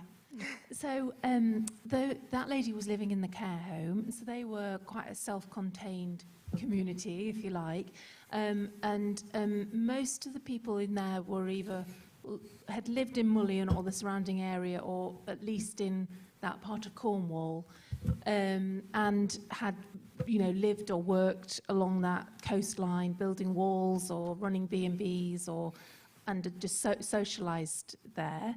In terms of the other people who were involved in the project, Justin at the National Trust, he and the producers introduced me to a few people who were quite sort of key in and around Mullion Harbour. But other than that, I just actually arrived in Mullion. I didn't know anybody at all. And so nearly it was a matter of sort of following who sort of stepped forward. It turned out that I had a family friend who I didn't know but lived in Mullion, and I met up with her, and then she introduced me to her choir, and then the choir introduced me to the WI, and then one of the choir said, "Would you like to come and stay in my house?" And then it turned out her mum was a well-known singer, and then down on the harbour, I just sort of used to go and hang out down there, and then see who would see who was interested, and I would go and sort of follow. It's often a matter of following a lot of leads, really. But Johnny, for example, he said, I was interested in him, so he became interested in what I was doing, and then it just really chimed, really. So it's sort of a mixture of serendipity and sort of just hanging out and being interested in what people are saying. The whole thing about the way I work is I just kind of wait and listen and watch and notice, and then, you know, in that case said, would you just take me to a place that is significant to you? And so that's really how it was made, and it was made in a really short space of time, you know. But it was like Wendy in the Sea, and then there was a place that made chocolate, and they made chocolate fish. So it's sort of a matter of connecting things up, I think. Yeah. Oh, thank you. Brilliant, thanks. Okay, any online questions, Hannah? We have one from Hilary Wyatt, who actually asked this last time, but in the previous session, but I think it's still relevant. She says, I'm a PhD student researching historic small-scale UK-built harbours, but wanted to know how citizen science could help people understand kind of more complex landscapes and settings and so on in your experiences. So, how can citizen science? Helen, do you want to have a go first? Then we'll ask Tanya to come in. I think it just gives people a different way of exploring their environment and their landscapes and their communities. I think I don't think we should be scared about working with people and helping them to understand complexity. Like people can get their head around it. And I think it's our job as communicators and facilitators to help them get to that point. Some of the features and the sites that we work on in London are very complex, with an awful long history, but also a very complex today, attitudes towards them and stuff. There's this tension between the foreshore being this like beach area that you can go down and it's nice and pleasurable and leisurable and a leisure space, but also that it's dangerous and dirty and polluted, and it's those kind of things. But you can work with people through that, and I think people, I can't remember who was saying it, about the local communities know these things themselves implicitly, from their lived experience. So quite often you're building on stuff that's already, if you live in London, you know the challenges of living in like a really complex urban community with lots of different cultures and communities. And challenges for space and stuff already. So, it's not a too difficult step to then try and do that on the foreshore itself with archaeology. I think it can be done, and we should be doing it. I don't think we should be attempting to simplify things or sugarcoat them or anything. These are big, complex issues. And there will be tensions. One of the biggest tensions we have as a project is that some of the damage that's been happening to archaeology has been caused by the river traffic and the boats on the river. But obviously we want people to be using the river as a source of transport, because that's a good way of people moving around the city. So, and that's an ongoing issue, but, can be done. Thanks. Tanya, do you want to add anything? Yeah, so I think, well, two things, I guess. One, from when I used to work sort of with the Scape Trust and working with community members and things like that, is just that you would be surprised at the amount of skills and knowledge that anyone brings to a project. So if anything, try and prepare yourself for them, and what they bring, because they will bring a lot. And that's really great. And as for talking about loss specifically, with people, and I agree with Helen completely, don't sugarcoat it. There's no reason to. People live in these environments and have done, they know exactly what's going on. I was really surprised when I started doing my interviews that the amount of times that acceptance or indifference even was mentioned. It's just like, well, what happens is going to happen. And that's really telling. And actually loss is a difficult subject, but it is a necessary one, and we can't not have it just because it's difficult. Thank you. Alice, anything you want to add from there in terms of what you've been looking at in that more contemporary historical narrative? I think I just echo that actually what we're doing and what's most helpful to do is to present material that people can then reflect on themselves and to learn from people's experience.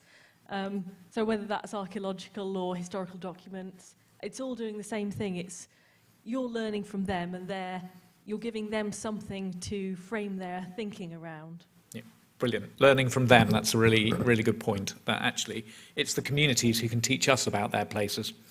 Great. Hannah, any other questions? Yeah, so we've got another one from Salma, and she asked a question about loss. Have you been across examples where loss had a positive outcome, such as bringing freedom from a specific archaeological traumatic memory, or bringing the community together? So just positive outcomes from loss. As to everyone. Who would like to go first? Let's go, Tanya. Positive outcome from loss. Oh, that's a really good question.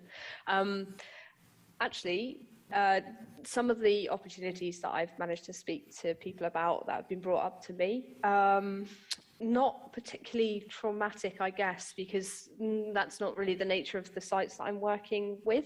But I do know of some sites. There's another PhD student at Exeter doing work on residential schools in Canada and working with people, with Indigenous communities there about what to do with these buildings, whether they actually even want to preserve them, whether it's suitable for someone else to be saying you should preserve these for any reason, or whether it's good to just let them go and heal that way.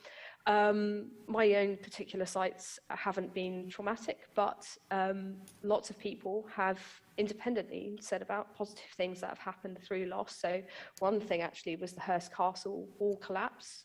And one guy who was very, very angry and very kind of emotional about the wall collapse actually came out with, we might be able to find out more about how it was constructed, and he started even getting a little bit excited thinking about the what could happen after and how to really engage with that site in a different way. So actually, maybe not loss, not loss in a positive way for trauma, but actually as a way of healing from a trauma of losing. Then yes, I've seen that a few times in what I've been working on, and these are relatively soft sites. So brilliant, Alice. So yeah, not directly, but what Tanya was saying there did make me think about one of the other case study sites we're looking at is in the Outer Hebrides, and in there we're particularly looking at school logbooks and school buildings, which are imposed on the landscape in quite an unsuitable way and are decaying, and there have been, and very few of them are still used as school buildings, and that's all part of a imposition of English language on people, and in some ways the fact that they're not school buildings anymore is maybe a good thing, and is maybe moving, and they're being taken over by the landscapes, maybe a good thing, but not directly. Maybe because a lot of my work really sort of centres around human life events and losses. So I can think how there's a piece that I made called Warn Scale, and that was with women who were biologically childless by circumstance, who had the loss of a child that had never been. And so in that instance, the landscape came a way for them to talk about that. So for example, there was a forest in Buttermere, a series of trees there that were dying, and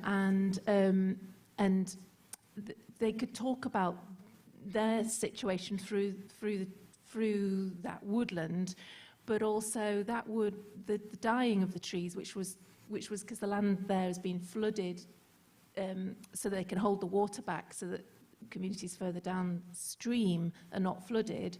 So it's you'll know the terminology, but it's like this sort of managed flooding. So actually native species and other species are returning. So in the work I'm doing, I'm often looking at those sort of bigger cycles that are a way of actually talking and understanding sort of human cycles and loss, or coming to terms with those, or transforming those in some sort of a way. So when I was making Fisher, I was in the landscape with geologists and oncologists and such like, and I was saying, what in this landscape might at all parallel the loss of life through a brain tumour? And they were saying, well, nothing, because that person can't physically return, but they were looking at the sort of geological scale of that landscape transforming itself back from the tsunamis and the ice ages that came to form it. So there's something, I think, in the work I'm doing, which is about using those things, that the kind of the resurrection of place on a sort of annual or bigger scale that is possibly helpful. Well, it is helpful. Yeah. Yeah, from my perspective, I think one of the challenges we've got is some of those more traumatic stories we just don't tell at our sites. We've actually not done the work to unlock them. And then when we do, we still don't necessarily have the tools to actually then do things about it. One place I know really well is the Eye of York in York, where Clifford's Tower is. Obviously, it has a deeply challenging history for some members of the community, particularly the Jewish community.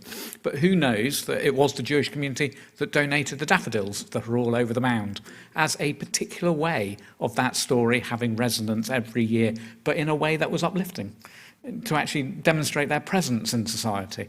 And again, you know, those daffodils are very particular. They have the same number of petals on them as the Star of David for a particular reason. Nobody tells that story.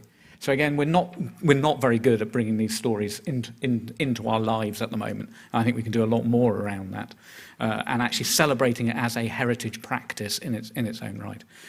Any other questions from the room? Yes.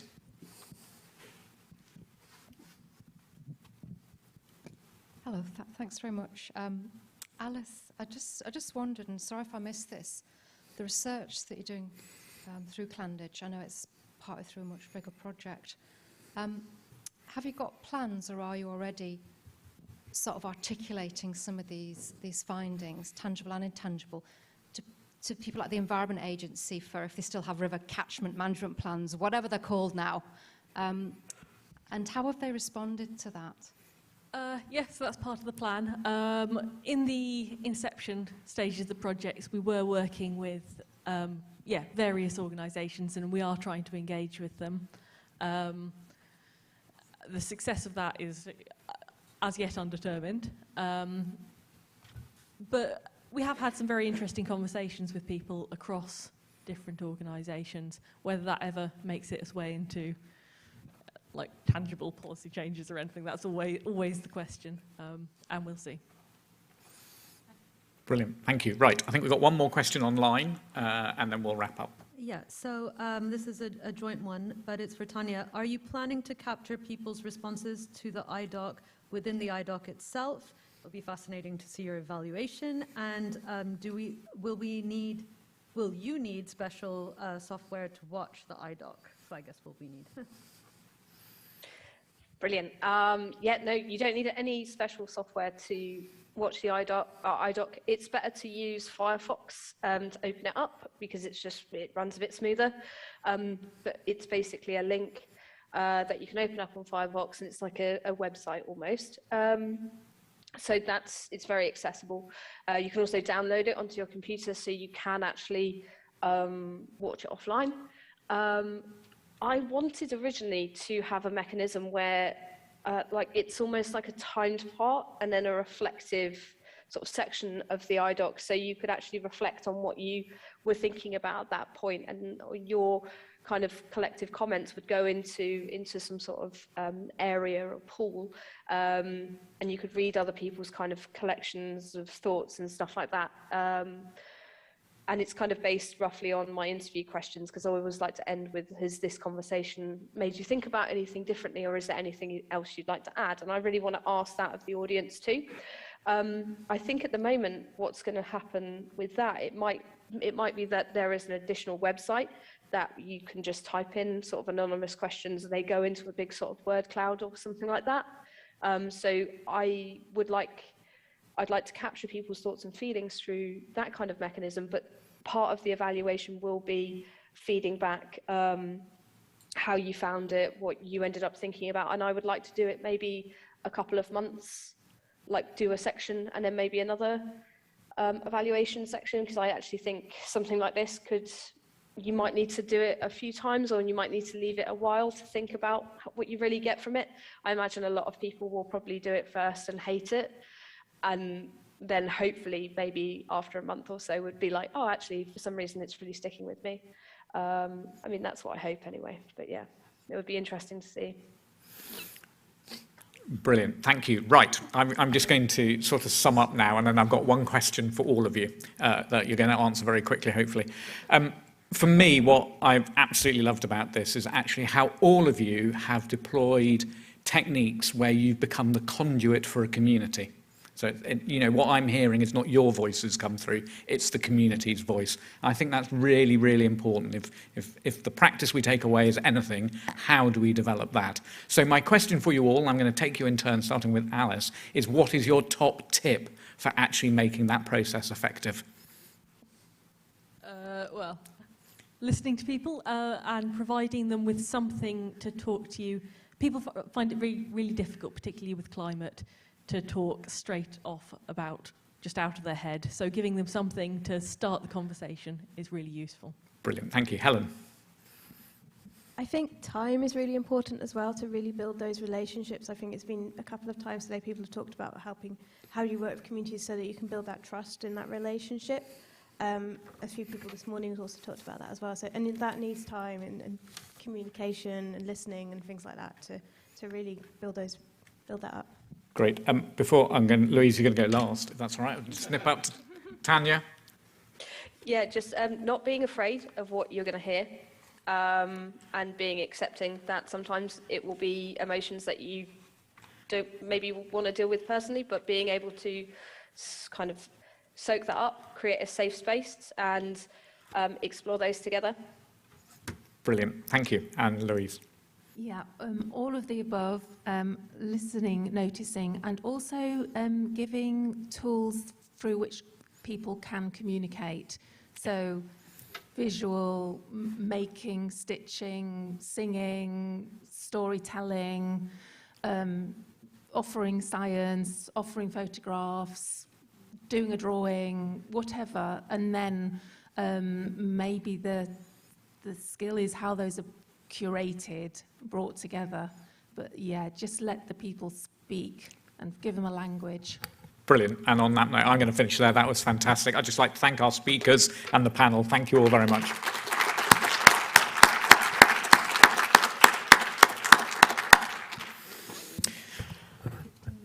So we've now got a 15-minute break for tea and coffee, which is upstairs again, where we had lunch. And we're going to start on the dot at 1:45. Hannah has told me. Okay, thank you all.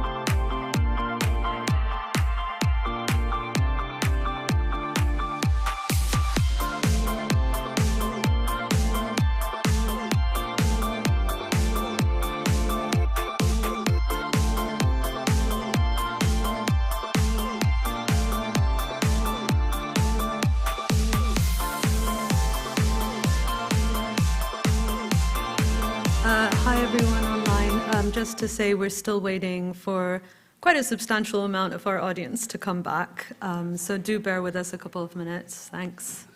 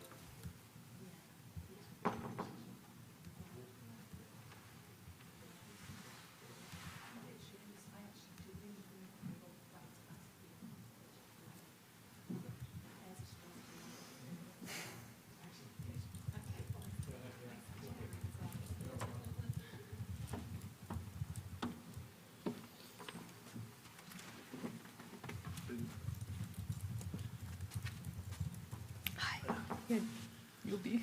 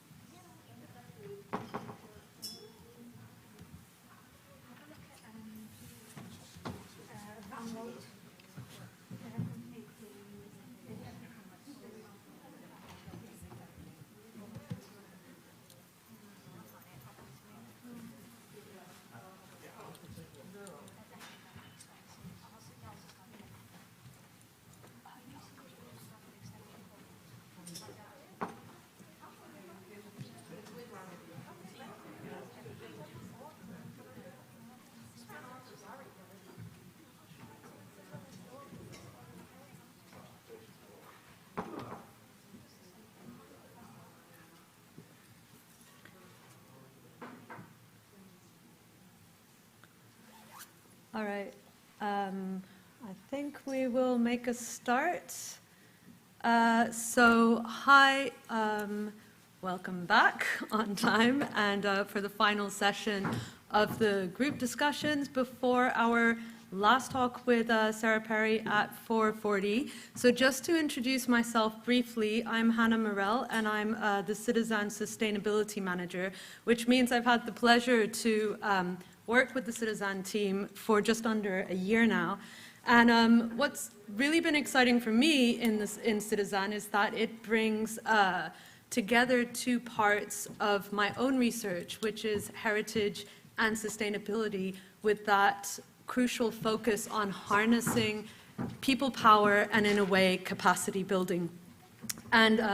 And it's that collaborative and people-centered approach, which we've heard so much throughout all of the talks today, which is just such a central part of what's needed for climate action.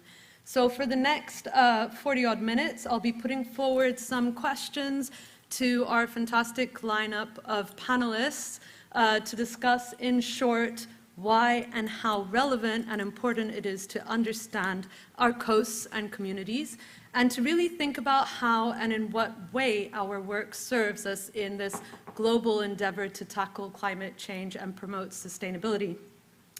And of course, this topic is incredibly timely, so it coincides as well with the IPCC's recent publication that was mentioned by Helen of the second half of the 6th assessment report from Working Group 2. So it's yet another very, very massive but also damning report on impacts, adaptation, and vulnerability, which in a nutshell says, and I quote, that the, where is my quote?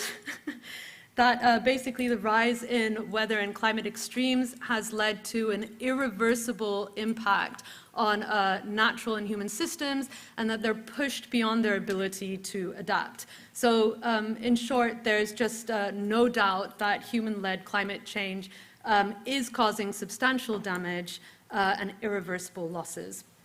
So, so we really need to acknowledge these changes and work together to seek out credible, temporary and long-term responses that are best suited for the current reality that we find ourselves in. So you could see there I've actually avoided using best practices, but it's just what's relevant for the time.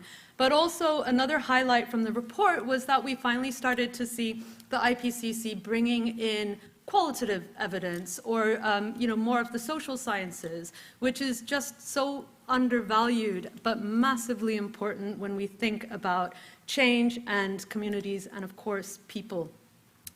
And as we've alluded to in pretty much all of the sessions today, there are a whole range of coastal environments and communities, from ports to rural to the urban to protected reserves, that can and do reveal so much about what the recent past to the prehistoric past, which archaeology can basically help us, and heritage can help us explain, interpret, and simply unpick in terms of how they might be relevant today.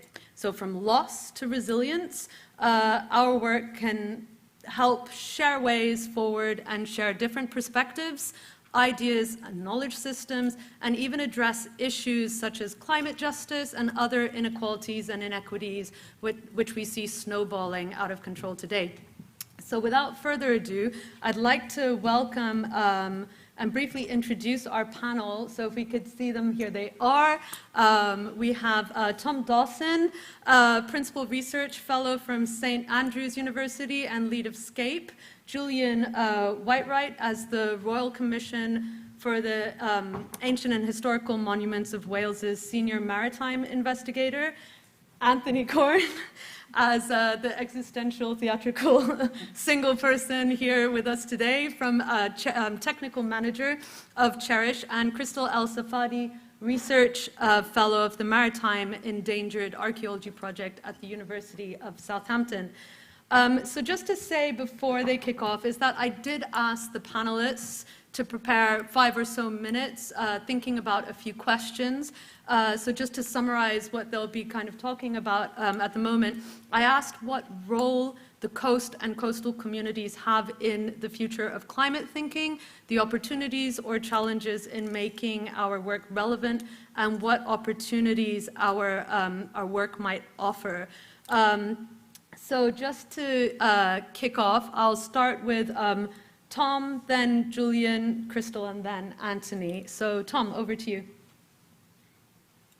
Hi, everyone. Okay, great. Yeah, so I've actually written something here, so I'm just going to read this out.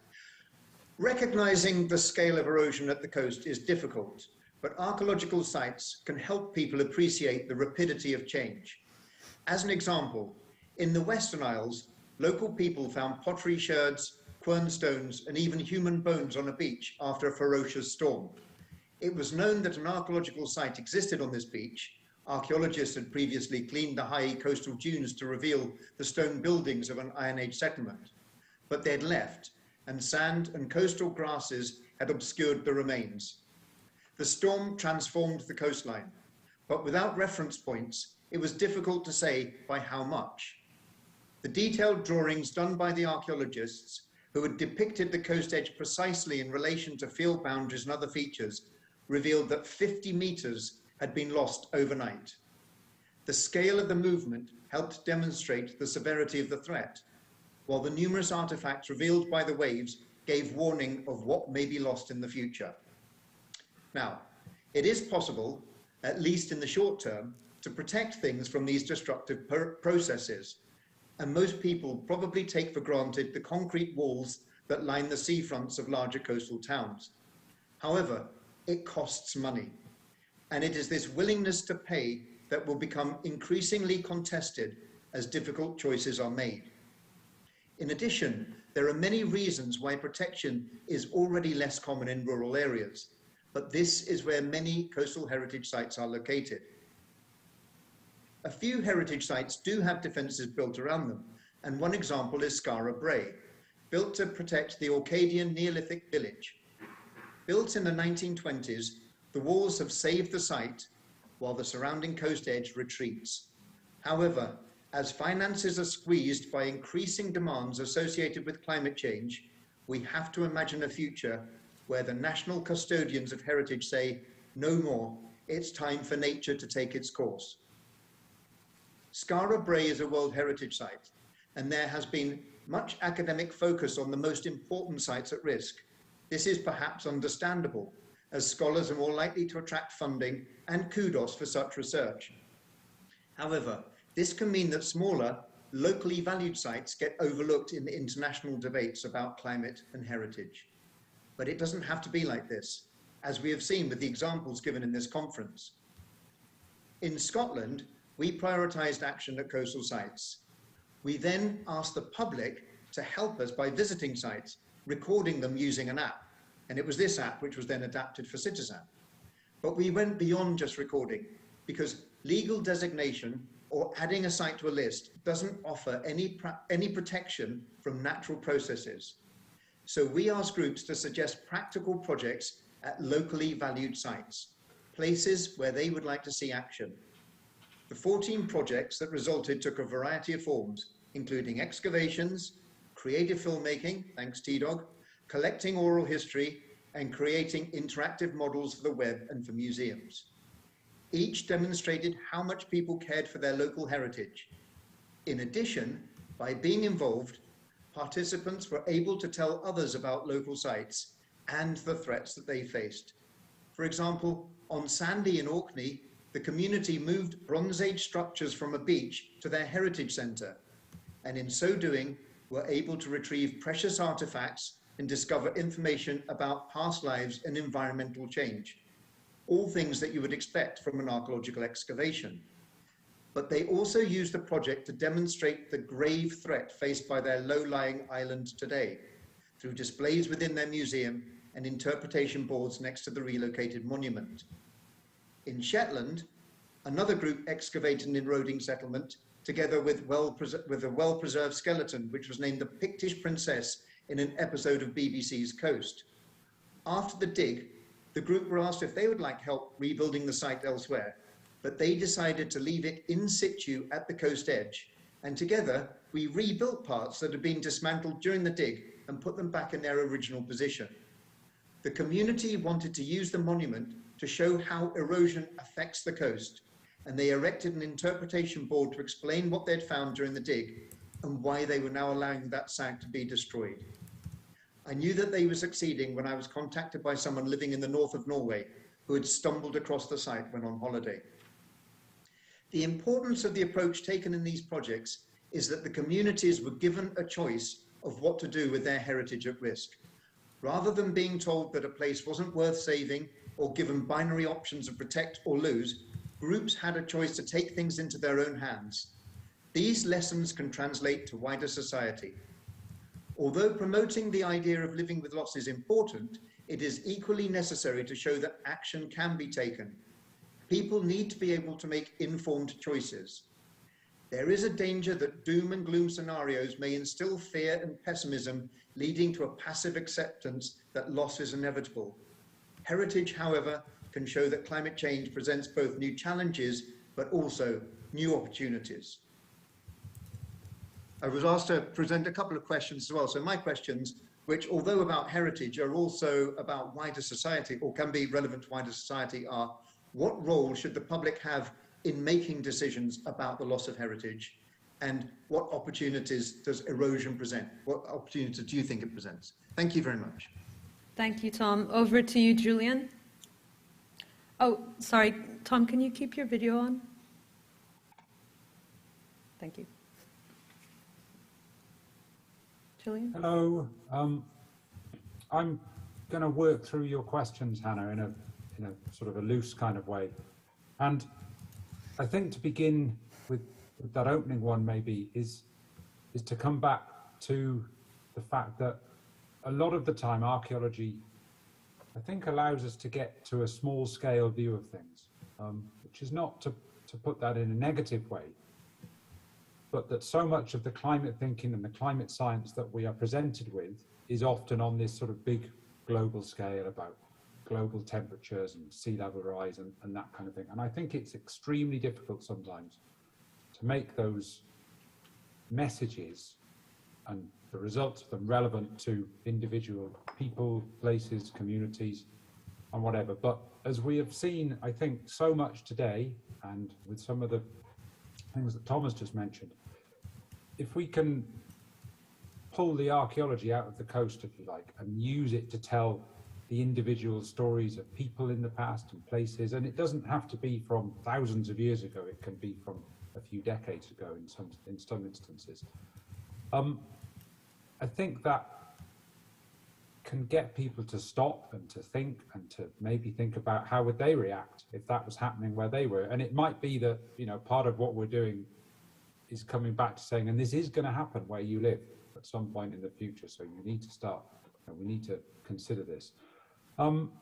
So it has those sort of that ability, I think, to speak to stuff that, you know, people, I don't know, I think everyone finds it a lot easier to comprehend. I do, certainly, when I see the coastline I grew up, where I now live, and how that's changed and how things are changing and how you see the schemes that are being put in place to mitigate that. And I'll come back to some of those in a minute.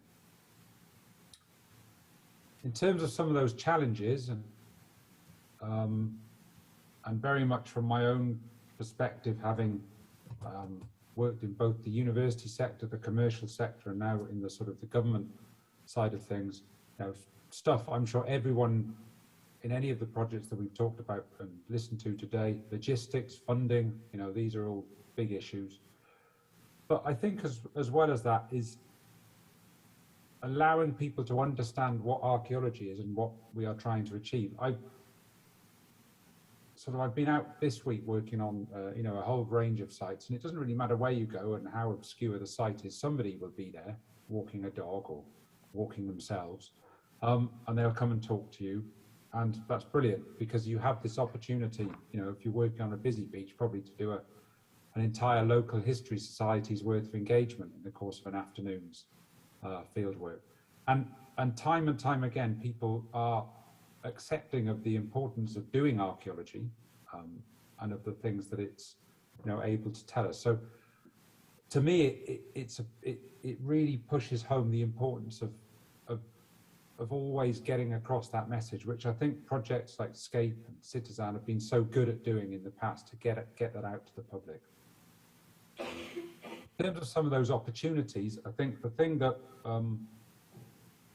I suppose I always come back to is that the issues that we have of working in the intertidal zone and on the coast in particular are year by year becoming overcome by technology, which is allowing us to, you know, rapidly increase the speed and accuracy of our survey, the affordability of those, and we don't need to discuss how photogrammetry and laser scanning and things like that have changed things. And I think to sort of jump forward in one of your questions, how we then put those tools in the hands of the public is perhaps something that I would flag up as a question, and how we both encourage people to use all of these tools, or in some cases we have to be proactive about giving people these tools to use to get some of this sort of this data and things back. And I think because one of the things that strikes me very much in terms of how we monitor things is that there's very much, we often, or certainly in the bits of coast I deal with, we very much talk about, you know, there was storm X or storm Y or this flood event and such has been exposed. And our monitoring is often about exposure of sites and the loss of those. But equally, to understand sites on this local scale that we've seen as being so important today, we have to, you know, the monitoring has to be there all the time, 12 months of the year. And as much of that then is about understanding when stuff is not exposed and why it's not exposed. I mean, I've been out this week looking at sites after 3 massive storms have come through, and some of the beaches have, you know, contrary to what everyone was telling me would be the case, have more sand on them than anyone can ever remember at this time of year. And the understanding of individual sites is, you know, something that people, I think it is a thing to try and grasp. I see from, you know, my own work and coming back to the climate change element, and the policy that we put into things, particularly in marine planning, which is sort of 50% of my job, probably, in that there are many things that are happening, which are happening to mitigate the impact of climate change on our coasts. Some of these are proactive things, renewable energy, and some of them are reactive things, coastal defence, renovations to coastal infrastructure. But all of those things have the potential to impact on the archaeological record of the coast. And I think we probably need to be more proactive in giving people building coastal defence schemes the absolute, you know, sort of tools that they need to mitigate what happens to the archaeology when they're doing things. Because I think sometimes we expect them to know what we want them to do. And I think we have to be a lot more positive about, you know, making it clear in the marine policy guidance that this is what needs to happen. And finally, I think it's been so clear today that our reaction as a discipline, if you like, to coastal change cannot only happen at the level of scientific understanding and coming from the archaeologists. It is abundantly clear that things need to come back. It's a two-way process and things need to come back from the local communities.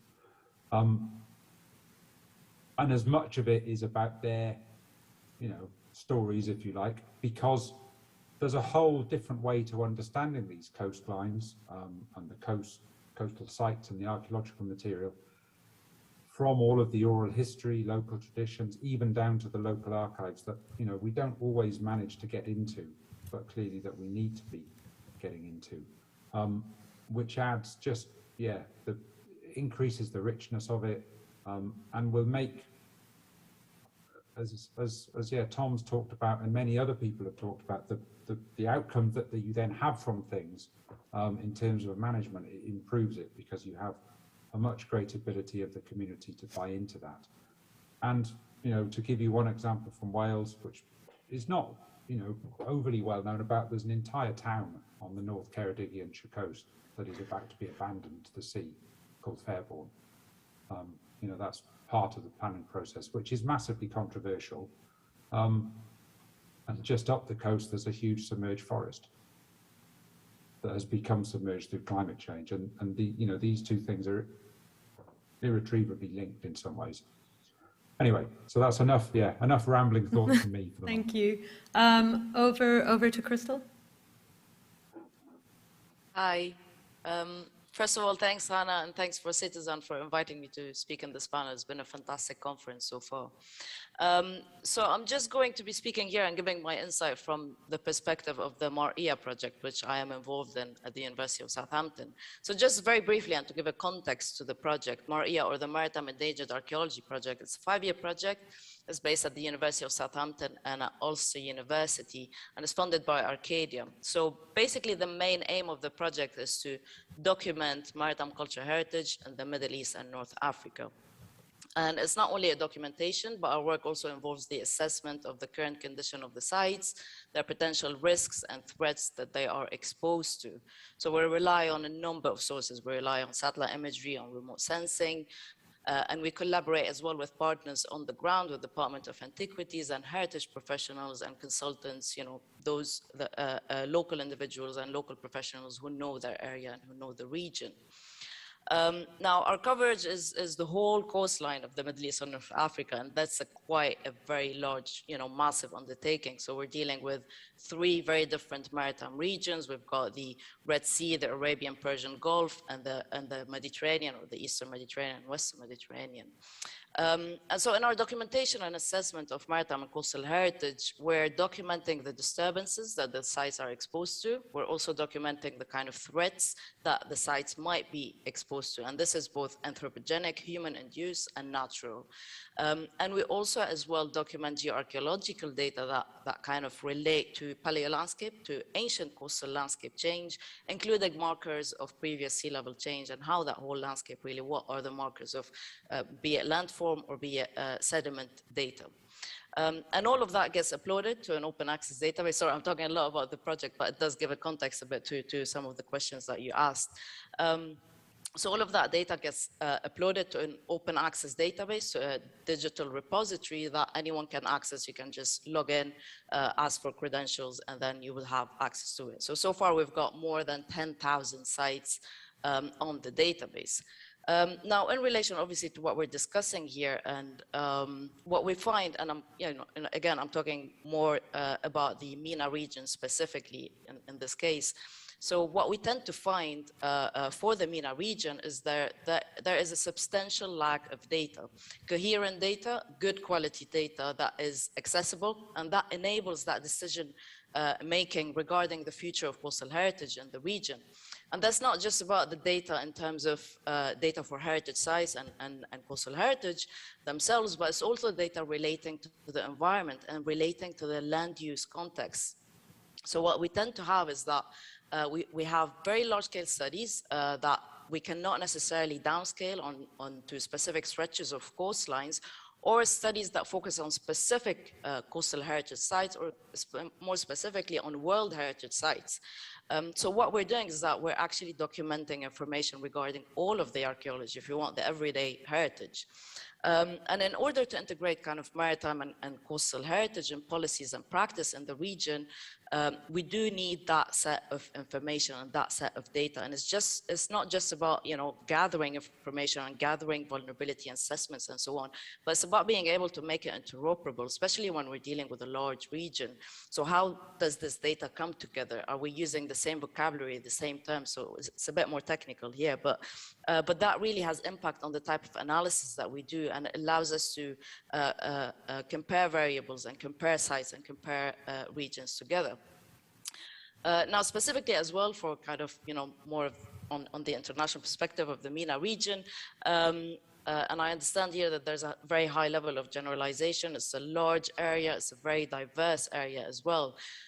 We have a disparity between, on the one hand, perhaps a national agenda or national rhetoric, for instance, pro-climate change and pro-sustainable development that we hear of in certain countries, and then what we have as well, a disparity between that kind of, national rhetoric and what is happening actually on the ground in practice. So how are the coasts being really managed?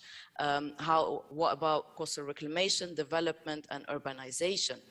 And this is kind of where understanding our coast, and not just maritime cultural heritage, not just coastal heritage, but also assessing the environment and what sort of activity in terms of land use that is taking place, both negative and positive, and on what scale. Is it on an individual scale, on a community or national scale that is impacting those coastlines? Because it's one thing to kind of know what is happening in terms of a national agenda, but it's a very different thing when it comes to the ground. Because that, activities on the ground have the potential to exacerbate the impact of climate change. So this is kind of where we begin formulating a better understanding of what sort of action or no action is needed when it comes to climate thinking and climate adaptation. Is it a policy that is not being implemented, or is it a lack of opportunity or a lack of awareness? So through the MARIA, through the project, what we're doing is that we're putting together this database. We're working on the ground with the Department of Antiquities, with heritage professionals. We're looking not just at heritage, but both the protection and management strategies of integrating natural and cultural heritage, so through maritime protected areas. But basically what we're doing is that we're collecting this kind of data on how the landscape has changed in the past, how it is changing today, and we're contextualizing maritime cultural heritage within its environment. And this forms the kind of research and evidence-based data that is needed to tackle climate change, that is needed by private citizens, by communities, by Department of Antiquities to kind of, fight against any activity that might be endangering the coast, that might have a negative impact on the coast and might be exacerbating the impact of climate change. So that's more or less it. I mean, I do have questions in mind, but I'll leave it. There's been loads of questions that were posed by Gillian and Tom, so I'll leave it till later to see if we don't address them. Fantastic. Thank you, Crystal. And over to you, Anthony. Thanks very much, and thanks very much for the invitation to speak here. So I suppose there's many different challenges and opportunities that produce challenges as well further downstream. But probably the biggest one for us within the experience within Cherish and within Ireland is just in terms of the pecking order of cultural heritage. As we've seen from some of those reviews, it's way down the list in terms of a kind of what we need to respond to with climate change.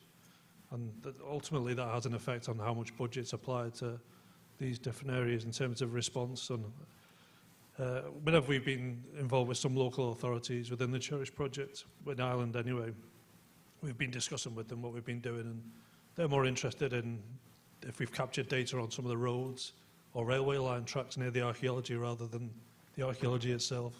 So you're kind of dealing with that kind of people who are making the management decisions. But there is an opportunity there, though. I think we found by collaborating between archaeologists and geomorphologists and geologists, we're actually feeding each other different ways of looking at this and exploring and understanding the changes that happen and why that change is occurring and recording it into a bit more detail. There's other issues as well, particularly with buried archaeology.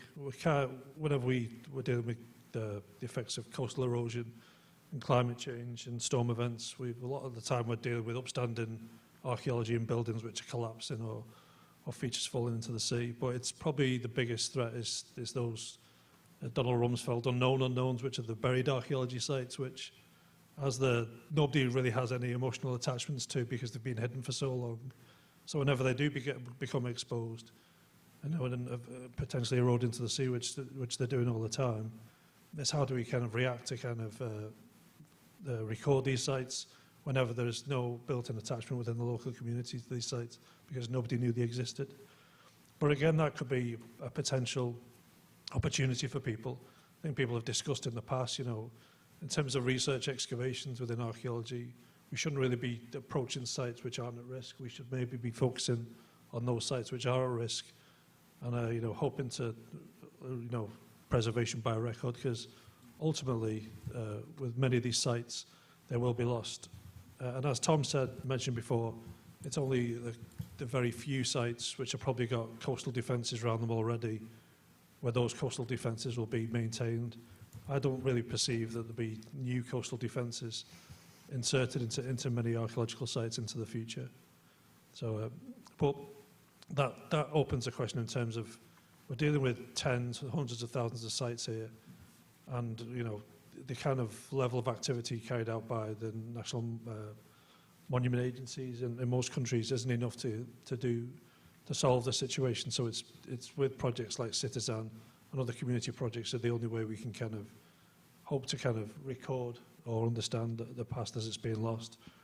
But again, that could pose challenges into the future, where, as we've seen in the Thames discovery, those kind of folders on the shelves there, we have to make sure that all that data and information goes back into the record so it can inform future planning decisions also.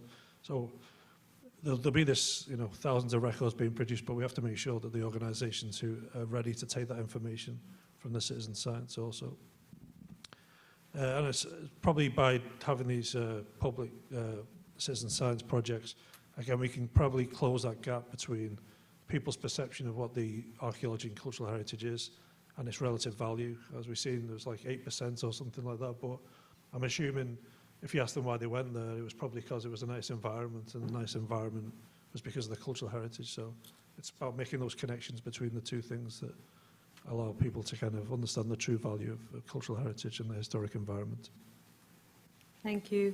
So, yeah, thanks. So many different angles to unpick there, but one of the things that really struck me was that, first, Anthony, you were talking about risk and, you know, just approaching different sites that are under risk, but then there's that unpicking of how do we understand risk, and it sort of led me to think about things like, Crystal, you were talking about land use and I guess in so many words, thinking about, you know, how we use land, who adaptation, maladaptation, who decides on the best use of land, and I guess it kind of can all come together in thinking about evidence. So, you know, what counts as evidence, and what I mean by that is from a scientific perspective, for example, you can talk about evidence-based, you know, evidence-based policymaking, or getting those facts and figures or quantitative evidence, and then we're now trying to kind of push the importance of the community. So I was wondering, in terms of what counts as evidence, is the community always right, even if they are or aren't informed in ways that the scientific community might, you know, might think of as important? So it's a twisted question, but basically we're talking about community quite a lot, and are they always right? Just answer it. So I would think that it's like a set of weighing scales, and you've got the threats on the one side of the scales, and you've got the value on the other side of the scales, and we can use the science to understand the threats and how erosion's taking place or storms taking place, and we can use the science to maybe understand some of the archaeology, but it's that cultural heritage value on the other side of the scales, which is a bit more subjective, and that's where the kind of public component needs to be incorporated. But how that's done is but it's like people making how tough decisions about location of hospitals, or, you know, nobody wants it to happen to them. So, but these are kind of tough decisions about losing sites that we're going to have to make.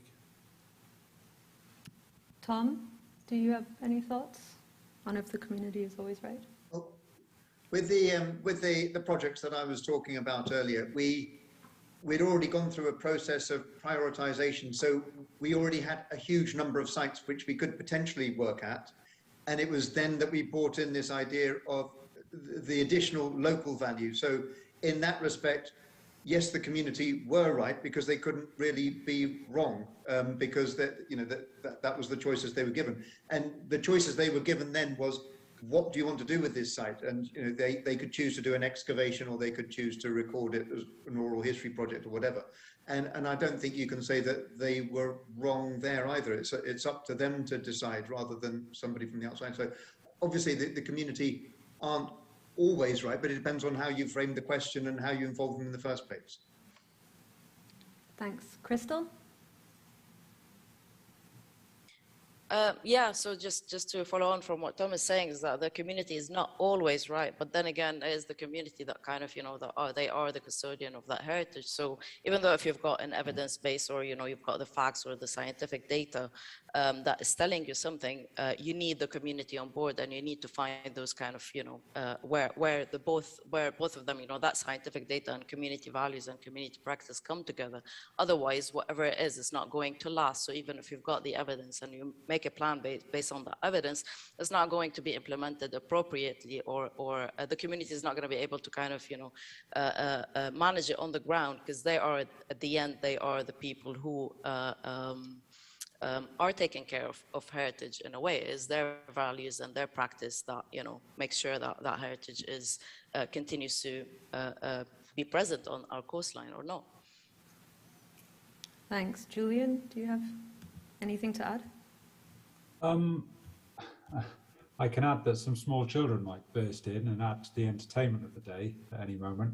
I think to pull on those, if my experience is that people are always, or nearly always, interested in the archaeology and the heritage on the coast. So if we're in a situation where people are not interested in it and not interested in protecting it, then it suggests to an extent that we haven't done our work as well as we can do, although accepting that it's not always possible to to engage with people in the ways that hit their particular buttons, as it were.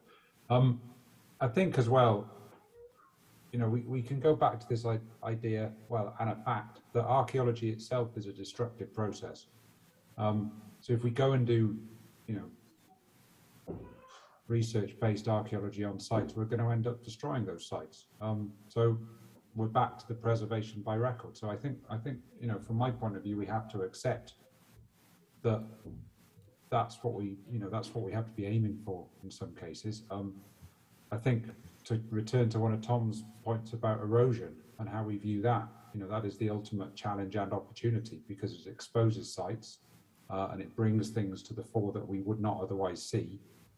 And I have this, when I visit a site, I'd love to see the archaeology. I'm fantastically relieved when it's buried, because it's not, and that's the absolute catch-22 with it. So I think we have to try and do all of those things. If you can take the community along with you, brilliant. But there are probably times when, as Anthony says, somebody's got to be the person who says, well, this much-loved thing, we cannot spend the resources saving it, and there will be other things that are not loved, which do get saved because somebody somewhere believes that they are worth protecting. And we're back to that idea of protecting things for the future. But it comes down to our ability to preserve by record, which by extension is a product of our ability to mobilize funding and opportunities, logistics, technology, the public to help us with all of those things. Thanks. I'm aware of the time, and I'm going to run a bit 5 minutes over, but because we started late. Are there any questions from the audience? Anything that you want to throw out? There's one online which gives a nod to Crystal and Anthony and talks about basically bridging natural and cultural heritage as a crucial next step, and whether there's more that we can do as as archaeologists, heritage specialists, or wherever we might come from. Yeah, no, I think there's a lot of similarities in what we do. Like before working in archaeology, I was a geologist and a geographer, so there's so many different skills we have, and we don't realise that they're very similar. So a lot of the techniques archaeologists are using in terms of photogrammetry or earth observation, they're just a transfer of knowledge from what's happening in geography.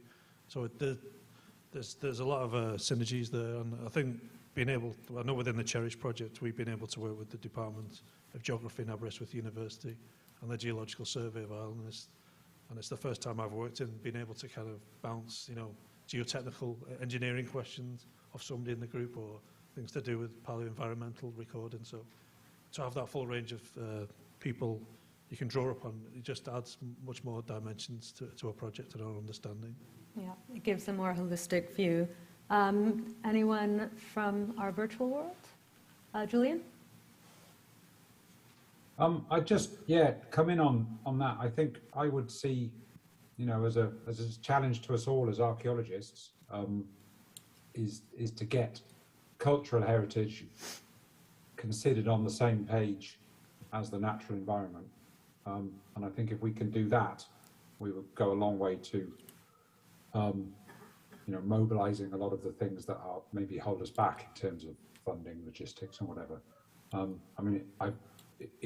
It's very striking within the work that I do on a day-to-day basis that the level of boxes and hoops that people have to jump through with a marine license application, putting things in place for the natural environment, and nobody ever asked them about the cultural environment, the impact of that, just in the, you know, in the basic, you know, initial scoping stages of stuff. So that should be a, you know, an aim of the you know, the entire discipline everywhere, is to try and make people mention them in the same breath. Anyone want to come in on that? Yeah, so just to say that, like for instance, what we're trying to do through the Maria project is that so we know where the marine protected areas are located across the Middle East and North Africa, and so these are based on natural heritage. And what we're trying to do is kind of document all of the cultural heritage within those and showcase how we can actually work together. So you've got, but it's quite difficult and challenging because, you know, when it comes to the environment, when it comes to marine biology and so on, they fall under different institutions, different governmental institutions and different charities. So there's really there's an effort there to put in terms of talking to others, in terms of, you know, building those connections and those networks across that natural and cultural heritage entities and bodies on the ground. And, you know, eventually, or, you know, evidently, you know, natural heritage is facing kind of more or less the same threat as cultural heritage. So when you've got culture and natural heritage, they're both being exposed to the same climate, you know, change, you know, sea level rise, flooding, erosion, all of that. So there's, you know, there is an opportunity there of bridging those two together by the fact that we're facing the same kind of threats, the same risks in the future. Thanks. And I wanted to turn to scale. So it's by no random selection that we've tried to represent Scotland, Ireland, Wales, and also through Crystal's, the international or at least non-UK perspective. So I was wondering whether each of you thought there is anything that we can learn from each other, or whether you think the capacity to learn from the past is a completely local and isolated issue. So question of your own work and whether it can be scaled upwards and outwards in terms of what we can take away. Yeah, I know from the Cherish project, we will probably continue the relationship with the Welsh Commission and carry on working. Maybe not our funding, but we'll try and keep on working. Again, like same with, we've been working with Tom and other places like yourself. You know, it's about sharing that best practice knowledge and building up those skills. And we can't all, as institutions, try and, you know, we have to be jack of all trades and master of none, so we have to learn off everybody. There are differences, like within Ireland, the legislation is different, so how we respond to monuments being damaged, or like our shipwreck, everything over 100 years is protected by law naturally. So, but again, they pose challenges for us in Ireland that we can't have people scuba diving on them and doing community science projects that way, whereas you can in the UK. So there are challenges, but again, it's about learning from each other and trying to build up these different skills and practices across the whole sector. Tom? Yeah, we've been working quite a lot with colleagues over in North America, and the Learning from Loss video that Tanya was mentioning, that was when we had people from National Park Service and from the Florida Public Archaeology Network came over and started visiting some of the communities on the coast of Scotland, up in Orkney and on the East Coast. And then they've gone back and they've set up their own projects. They've now got the Heritage at Risk project running along the whole of the East Coast, and they're hoping to extend that. I had an email just yesterday from somebody in Puerto Rico who had been looking at our stuff. So absolutely, we can all learn from each other. But as Anthony said, there are some major legislative differences. So we've now we've redeveloped the app, which is the app which is kind of very similar to the one that Citizen's using. We've turned it into a much more of an open source app so that anyone could start using it in any other country.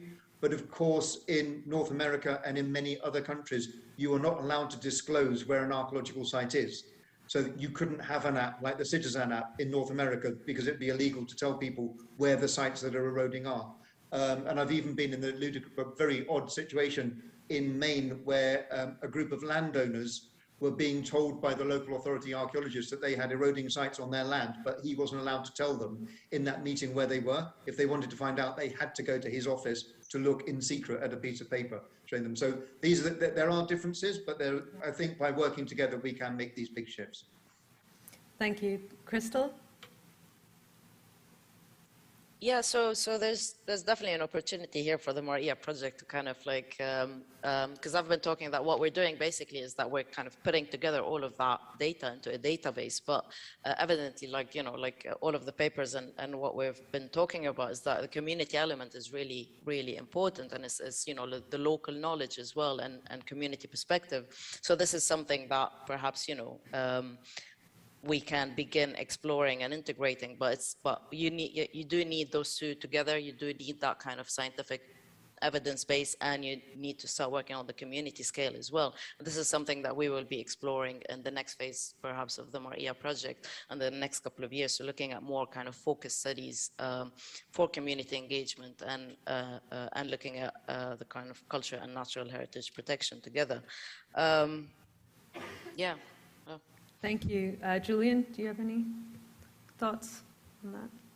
I think, I mean, as well as, you know, I think we're in some ways really, really fortunate within the UK in that we have 4 countries or constituent parts that are, you know, doing things in different ways, which gives us a chance to all learn from each other in terms of what's happening. I mean, there's many things discussed today which I would love to see happening in Wales. From my own perspective, I think some of this, the knowledge and the transfer of knowledge actually within Wales is about understanding who else is doing what else in the coastal zone to avoid the duplication of effort, which is a waste of some of the, you know, again, going back to the challenges, the finite things that we have to deal with. So being able to talk to, in our case, people at the Welsh Coastal Monitoring Centre to find out what they're doing, so we're not both literally surveying the same site.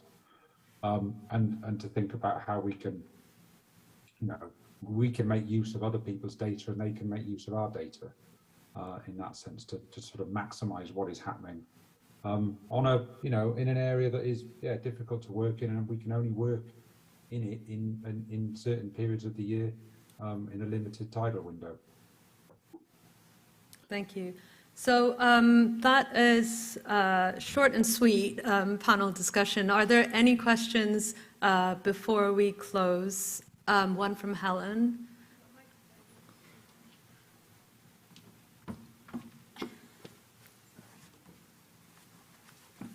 But just while we're getting the microphone, I think it's just really interesting to see, and I think we all know the idea of rather than duplicating people's efforts, but building on each other's work and actually making things more accessible and more open so that we can have, well, share across the world. But yeah, Helen? Okay, I just thought, we've been talking a lot about loss today, but I was just wondering what makes the people on the panel hopeful? That would be a good end, that's a good end question, so we'll close after. Let's start with Julian. Work backwards. So what makes me hopeful? I am always given hope by how much the public is interested in heritage. And it is not a difficult sell to them. And we have the tools to record the thing in a way that makes people interested in it. And people are always interested in coming to work on the sites, to record them, to research them, to do whatever. We just have to give the public the opportunity to do that. So it's the citizen scientist all the way through, if you like. So that's the thing that gives me hope. Thanks. Over to Crystal. Yeah, so I think what makes me hopeful is that everyone at the moment is becoming part of the conversation. I mean, we're able to communicate across borders. We're able to know what others from different departments and different research specializations are doing, and we're able to share our data and share, you know, that really critical information. So that kind of makes me hopeful, is that we're all we've got our eye on the issue and we're all working towards that. Thanks. Tom? What makes me hopeful is these projects where we've worked with communities and then we've gone away and they have continued working on those sites. They've continued looking after the rebuilt monuments. They've continued making the paths, improving the access, doing tours and showing other people. That's what makes me hopeful. They don't need us. Getting them into a position where the communities can look after the heritage themselves is just fantastic. Thank you. Again, to probably reflect on what Julian said, it's the kind of the potential within the population, because we know there's an appetite there for within the general population for archaeology. I remember the BBC did a survey about 5 years ago about what the dream job would be, and I think archaeologist was number 3 now. I'd like to them actually look at the pay and the conditions most people work in. But it's like, if we can harness even 10% of that in terms of assisting getting the public to kind of record and manage these sites and adopt them, that would be great. Yeah. Well, thank you so much to our panel. If everyone will join me in applauding them. Like a Grinch, I've stolen your break. I hope you forgive me for it. And I'd like to just move straight into the last presentation to close the day. And you'll be free in 20 minutes or so. So I'd like to introduce MOLA's Director of Research and Engagement, Dr. Sarah Perry. On top of her role in overseeing a range of programs and projects across MOLA, she's also currently co-investigator on two separate projects that I know of, perhaps more. She's worked in archaeological sites from across the globe, and today we'll be talking on hope, imagination, power, and change through citizens at the interface of the past, present, and future. So, thank you. Thanks. I hope everybody can take a minute to stretch or do whatever you need to get a screen break. I feel we may all be lagging, but okay, great. Well, let's make sure this actually works. Okay. Hi, everyone. As you heard, my name is Dr. Sarah Perry. I am Director of Research and Engagement at MOLA. And I am very privileged in my job to oversee, among others, the Citizen team. I think it's not an overstatement to say that I joined MOLA in no small part to learn from and grow the incredible, long-standing, citizen-focused programs that are nurtured by the organization. And in particular, I was really keen to work with Helen and that Thames Discovery Program team.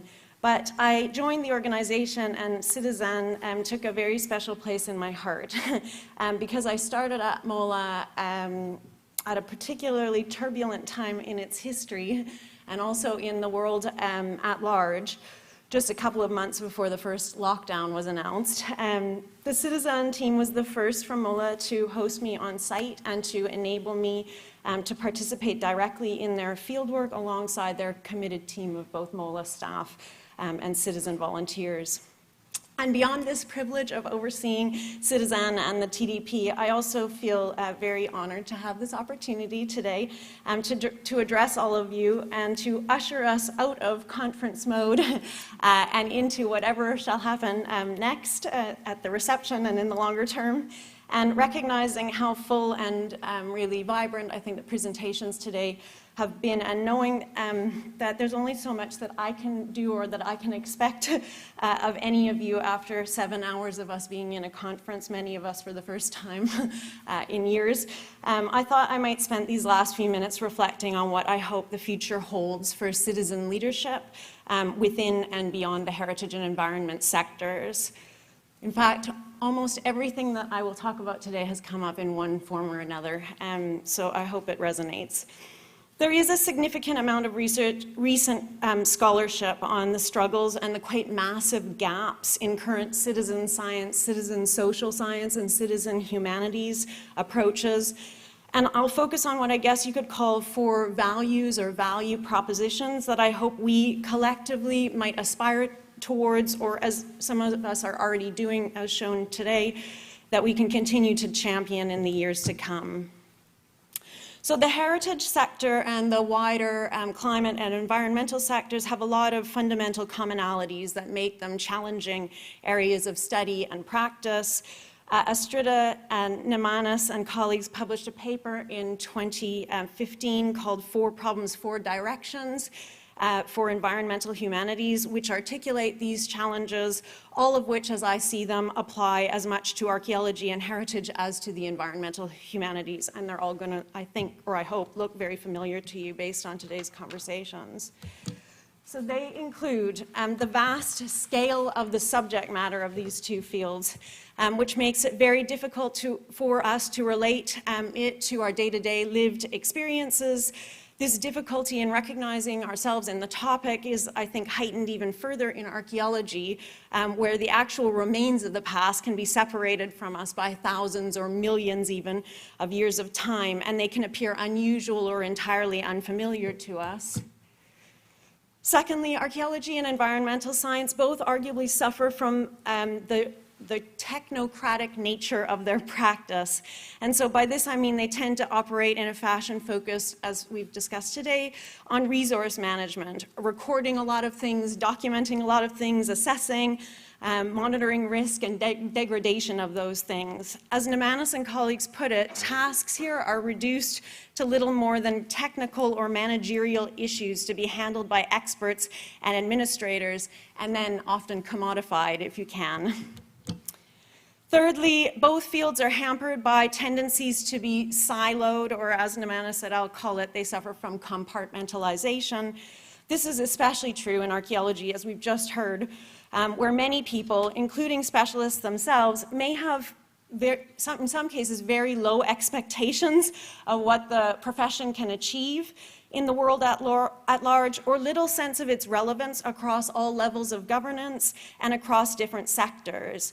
And the danger here, as we've already discussed, is that the very real relationship between heritage and the economy and consumption and waste and inequality, amongst so many other things, are underestimated to everyone's detriment. Fourthly, as we've heard many times today, both fields appeal to loss, threat, endangerment, or no future scenarios as means to draw in often the attention of wider publics.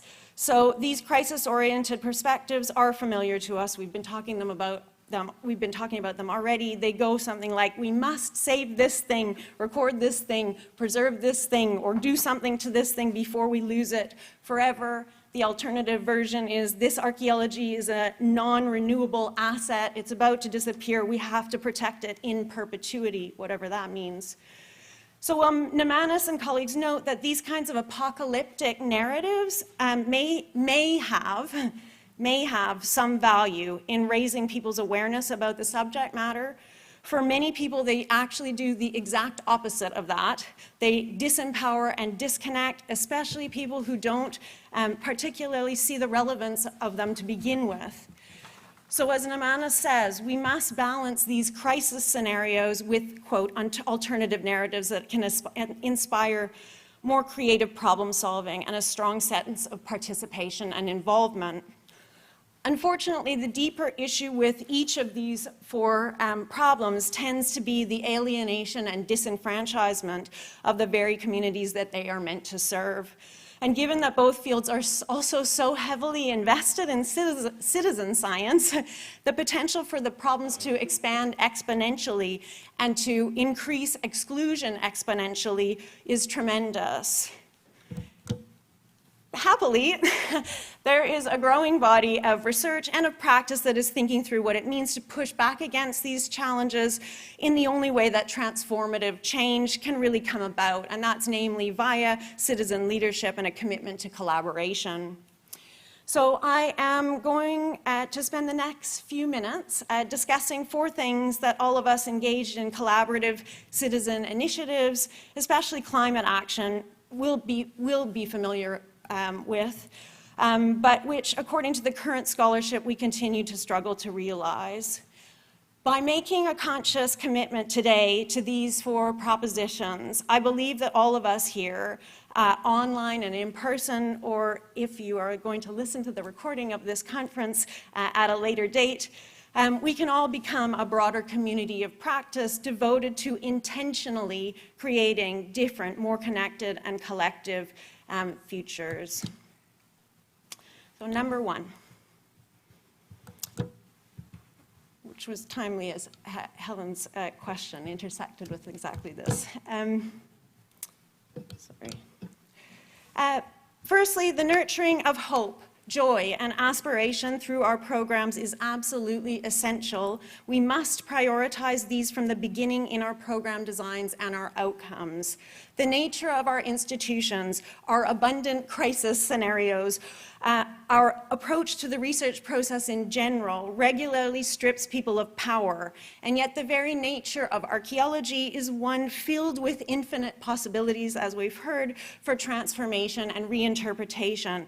Reinterpretation of the past, of ourselves, of how we understand and adapt our current and future ways of living. Anyone who has experienced that wondrous act of uncovering an artifact for the first time, or finding a lost document or in an archive, or being the first to piece together something that has become fractured over time, or even just watching somebody else doing any of these things, will recognize the power that is manifest in those moments. We need to facilitate these kinds of moments of enchantment, and it can actually happen in endless ways. In fact, there's actually a whole body of research on how precisely to cultivate aha moments or moments of awe and inspiration. And we need to purposefully embed these in our methodologies. Number two, creativity matters. The second thing I wanted to say is that creativity is absolutely critical to our collective futures. And I suppose this might be an obvious point, but what is less discussed is the fact that, following the arguments of Melanie Kirk, who actually cites the artist Henri Matisse, creativity requires courage. And hence we have to create conditions that support courageous displays and that therefore allow creativity to flourish. Some of you may have experienced this personally, and I have published my own research on it because I find it so interesting. But for adults especially, unless you work in an explicitly creative profession, a lot of people struggle with creativity. It often entails drawing, singing, laughing out loud, moving your body in weird and different ways, making your various senses, smell, hearing, touch, taste, and emotions obvious to others. In other words, it entails making yourself vulnerable. And therefore, people regularly report feeling silly, embarrassed, or they confess to not wanting to actually do any creative acts, especially in front of different types of people, for fear of rejection or failure. We need to create safe spaces for everyone, citizens, specialists of all kinds, including ourselves, to freely and collaboratively experiment with their creativity and to model that free and open and vulnerable nature for others. Who would have thought this could be so difficult to push? Thirdly, research is a right. So if we follow the first two premises, or propositions, I should say, if we have all of this hope and unencumbered creativity now in our toolkits, we must then champion people's right to research.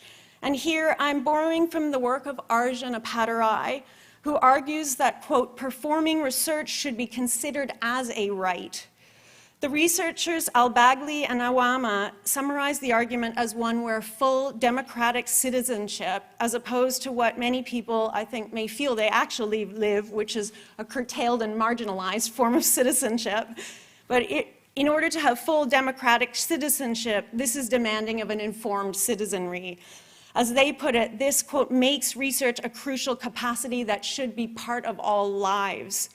The right to research, according to Appadurai's logic, is directly connected to a citizen's, quote unquote, capacity to aspire. In other words, to their ability to plan, to hope, so we're coming back here to both hope and aspiration, to desire and to achieve key goals.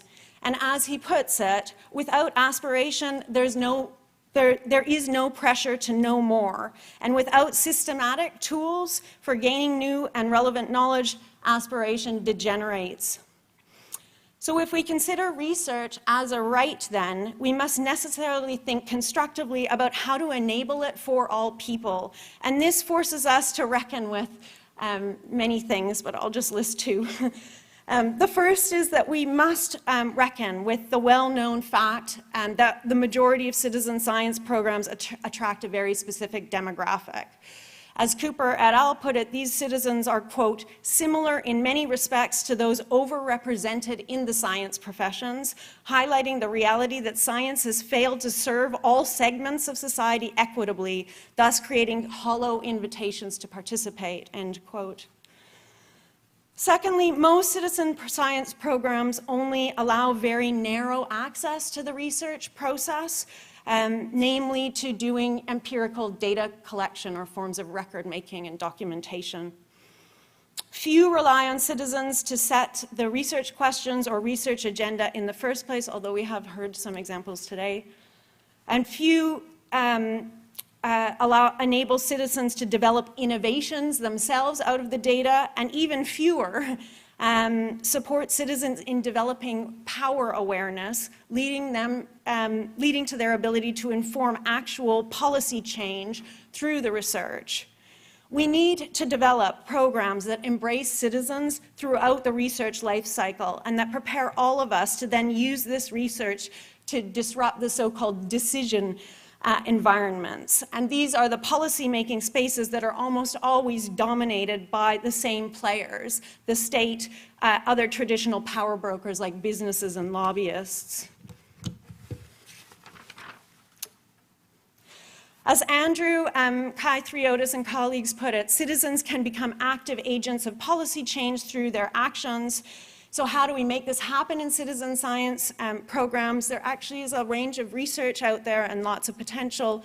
It might entail designing policy and power awareness into programs through the production of policy briefs or hosting stakeholder roundtables or discovery trips or policy labs or offering incentives or mechanisms for citizens to attend council meetings or engaging in an explicit set of exercises in influencing, perhaps following the guidelines of organizations such as the ODI, the Overseas Development Institute.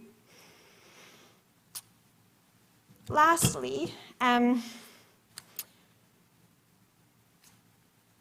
perhaps most obviously, as it's come up so many times today, we must commit to always centering the human experience in our work. And I am talking about the human experience. I'm not talking about humans in general. The human experience. The research is clear that the most surefire path towards failure or exclusion is to fail to embed local knowledge, local data, and locally known environments into our research programs. Not just give a nod to them, but actually embed them at the core of the work that you're doing. I was really interested in Alice's and others who have similar projects, and I'm going to mention one that Citizen's been working on that has really been very inspirational for me over the past couple of years. This is the Natural Environment Research Council funded Changing Minds, Changing Coasts pilot project, which drew locals' own data sets, their own images, their personal memories into an assessment of coastal change on Mersey Island. This approach compels us to rethink what our data sets can be and how we collect, integrate, and manage them.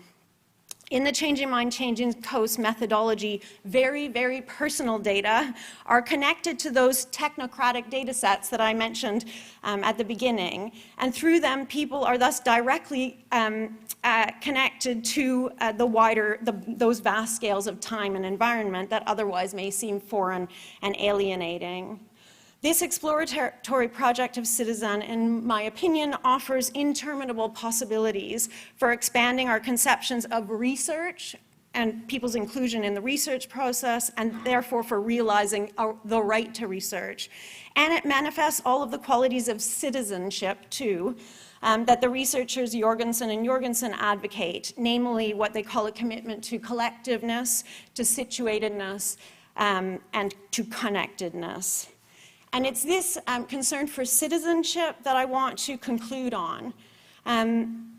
and it relates to your point about the communities and how much they're right. A focus on the local human lived experience does not mean a focus on the individual. It means a devotion to forging citizen science cultures that expect mutual respect, responsibility, and communication from all involved, and that strive for justice, where justice means, following Sasha Costanza-Chalk, shifting advantages towards those who are currently systematically disadvantaged. So how do we do this, you ask? And I personally have been very influenced by human-computer interaction research, which is relevant no matter what field practice you come from. This community have produced a number of absolutely invaluable resources, some of which you can see here on the screen, and I have a bibliography at the end that I'll share, for designing programs around the human experience that help to conceive of radical, liberating alternatives to the status quo. These are means to imagine new and different and more hopeful futures. If I can end with a plea then, it's that we all leave here today with a couple of pledges, on top of Citizen's carbon pledge, of course. We could pledge to read and apply some of these resources. We could pledge to integrate one policy influencing activity into every one of our future work programs. And all of us right now can simply stop, look around the room to those who are next to you, around you, in front of you, behind you, and think about who is actually here right now. Who do we need to have here? And how are we going to make it possible for them to actually be here in 2 years, in 5 years, in 10 years, in 50 years' time, in order to realize the aspirational, the courageously creative, the rights-driven, just and humane citizenry that our climate and environment demand? So thank you so much for listening to me, and I wanted to acknowledge and extend thanks on behalf of all of us here to our hosts at the Museum of Liverpool, to our awesome audiovisual technicians, who I don't even know if they're there anymore, but thanks. They're hiding. We're probably going over time, so we've got to get out. To our project sponsors, and of course to the amazing Citizen team, their leaders, Caroline Barry Smith and Dr. Hannah Morell, and especially to Andy Sherman and Hannah Thompson, Hannah in the back there, who have made today possible and very, very special. Thank you.